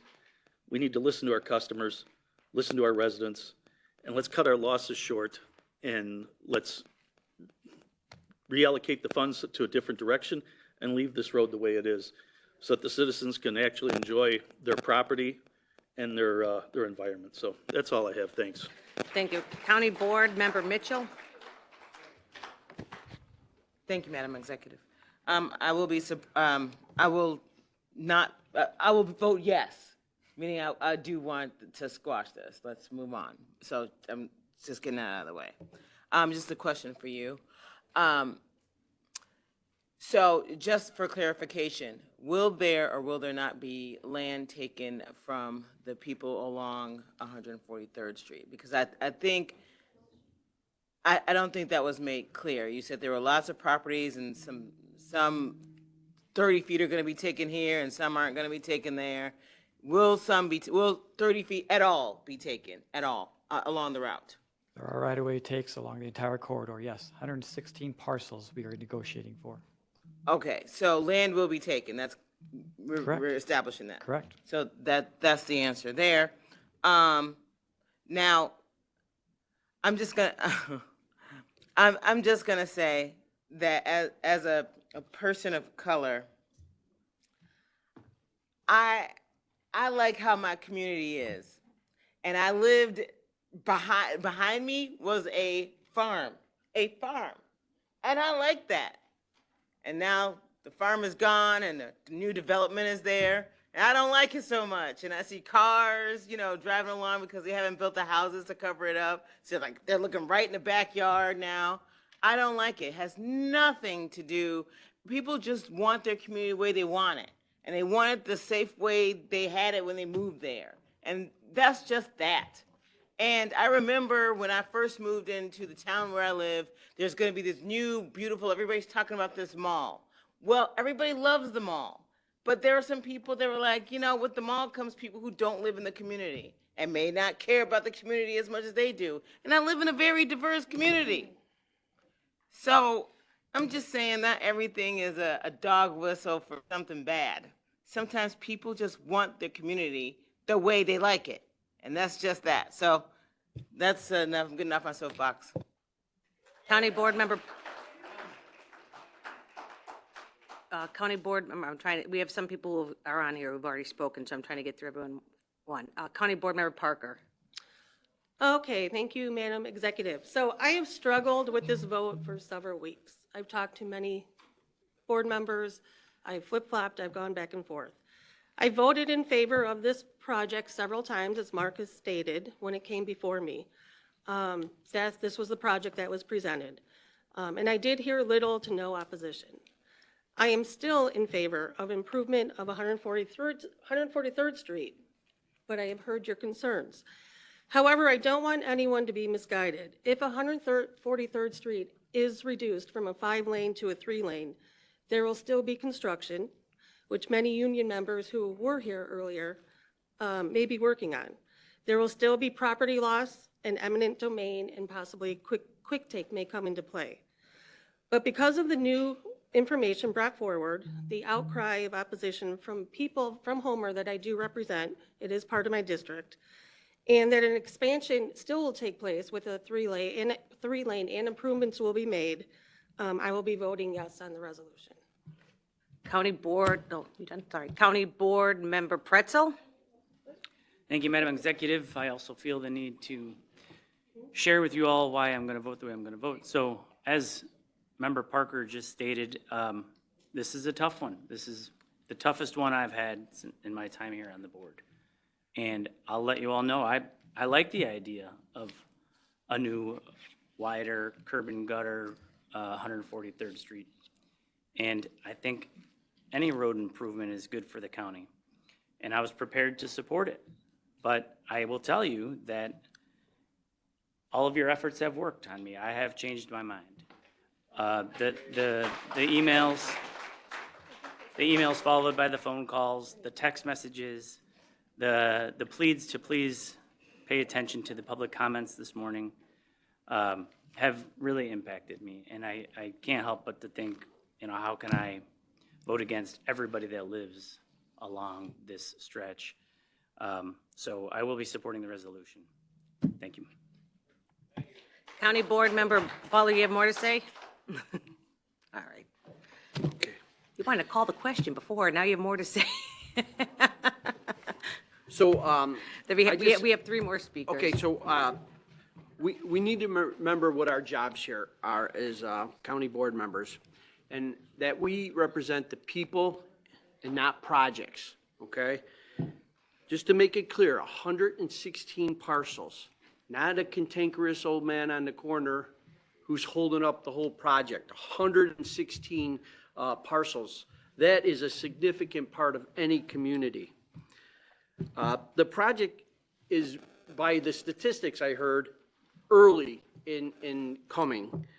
The traffic flows don't warrant the project.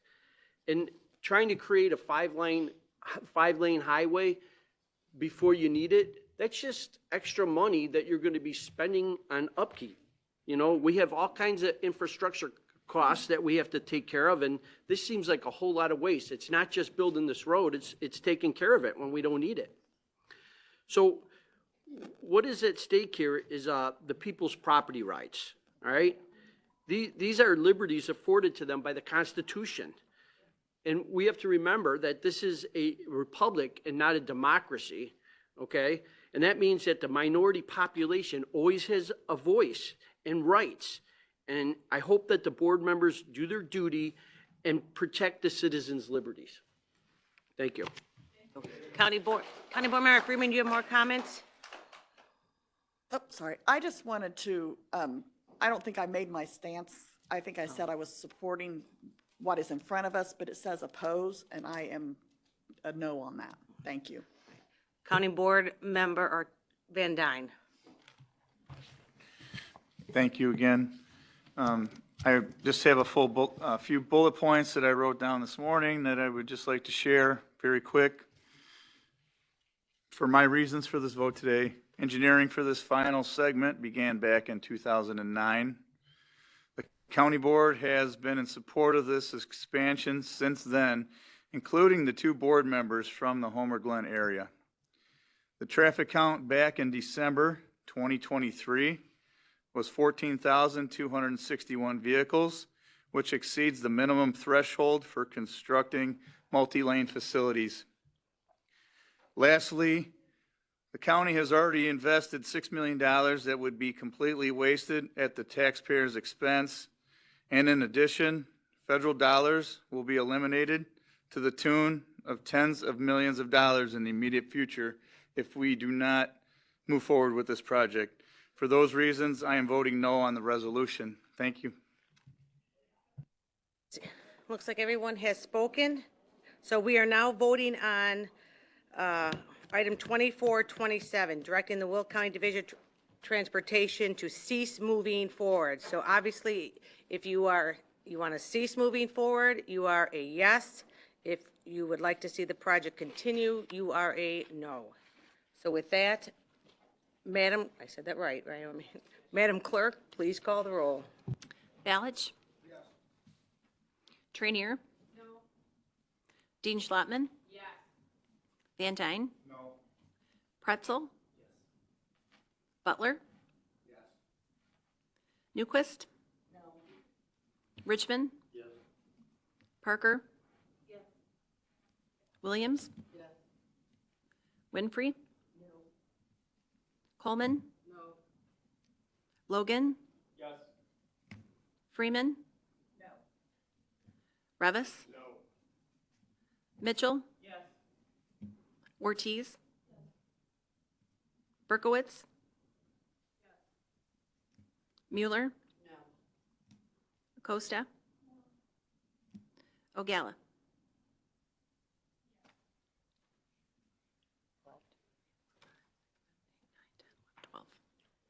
With 12 members in the affirmative, the motion carries. County, right? County Board, or Chair Van Dyne? Point of order. Oh, yeah, did I say that wrong? 13, I'm sorry. Affirmative. We have 12. I have 12. 1, 2, 3, 4, 5, 6, 7, 8, 9, 10, 11. Oh, yeah, okay. All I right. had 12 to 9. Chair, 12 to 9. go ahead. You're on.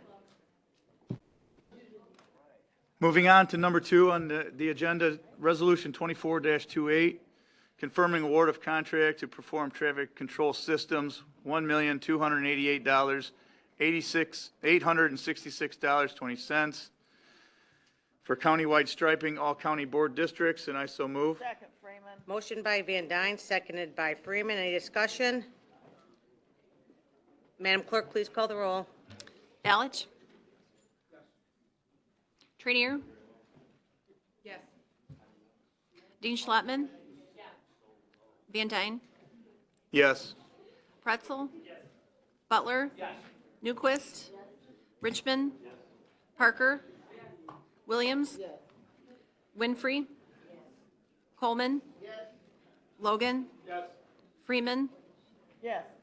Revis? Yes. Mitchell? Yes. Ortiz? Yes. Berkowitz? Yes. Mueller? Yes. Costa? Yes. Ogala?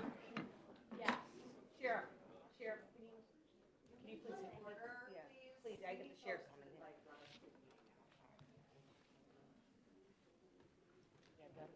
in. 21. 22 in the affirmative, the motion carries. Madam Executive, would you like me to wait a minute before I continue? No, I think I think we should continue. We're Okay, fine. number As long 3, as they don't- Resolution 24-29, improvement by county under the Illinois Highway Code for countywide striping, all county board districts, using our MFT funds, $1,425,000, and I'll make that motion. Motion by Van Dyne, seconded by Winfrey. Previous roll call by Trenier. Second, Freeman. Second by Berkowitz. All in favor? Any opposed? Motion carries. Resolution 24-30, confirming award of contract to Homer Tree Service, $49,905 for the countywide tree removal in all county board districts, and I so move. Motion by Van Dyne. seconded by Berkowitz. Previous roll call by Mitchell, seconded by Freeman. All in favor? Any Aye. opposed? Motion carries. Number 5, Resolution 24-31, authorizing an IGA between CMAP and the County of Will for completion of the Will County 2050 Long Range Transportation Plan in all county board districts, and I'll make that motion. Motion by Van Dyne, seconded by Winfrey. I'll be a no. Okay, that's right. Second, Trinier. Okay. Do you want to take a roll call? Madam Clerk, please call the roll. Balich? Okay, we're going to take roll call. Balich? Let me know. Trinier? Yes. Dean Schlottman? Van Dyne? Me? Van Dyne? Yeah, yes. Pretzel? Butler? Newquist? Richmond? Parker?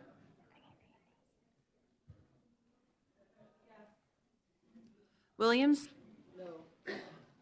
Winfrey? Coleman? Logan? Freeman? Yes. Revis? Mitchell? Ortiz? Berkowitz? Mueller? Yes. Costa? Ogala? No.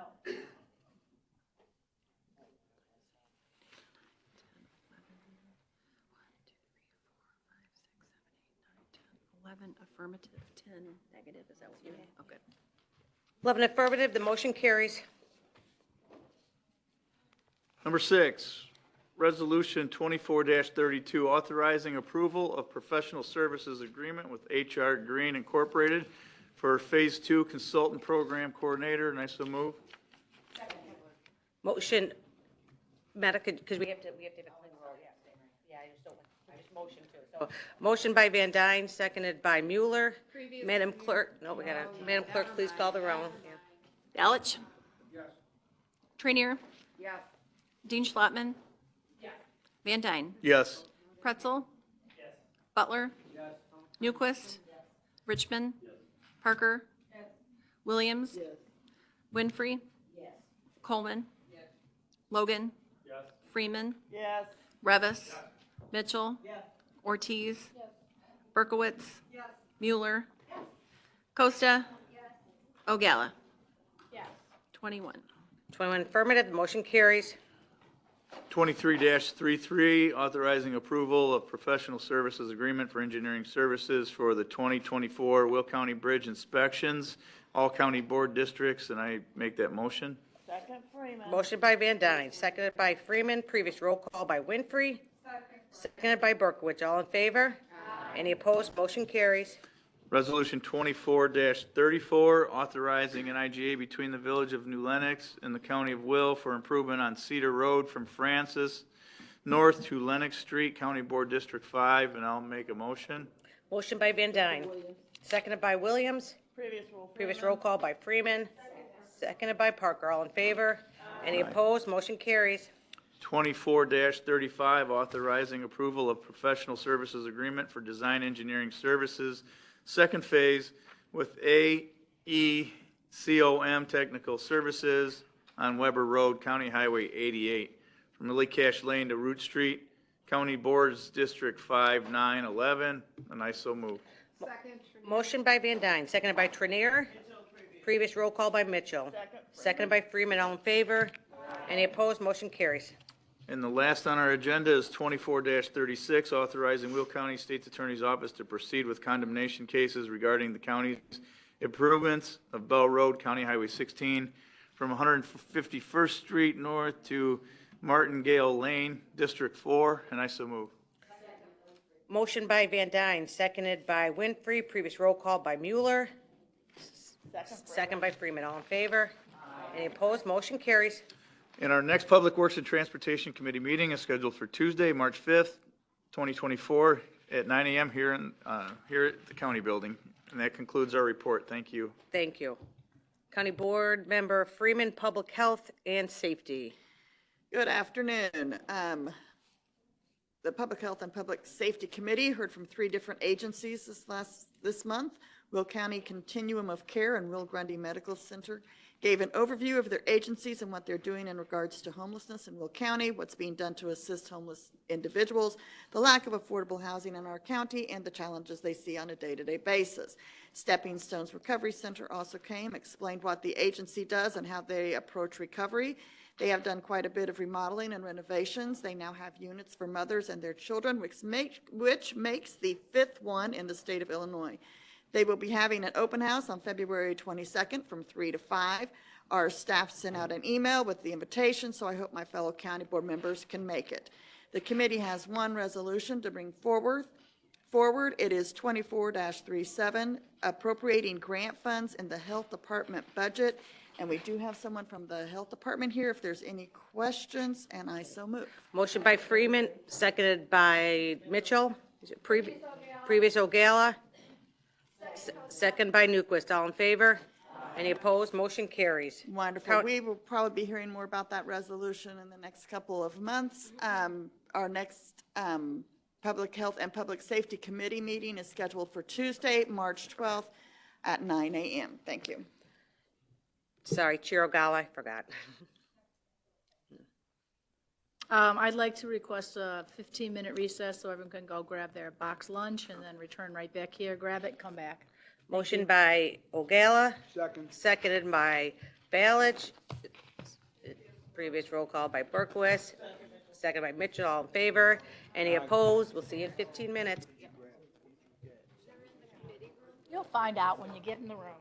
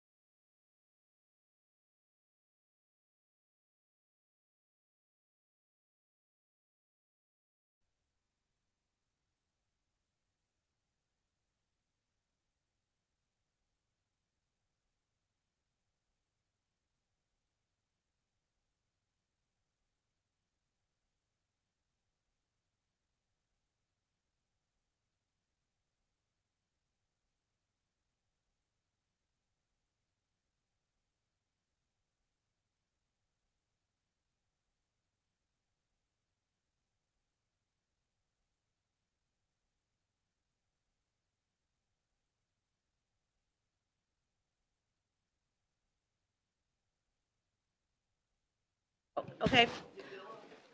Bill, you on? We good? Okay, I was yelling. All righty, welcome back. We are on Legislative Committee. We're going to move on with Chair Berkowitz. Thank you, Madam Executive. Okay, so for legislative, we have Resolution 24-38 authorizing our state fiscal year 2024 legislative agenda, which was moved forward unanimously by the Legislative Committee, and I so move.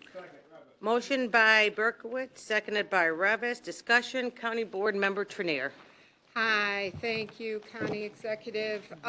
We discussed this at length last night at our Democratic caucus.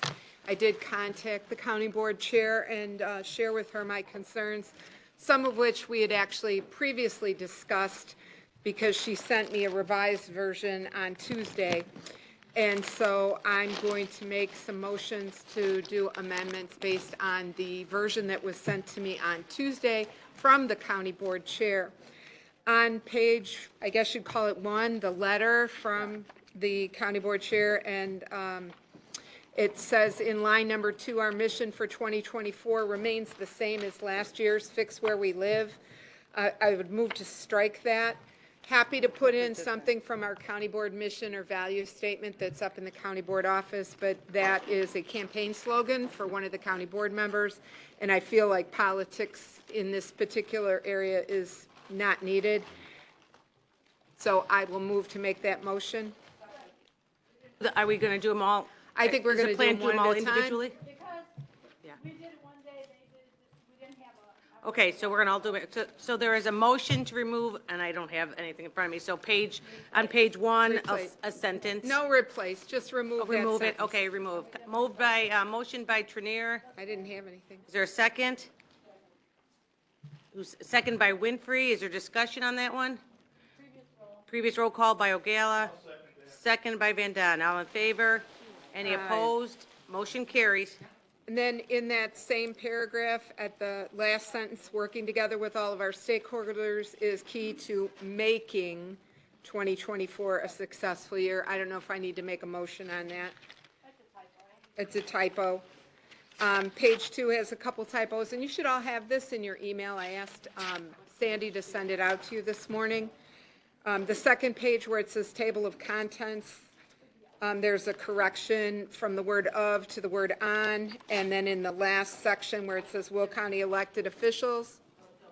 Those have to be, anything except the actual opposed, Then I will and start with the first support, bill yeah. that's on here. Okay, hold on. I I just wanted to clarify. I Yeah. know that You- Member Turnier can is you- going through it. You got to come to a mic. We want to, yeah. However, the red that is contained in the document that is attached to your agenda was already approved by the legislative committee and moved forward for approval here. Those are not things that need to be amended today. They don't need to be amended, but the county board chair had told me we could vote on each one of these issues up or down. We talked at our caucus last night about HB 4526, the one about community care. We had a lot of questions. We needed more info. We were not aware that the VAC contracted with any physicians at any time, or that they were even allowed to. So we thought that was kind of interesting, and there was nobody present that could answer those questions. So we would vote to remove that one. We can add it on later.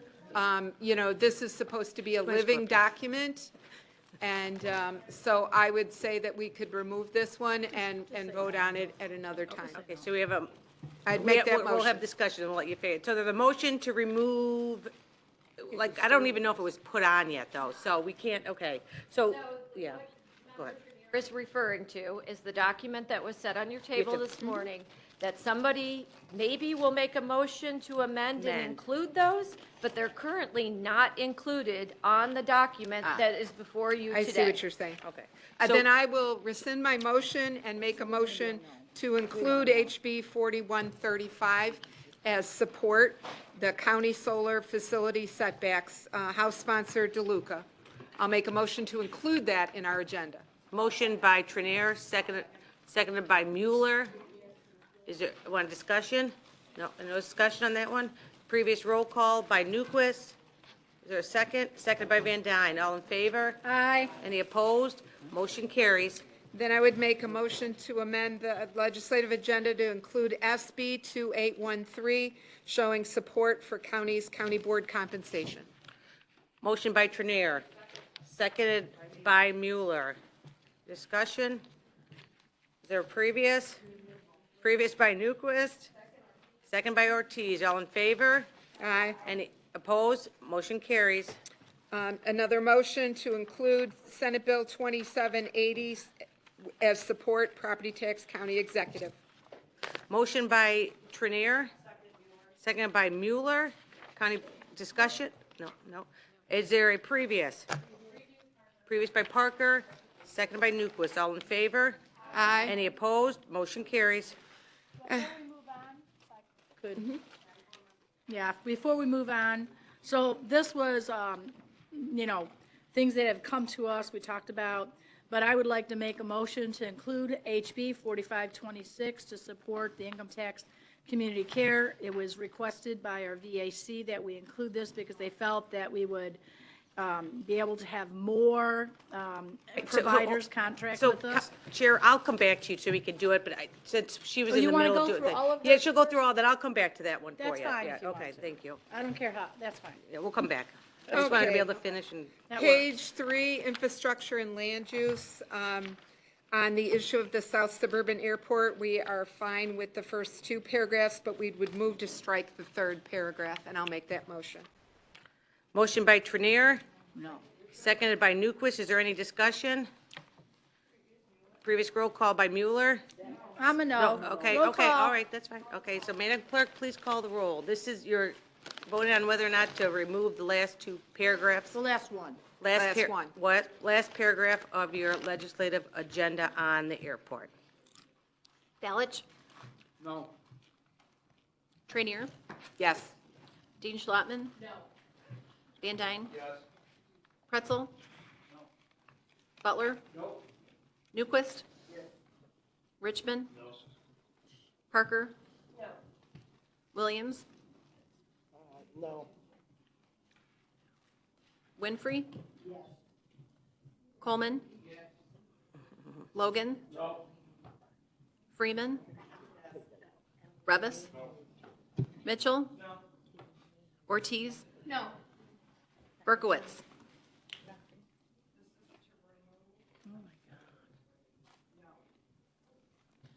Mueller. Costa. Ogala. No.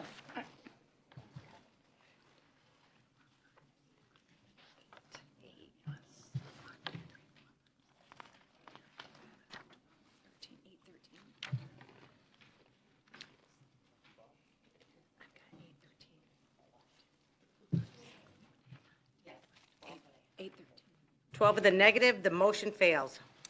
The next one is on public safety, the section on Will County supports legislation to lower the age that an individual is allowed to be hired as a firefighter.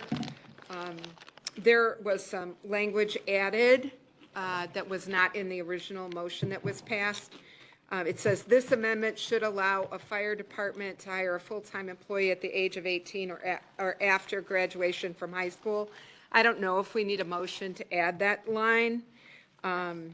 But if we do, I'd like to make that motion. And the second line, which is Will County supports legislation to allow additional years of employment before a firefighter is obligated to retire.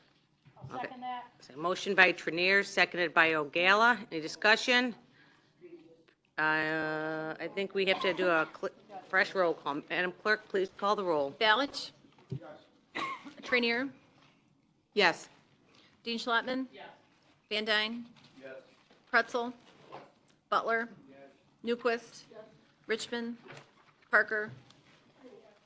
Williams. Winfrey. Coleman. Logan. Freeman. Revis. Mitchell. Ortiz. Berkowitz. Mueller. Costa. Ogala. 21. 20 in the affirmative, the motion carries. On page 8, public safety, the criminal justice system, I move to strike the first 3 bullet point items. Motion by Trenier, seconded by Ogala. Any discussion? Previous roll call by Ortiz. Madam Clerk, please call the roll. Balich. Trainier. Yes. Dean Schlotman. Yes.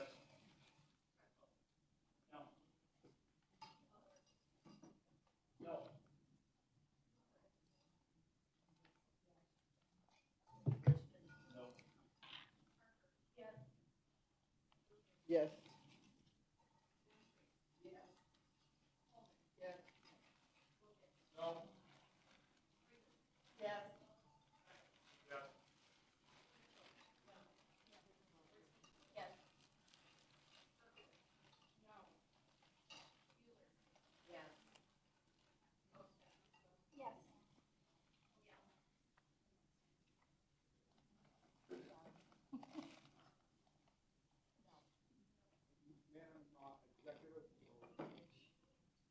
have to have the motion to let me reconsider my vote or not?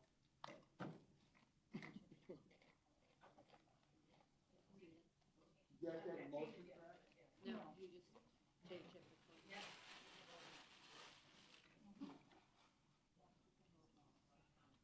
She's just doing this to fuck me. She agreed to this yesterday.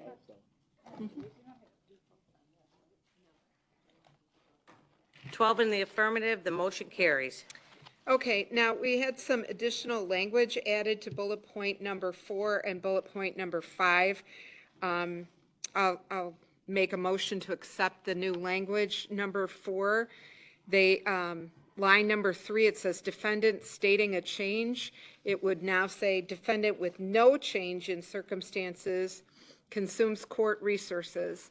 And then the next sentence to be added, we recommend language that the court must review the defendant's pretrial detention only upon written motion of the defendant or not less than every 60 days. We had You quite a okay bit keeping them together? I'll make that all as one Or would you rather, motion. you want them separated?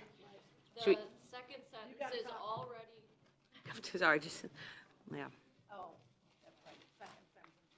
second sentence is already part of the agenda that is being presented today. It Okay. does not need to be amended to include that sentence. I was given one with red letters, It's so. red because it came out of committee. That's the change from committee moving Okay. forward. Then is number 5 correct also then? The 15 days? Yes. Yes. Okay. Then that's it. That's Okay. all I have to say. Chair Ogalla. Oh. Oh, wait, did you have something to add? I thought you said, Oh, yes. Okay, so Jackie's done. because there was no change. Thank you. I would like to make a motion for the page that says position on proposed bills and resolutions to include HB 4526, support income tax community care, to support the VAC in their request for the legislative agenda. I'll make that motion. Motion by Ogalla, seconded by Revis. Any discussion? County Board Member Van Dyne? I'm sorry, can you just identify the page number so I can follow along? It was, okay.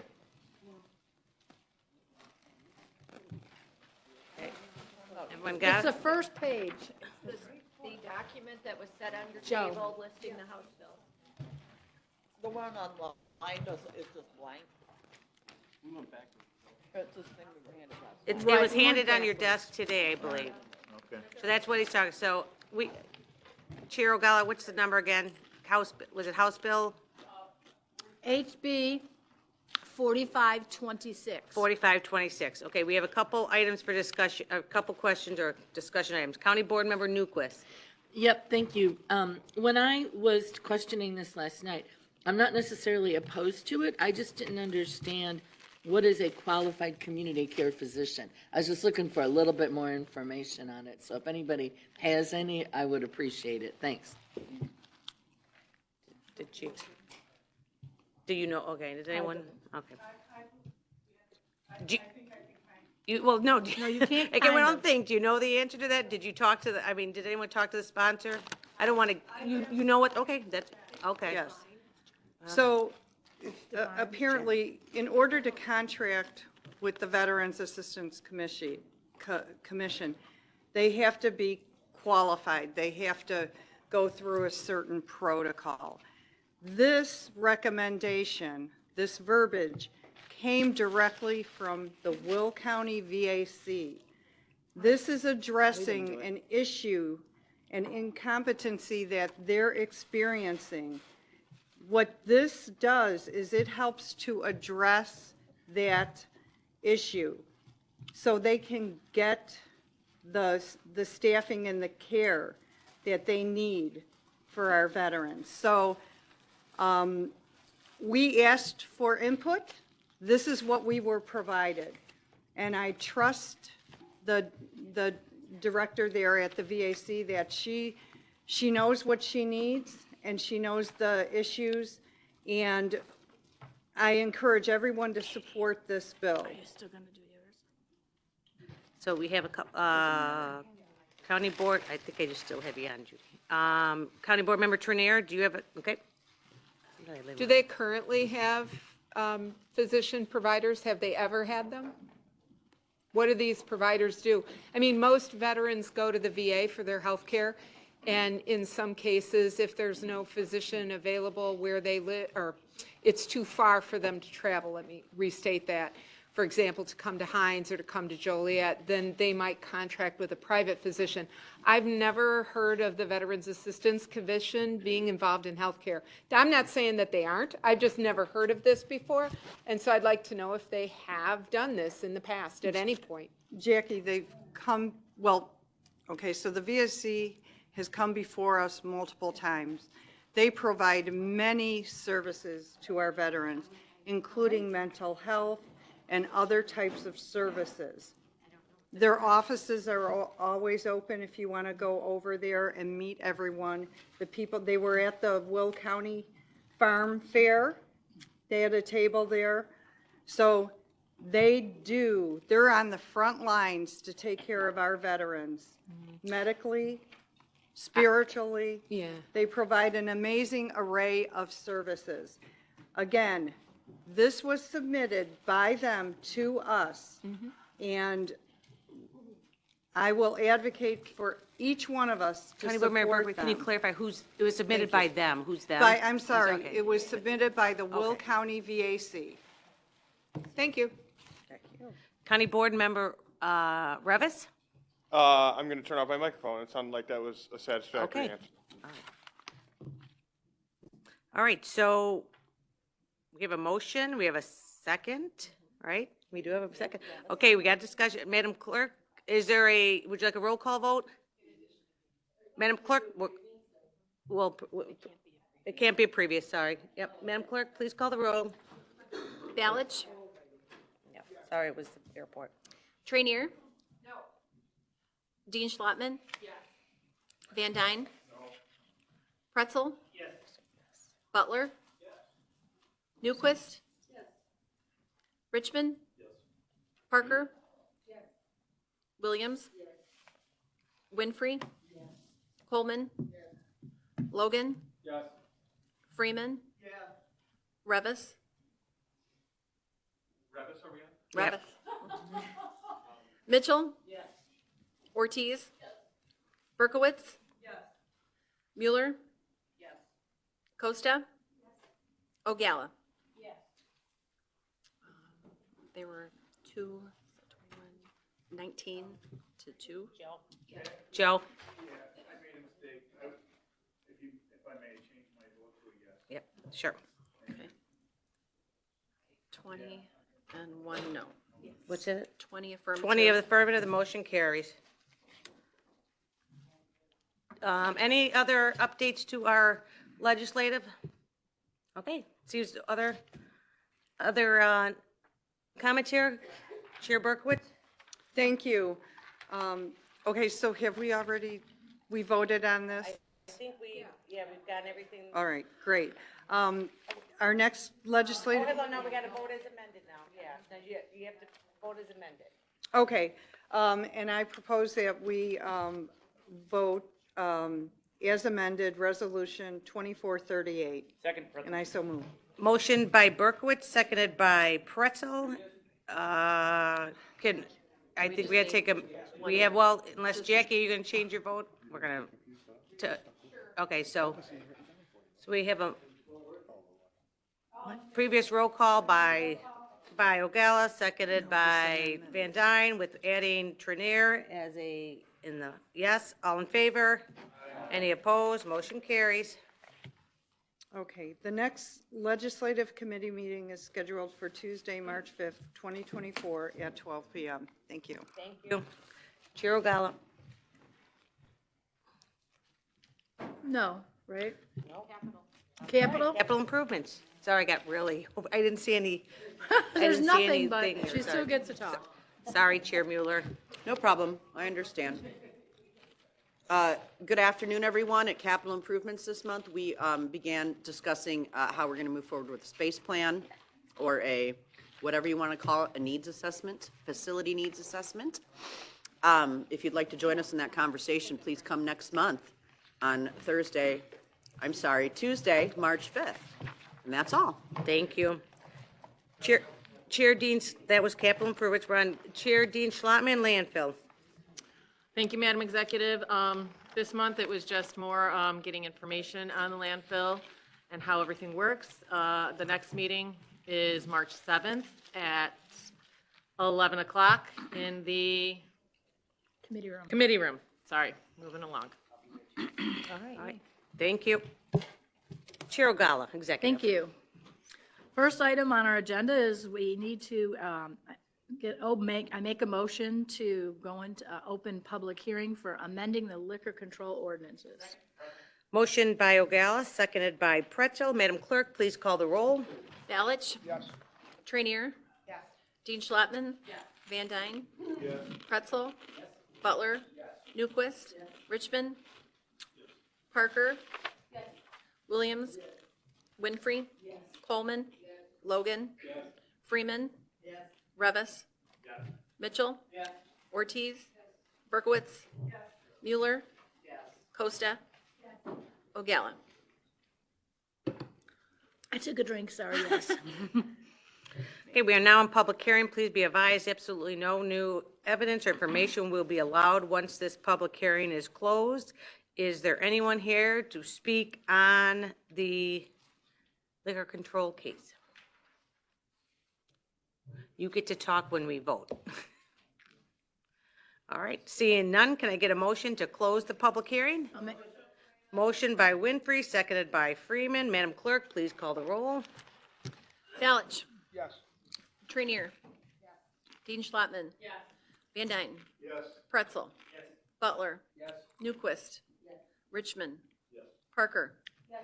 Williams? Winfrey? Coleman? Logan? Yes. Freeman? Revis? Mitchell? Ortiz? Berkowitz? Mueller? Costa? Ogala? Yes. Okay, the public hearing is now closed. Chair Ogala. Thank you. Item number 2, Resolution 24-39, amending the Liquor Control Ordinance, Chapter 110, Code of Ordinances regarding increase in Class C1 license as requested by Heman Patel, a.k.a. Henry Patel, and Hansa Patel, DBA Plainfield Amico Incorporated, and I so move. Motion by Ogala, seconded by Revis. Discussion, do you want County Board Member Butler? Yes, so I spoke with the owners here.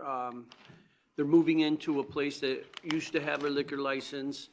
He owns several businesses, so he's got well-established businesses, a liquor store and a wine bar out in Holman and Flossmoor.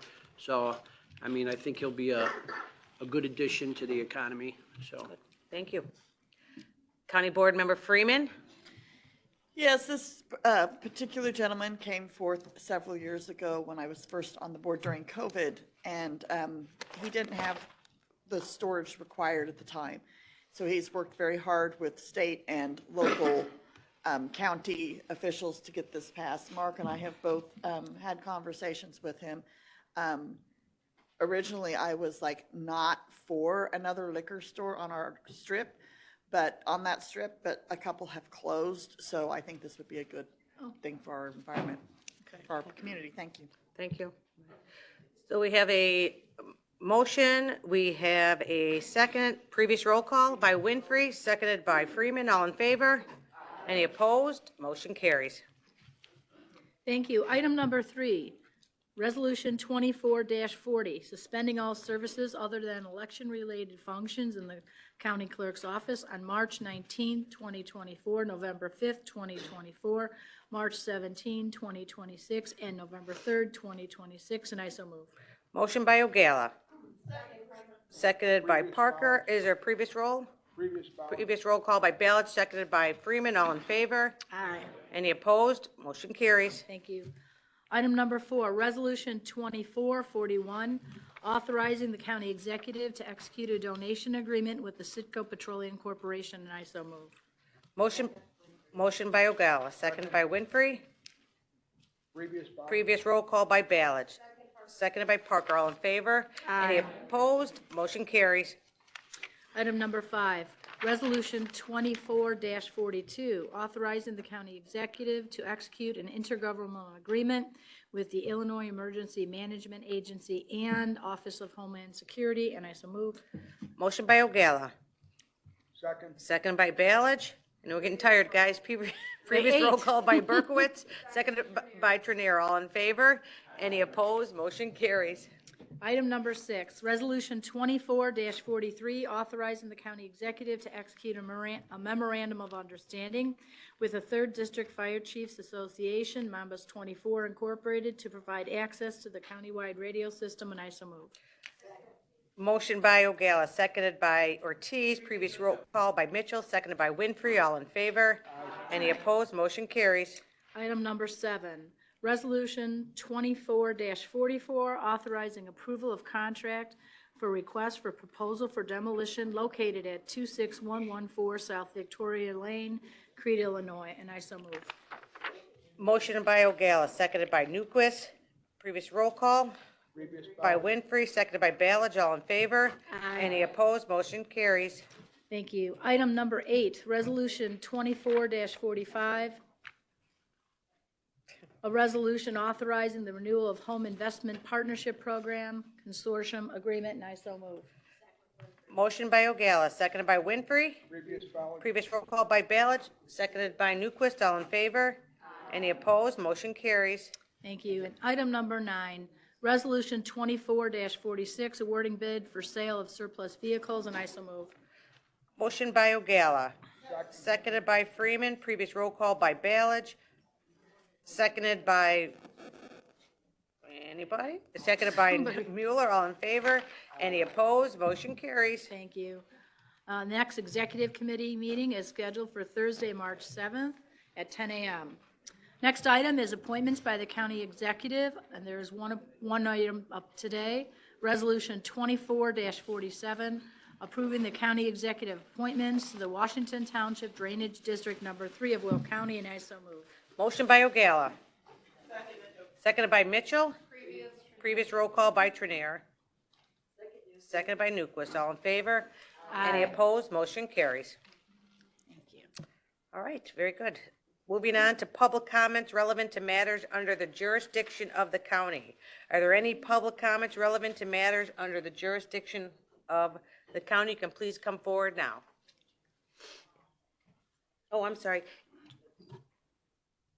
County Board Chair O'Gala, you didn't announce the next, while they're walking up, you can come, you want to announce the next scheduled meeting for executive? I did. Oh, okay, no, that's fine, we didn't hear it, sorry. You can come, we're waiting for you. We're in public comments now.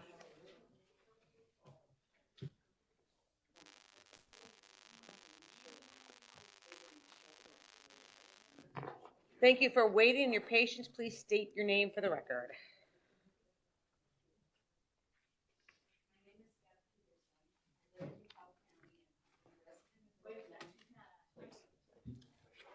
Are we good? Start over? Okay. My name is Deb Peterson. I live in DeKalb County and have been a resident of Illinois for 66 years. I'm a volunteer with United Sovereign Americans, not a spokesperson. United Sovereign Americans is a nationwide organization with thousands of active volunteers in over 20 states. Today I come to you as a concerned citizen sharing alarming information about our state's voter database uncovered through thousands of hours of research conducted by our highly qualified and credentialed data team. While the numbers are staggering and somewhat difficult to comprehend, one thing is clear: they don't add up. Just like your checkbook must balance, so must our votes. If you had 10,000 fewer dollars in your bank account than you had deposited, you would certainly want to know what happened. And if a company had that significant a discrepancy in their books, they would most certainly conduct an audit. In fact, yearly audits are required by law for all public companies. Our audit of the 2022 election, using only official data provided by state elections officials, shows that 2022 election may not have been accurate or legally compliant. We are not saying one candidate won over another or that any election should be overturned. The state's official data from a certified election shows that the votes as counted were not all valid and accurate under law. Today, we will present you with a resolution demanding an end to the inaccuracy and uncertainty of our elections, along with a summary of our findings and the laws that apply. We are happy to meet with you to have time to go over this information, including more detail about the specific findings. A resolution for a legally valid 2024 general election. Whereas it is a recognized civil right in the United States for every citizen to have free and fair elections, and the right of suffrage can be denied by a debasement or dilution of the weight of a citizen's vote just as effectively as by wholly prohibiting the free exercise of the franchise. Reynolds versus Sims, 377 U.S. 533, 1964. Whereas it is the affirmative duty of our election officials to comply with all federal and state laws governing administration and procedure of our elections, thereby guaranteeing our elections are accurate and free from distortion or manipulation. Congress seeks to guard the election of members of Congress against any possible unfairness by compelling everyone concerned in holding the election to a strict and scrupulous observance of every duty devolved upon him while so engaged. The evil intent consists in disobedience of the law. In RECOI 127 U.S. 731, 1888. Hi, everyone. My name is Lisa Forst. I live in DuPage County, and I've been a resident of DuPage for 38 years. I'm a volunteer with United Sovereign Americans, not a spokesperson. Whereas our constitutional system of representative government only works when the worth of honest ballots is not diluted by invalid ballots, procured by corruption, and assuring accuracy can only be achieved through fealty to these laws governing the following 4 tenets of an election. 1, the voter rolls must be accurate per National Voter Registration Act of 1993. Votes counted must be from eligible voters, U.S. Constitution, 14th Amendment. 3, the number of votes counted must equal the number of voters who voted. 4, there can be no more than 1 in 125,000 ballots in error by the voting system per Help America Vote Act of 2002. Whereas an open source audit of the Illinois 2022 general election conducted by Illinois state citizens has uncovered evidence of massive inaccuracies that violate both federal and state laws, including 4,032,801 ineligible or uncertain registration violations found within the Illinois state voter roll database. 589,985 votes cast by ineligible or uncertain registrations. 27,491 more votes counted than voters who voted in the 2022 general election. No one knows who cast them.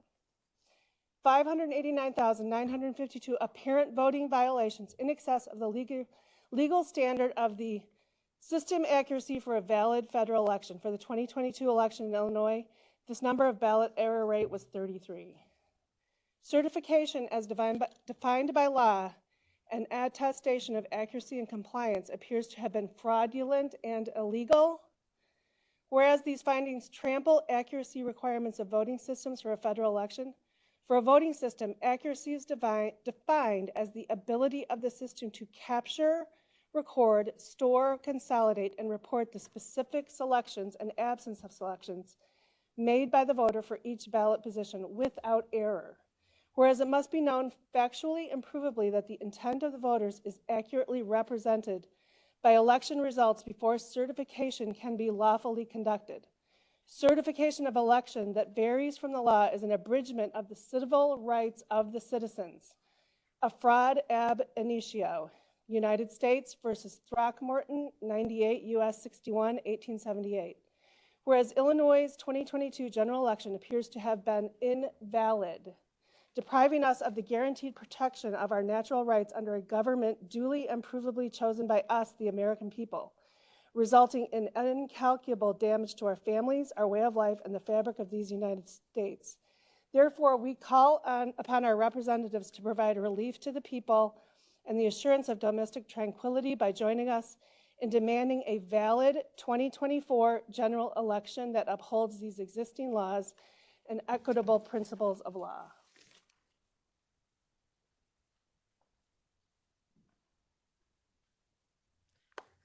Hello, I'm Kathleen Wagner. I've been a resident of Will County for the last 46 years. Some of those equitable laws are proof of citizenship and identity to register to vote. Oh, I'm also a volunteer with United Sovereign Americans, not a spokesperson. So, some of the equitable principles of law are proof of citizenship and identity to register to vote, not anonymous attestation, documented chain of custody over every ballot, regardless of entry source, maintained from voter to vote count in final canvass. Secure ballots.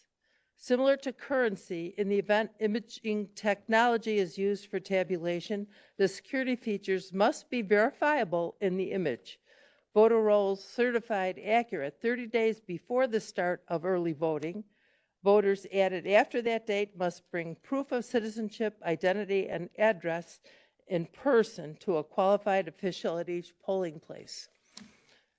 Systems, machines, security measures, procedures, infrastructure, policy, and conduct are required to be compliant with the laws regarding certification, testing, operational validity, and operational implementation. Any breach will require an adequately strong audit to verify measured outcomes were within 10% of the margin of victory at a 95% probability. A scientifically randomized audit of real ballots must be performed and meaningfully witnessed, providing the error rate is smaller than 10% of the margin of victory. Otherwise, a fully witnessed hand recount must be performed. All parties with more than 10% of the vote shall have full and effective observation rights. Election operations and systems must maintain provable end-to-end chain of custody from voter to vote to final canvass, including auditability and witness transfer with paper records. Adjudication must be signed off by party witnesses and candidate witnesses with full and effective observation rights. Candidates must be allowed access to ballots, images, and cast vote records. Candidates may agree to use party witnesses solely at their discretion. End-to-end audits must be allowed by qualified, insured, and bonded security, forensic, or financial auditor. These shall not be personnel from within the election system. Reconciliation will include the vote count, ballots, adjudication, cast vote records, ballot count, voter count, custody transfer, and all other paper and electronic systems, including system logs if applicable. The aggrieved party must be allowed to select their own auditor. If the total of all unique variances above is more than 10% of the margin of victory, a new election must be held in the state for those candidates affected, unless it can be provably corrected by a manual hand recount with full reviews of records. Waiver of requirements is not allowed. Only the end-to-end system compliance can guarantee the intent of the people is accurately recorded. Just obey the law. This concludes the reading of our resolution. Thank you.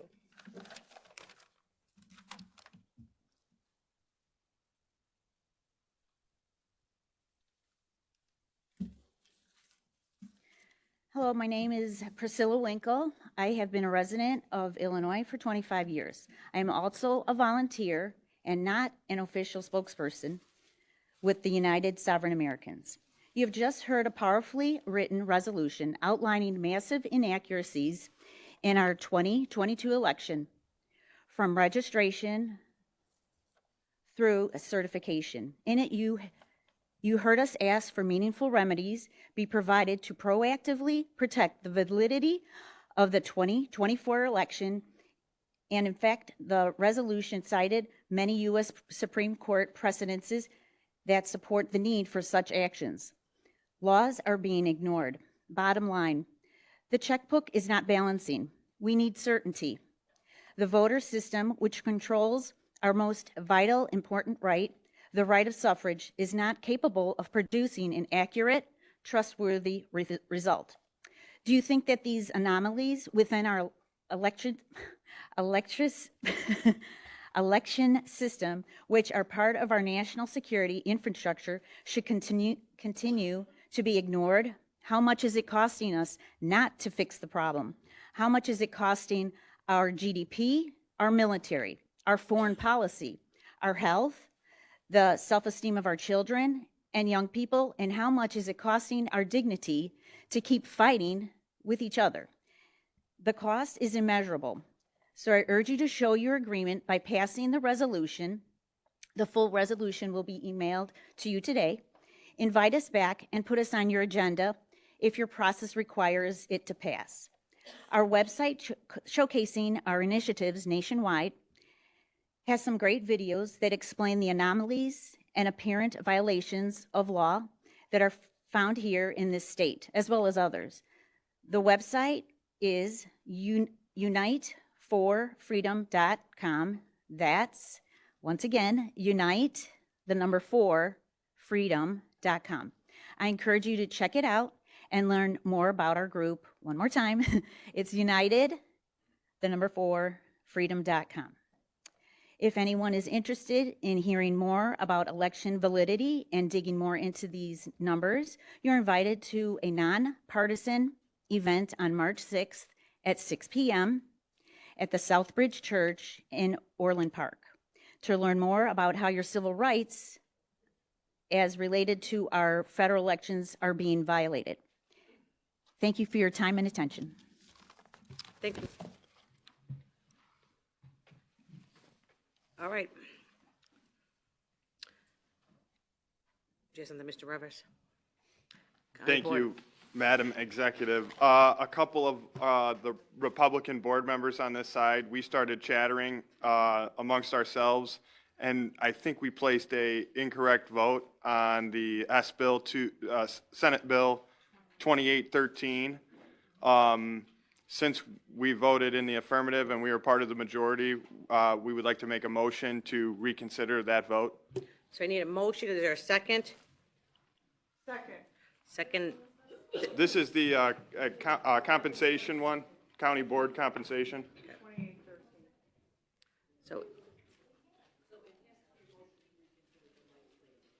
the whole legislative, okay. Did you hear that, Mark? So motion to reconsider.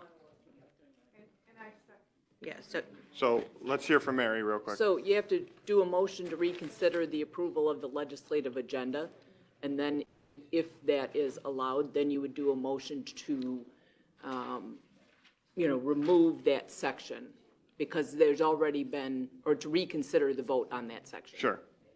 I mean, that's the only change. I know a couple of us, Make just the in our motion. conversations, wanted to make it. motion, Mark. You gotta make the motion first. but you Oh, just gave it. motion to reconsider the entire legislative agenda. Okay, motion by Revis, seconded by Berkowitz. Now you can speak, Mr. Revis. Hold on, he's gonna speak. Now we're in discussion. Yeah, so we just, again, we want to change, a couple of us voted to include the Senate Bill 2813 as an item that we support to our legislative agenda. There was some chattering going on when we were talking about it the first time. We got kind of confused. We placed a yes vote. This is all we want to change from this, Okay. a couple of us here. Okay, so right now, you can go back and explain which one you want to do. But so right now, we're just voting to, First, you have to vote to reconsider. we're voting to If they allow the reconsider, so reconsider, he's- then you can. So we would reconsider that agenda, the full agenda, and once we get to that point, we would make a motion to remove this. so we're now, right now, voting to reconsider the Thank you. agenda, the legislative agenda. Is there anyone else who would like to speak on this, on the whole thing? Okay, yeah. So we've got that. County Board Member Butler?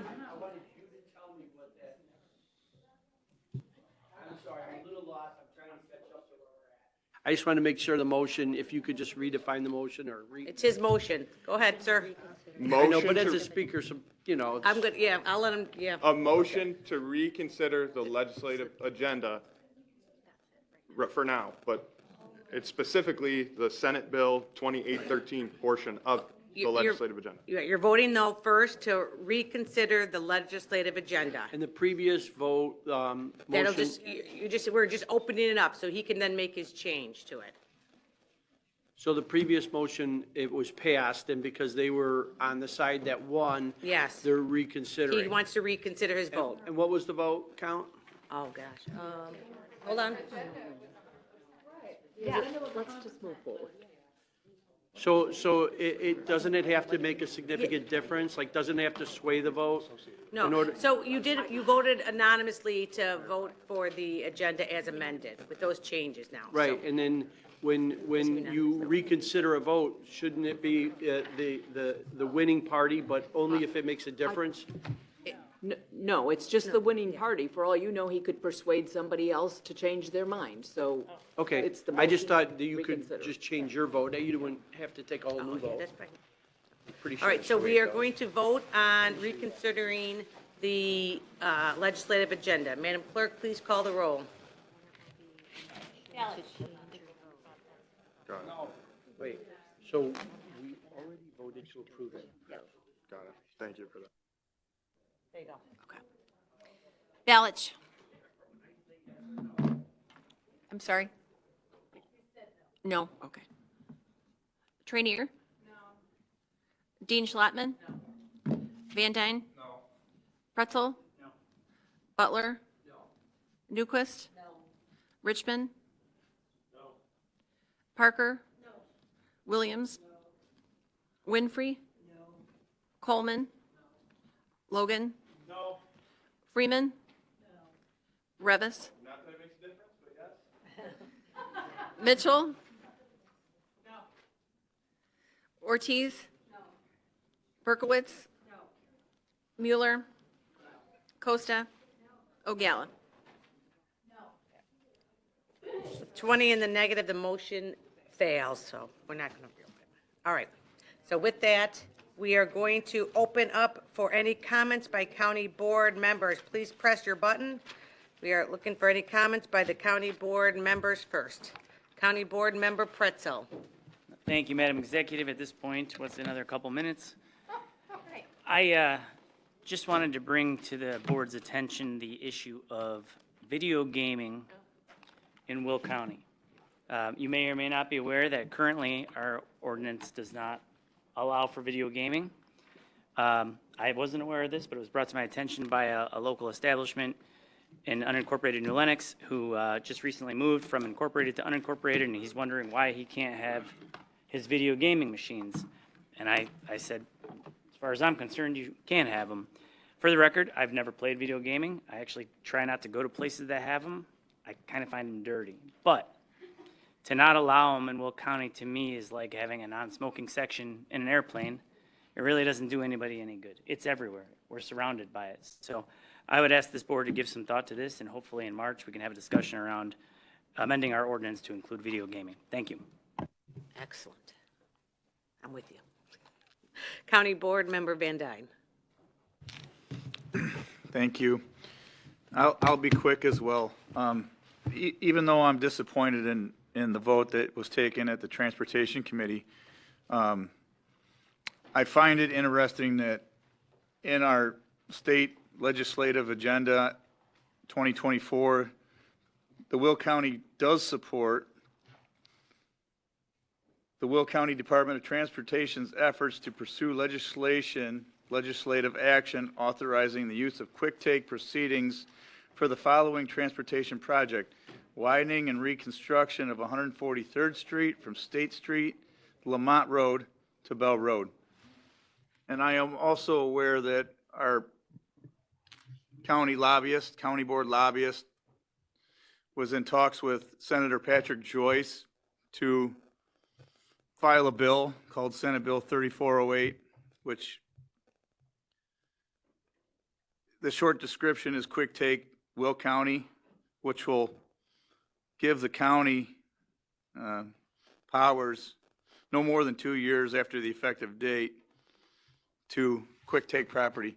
So, which is essentially stealing 116 parcels of property that we voted against earlier this morning. So just wanted to point that out. Thank you.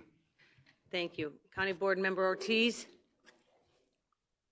Yes, I will try to be as quick as possible. I know we've been here for a very long time. I just wanted to talk about my experience at NACO this past week. It was very exciting. I'm so happy that I was able to go. I got to learn a lot, and by a lot, I mean, seriously, I learned a lot. There were so many steering committees there on the first day. Just to read off a few of them, there is an agriculture and rural affairs committee, there is a health policy steering committee, a public lands policy steering committee, human services, finance, transportation, telecommunications, environment, energy, land use, justice and public safety policy steering committees. There is a lot. So anything that you guys care about, I encourage you guys to go on the NACO website, see if there's a committee that you are interested in and join it. It is very low commitment, but you are able to learn a lot through NACO. It is basically a committee where you get with other people and you're able to make resolutions and lobby your Congress people on different policies that will be useful for the community. So please, if you have the chance, go and check them out. I'm looking forward to joining committee myself. Yeah, there's different ways that you can work with committee members to pass resolutions like Dan Butler did. Really proud of him for going there and passing some resolutions down there for grant funding. So that was pretty cool. What else? We got to do a lot out there. We were out there for about 5 days. I got to meet with people from ISACO, figure out what they were doing there, again, learning about their committees. Again, everyone's encouraged to check out ISACO, see if there's committees that might interest you on there. But I also got to visit the National Association of County Officials, which was awesome because when I come here, guys, I'm the only Hispanic person in the room.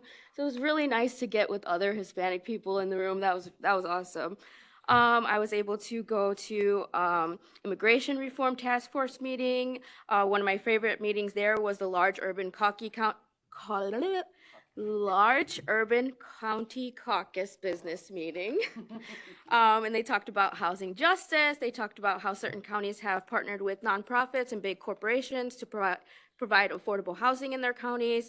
There were different types of meetings there, like the National Association of LGBTQ Leaders, which was really cool. The president even spoke at one of the events, which I didn't make it to, but that was awesome. The line was just ridiculous. I was hungry. So, but there was a lot of stuff to do. There was a Capitol Day of Action. I had planned a meeting with my not my representative, but right next door to me, Representative Lauren Underwood, which I was joined by board member Sherry Williams and board member Julie Berkowitz, and we talked about. Well, she was telling us about CMAP and how she said that we are leaving county dollars on the table. She's looking for local agents that would be interested to work with her, school districts, townships, etc. So if you know anybody that is looking, please let's talk. We'd get in contact with her and make sure that we're not leaving any dollars on the table. But there was a Capitol Hill briefing about leadership and mental health, overcoming barriers for equitable access. I mean, there was just so many things to do and learn while we were up there. Again, more grant dollars, more way that we can make sure that we're not leaving anything on the table.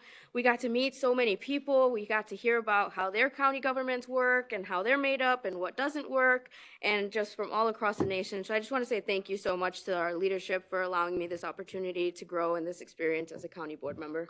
Thank you. County Board Member Williams. Thank you. Also be brief. I also was at the NACO conference and I enjoyed it immensely. A couple things that I brought back with me in addition to many, many others, but I'll share.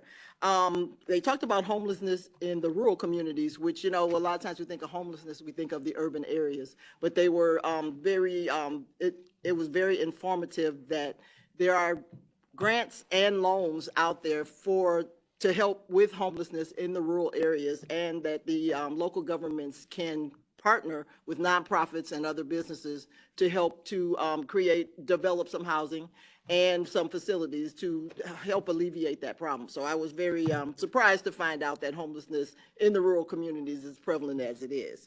Also, they're supporting a resolution that would expedite work authorization processes for asylum seekers, which we know we have had some serious issues with that in our area here. So they said that asylum seekers must apply for employment authorization documents, EADs, in order to work. It takes 180 days after submitting asylum claims to apply for an EAD. The system is backlogged, and so this process takes up to a year before they can even get to the point where they can get the work permit in order to work and be here. They cannot be deported for the time that they're here, so if they can't get to work for that length of time, then this creates even more of a problem. So this is an issue that is a very serious issue for us, and I think that I am totally in support of the resolution that they are, but we do need to learn a little bit more about the situation so that we may not be so, I'll just say, unwelcoming to people that came here because they are escaping persecution in their country. So that was one of the things that I brought back with me. Also, I learned that our past president of NACO still is very busy, even though she is the past president. So I was kind of disappointed that we didn't get to spend more time with her. But I'm happy to see that she is still so active in the organization, and we still have that voice. And I do encourage people, as Destiny said, to get on some of these committees. I plan to myself, and hopefully we'll continue that voice. And lastly, it was interesting to me that President Joe Biden started his political career as the Newcastle County Council member. That is how he started his career in county government. So I just thought that was interesting. So everybody have a nice day. County Board Member Mitchell. Okay, so I was inspired by Frankie Pretzel. So one of the things that I've been kind of talking about over the time of my being involved on the Land Use Committee was we need to devise a better way of communicating with the people who live near whatever is going to be changed. So if you have a road going in, if you have a new development being built, rather than reaching out to in some cases, that development or the attorneys for that development will reach out to the HOAs, or they'll reach out to the owner of the mobile home park. I think that is so unfair. I think that you should reach out. Those folks should reach out to the people who live at that address. So whatever address you live at is where the notice should go, and not to an HOA.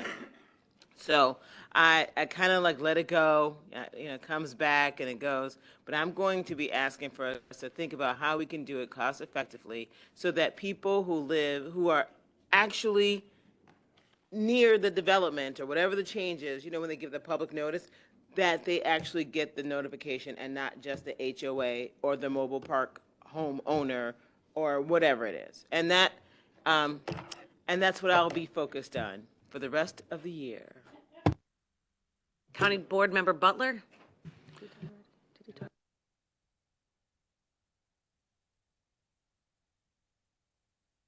I'm present. Okay. So I just wanted to say about NACO, if anybody has not been there yet, they should definitely go. I like how excited Destiny was with all the stuff that she learned. And I can tell you after my second time going, I had a little bit more time to kind of take a lay of the land there. And there's a lot of important people there. And NACO is a super powerful lobbyist group. I don't know if everybody really realizes what they do. They call the president, they ask him to speak, and he comes and speaks. So, I mean, this is a huge tool for us. I know with Denise being, a past president, you get to hover around her and all these other people you get to look at, and you're like, the who's who of Chicago and all over the country.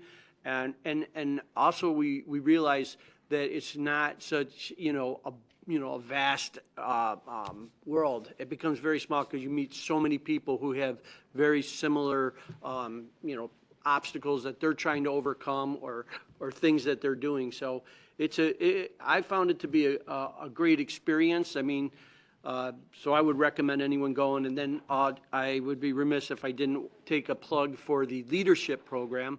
The leadership program I took and some others have taken, and they can attest to it. It is a great program. In fact, as I was sitting at the table, I finally was staring at this guy for 20 minutes, and I walked up to him like, I know you. And he has the CEO of the leadership program. That I was watching the videos when so I would just suggest everybody take advantage of that. Thank you. Thank you. Okay, we'll move on to leadership. Mr. I Balich? just want to tell everybody, I'm exhausted, and I would bet everybody else in the room is pretty darn close to it. But anyway, I can keep it real short because I just have one thing to say. God bless all of us in this room. You know, and we can argue and everything else, and you go on, and life goes on, and then the next time we meet, we'll have a whole different issue that we can argue about. But the main thing is that we all try to do a good job. And I thank God for that, and I thank everybody in the room. Thank you. Leader Trenier? Thank you, Madam Executive.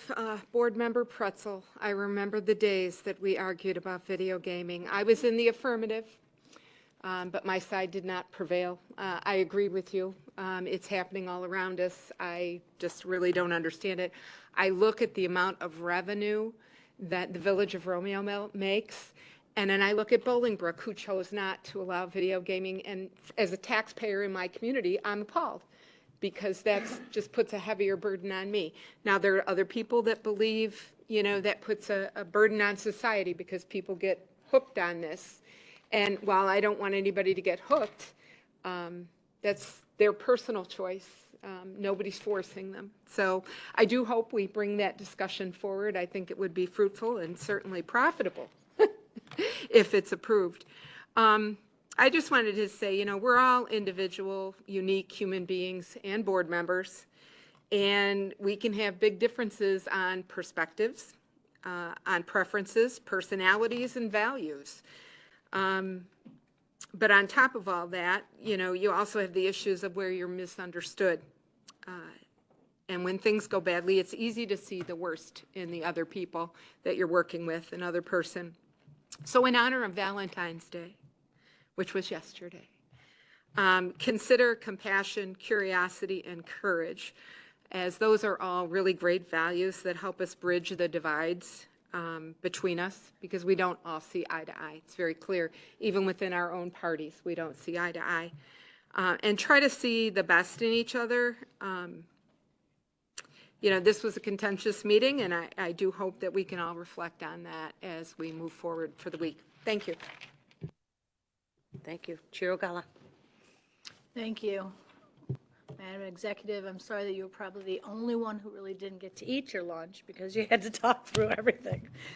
I just wanted to say I hope everyone had a great Valentine's Day, and I hope you enjoyed your Valentine cookie this morning. A friend of mine is getting into baking, and so I thought, why not? And so yeah, do a little white and pink cookies this morning. What's that? What's that? I did not. I did not. I did put them in the bag, though, and carry them here. That's okay. The county board members, I just really want to thank you for all the work that you do and the patience this morning, hearing the people from Homer Glen and Homer Township. I know that they appreciate it. I know it was a lot of time. We've been reading emails for a very long time, and this was very important to them. So I'm thankful that you guys stayed and heard what they had to say. I know we had a difficult decision with 143rd Street, but we do have that vote behind us. And I'm mostly happy that we did get a legislative agenda passed because, as you know, Tuesday, February 27th at 8:30 in the morning, we have our breakfast with the board. You could please reach out to your representative and remind them that they can come, sit down, have a chat. You know, last year we did this, and it was nice, just even for county board members, especially since so many were new, to be able to sit down in a comfortable setting and chat and have a cup of coffee or tea and just talk, not necessarily about any issues or anything like that. And one thing that's new that's coming forward is, you know, a lot of times you go out in the community and people say, well, what does a county board member do? They really don't know. So looking at making a change to that. So we will be having what I'm calling a spotlight of the month of a county board member.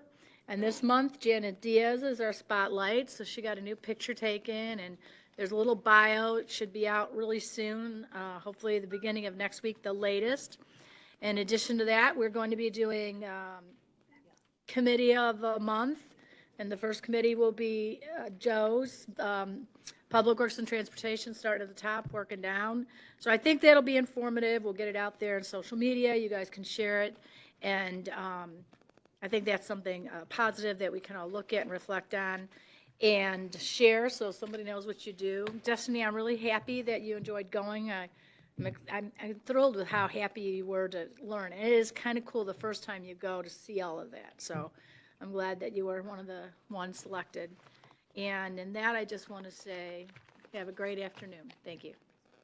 All right. Thank you very much. We don't have a need for executive session. Excellent. So I need a motion to recess till Thursday, March 21st.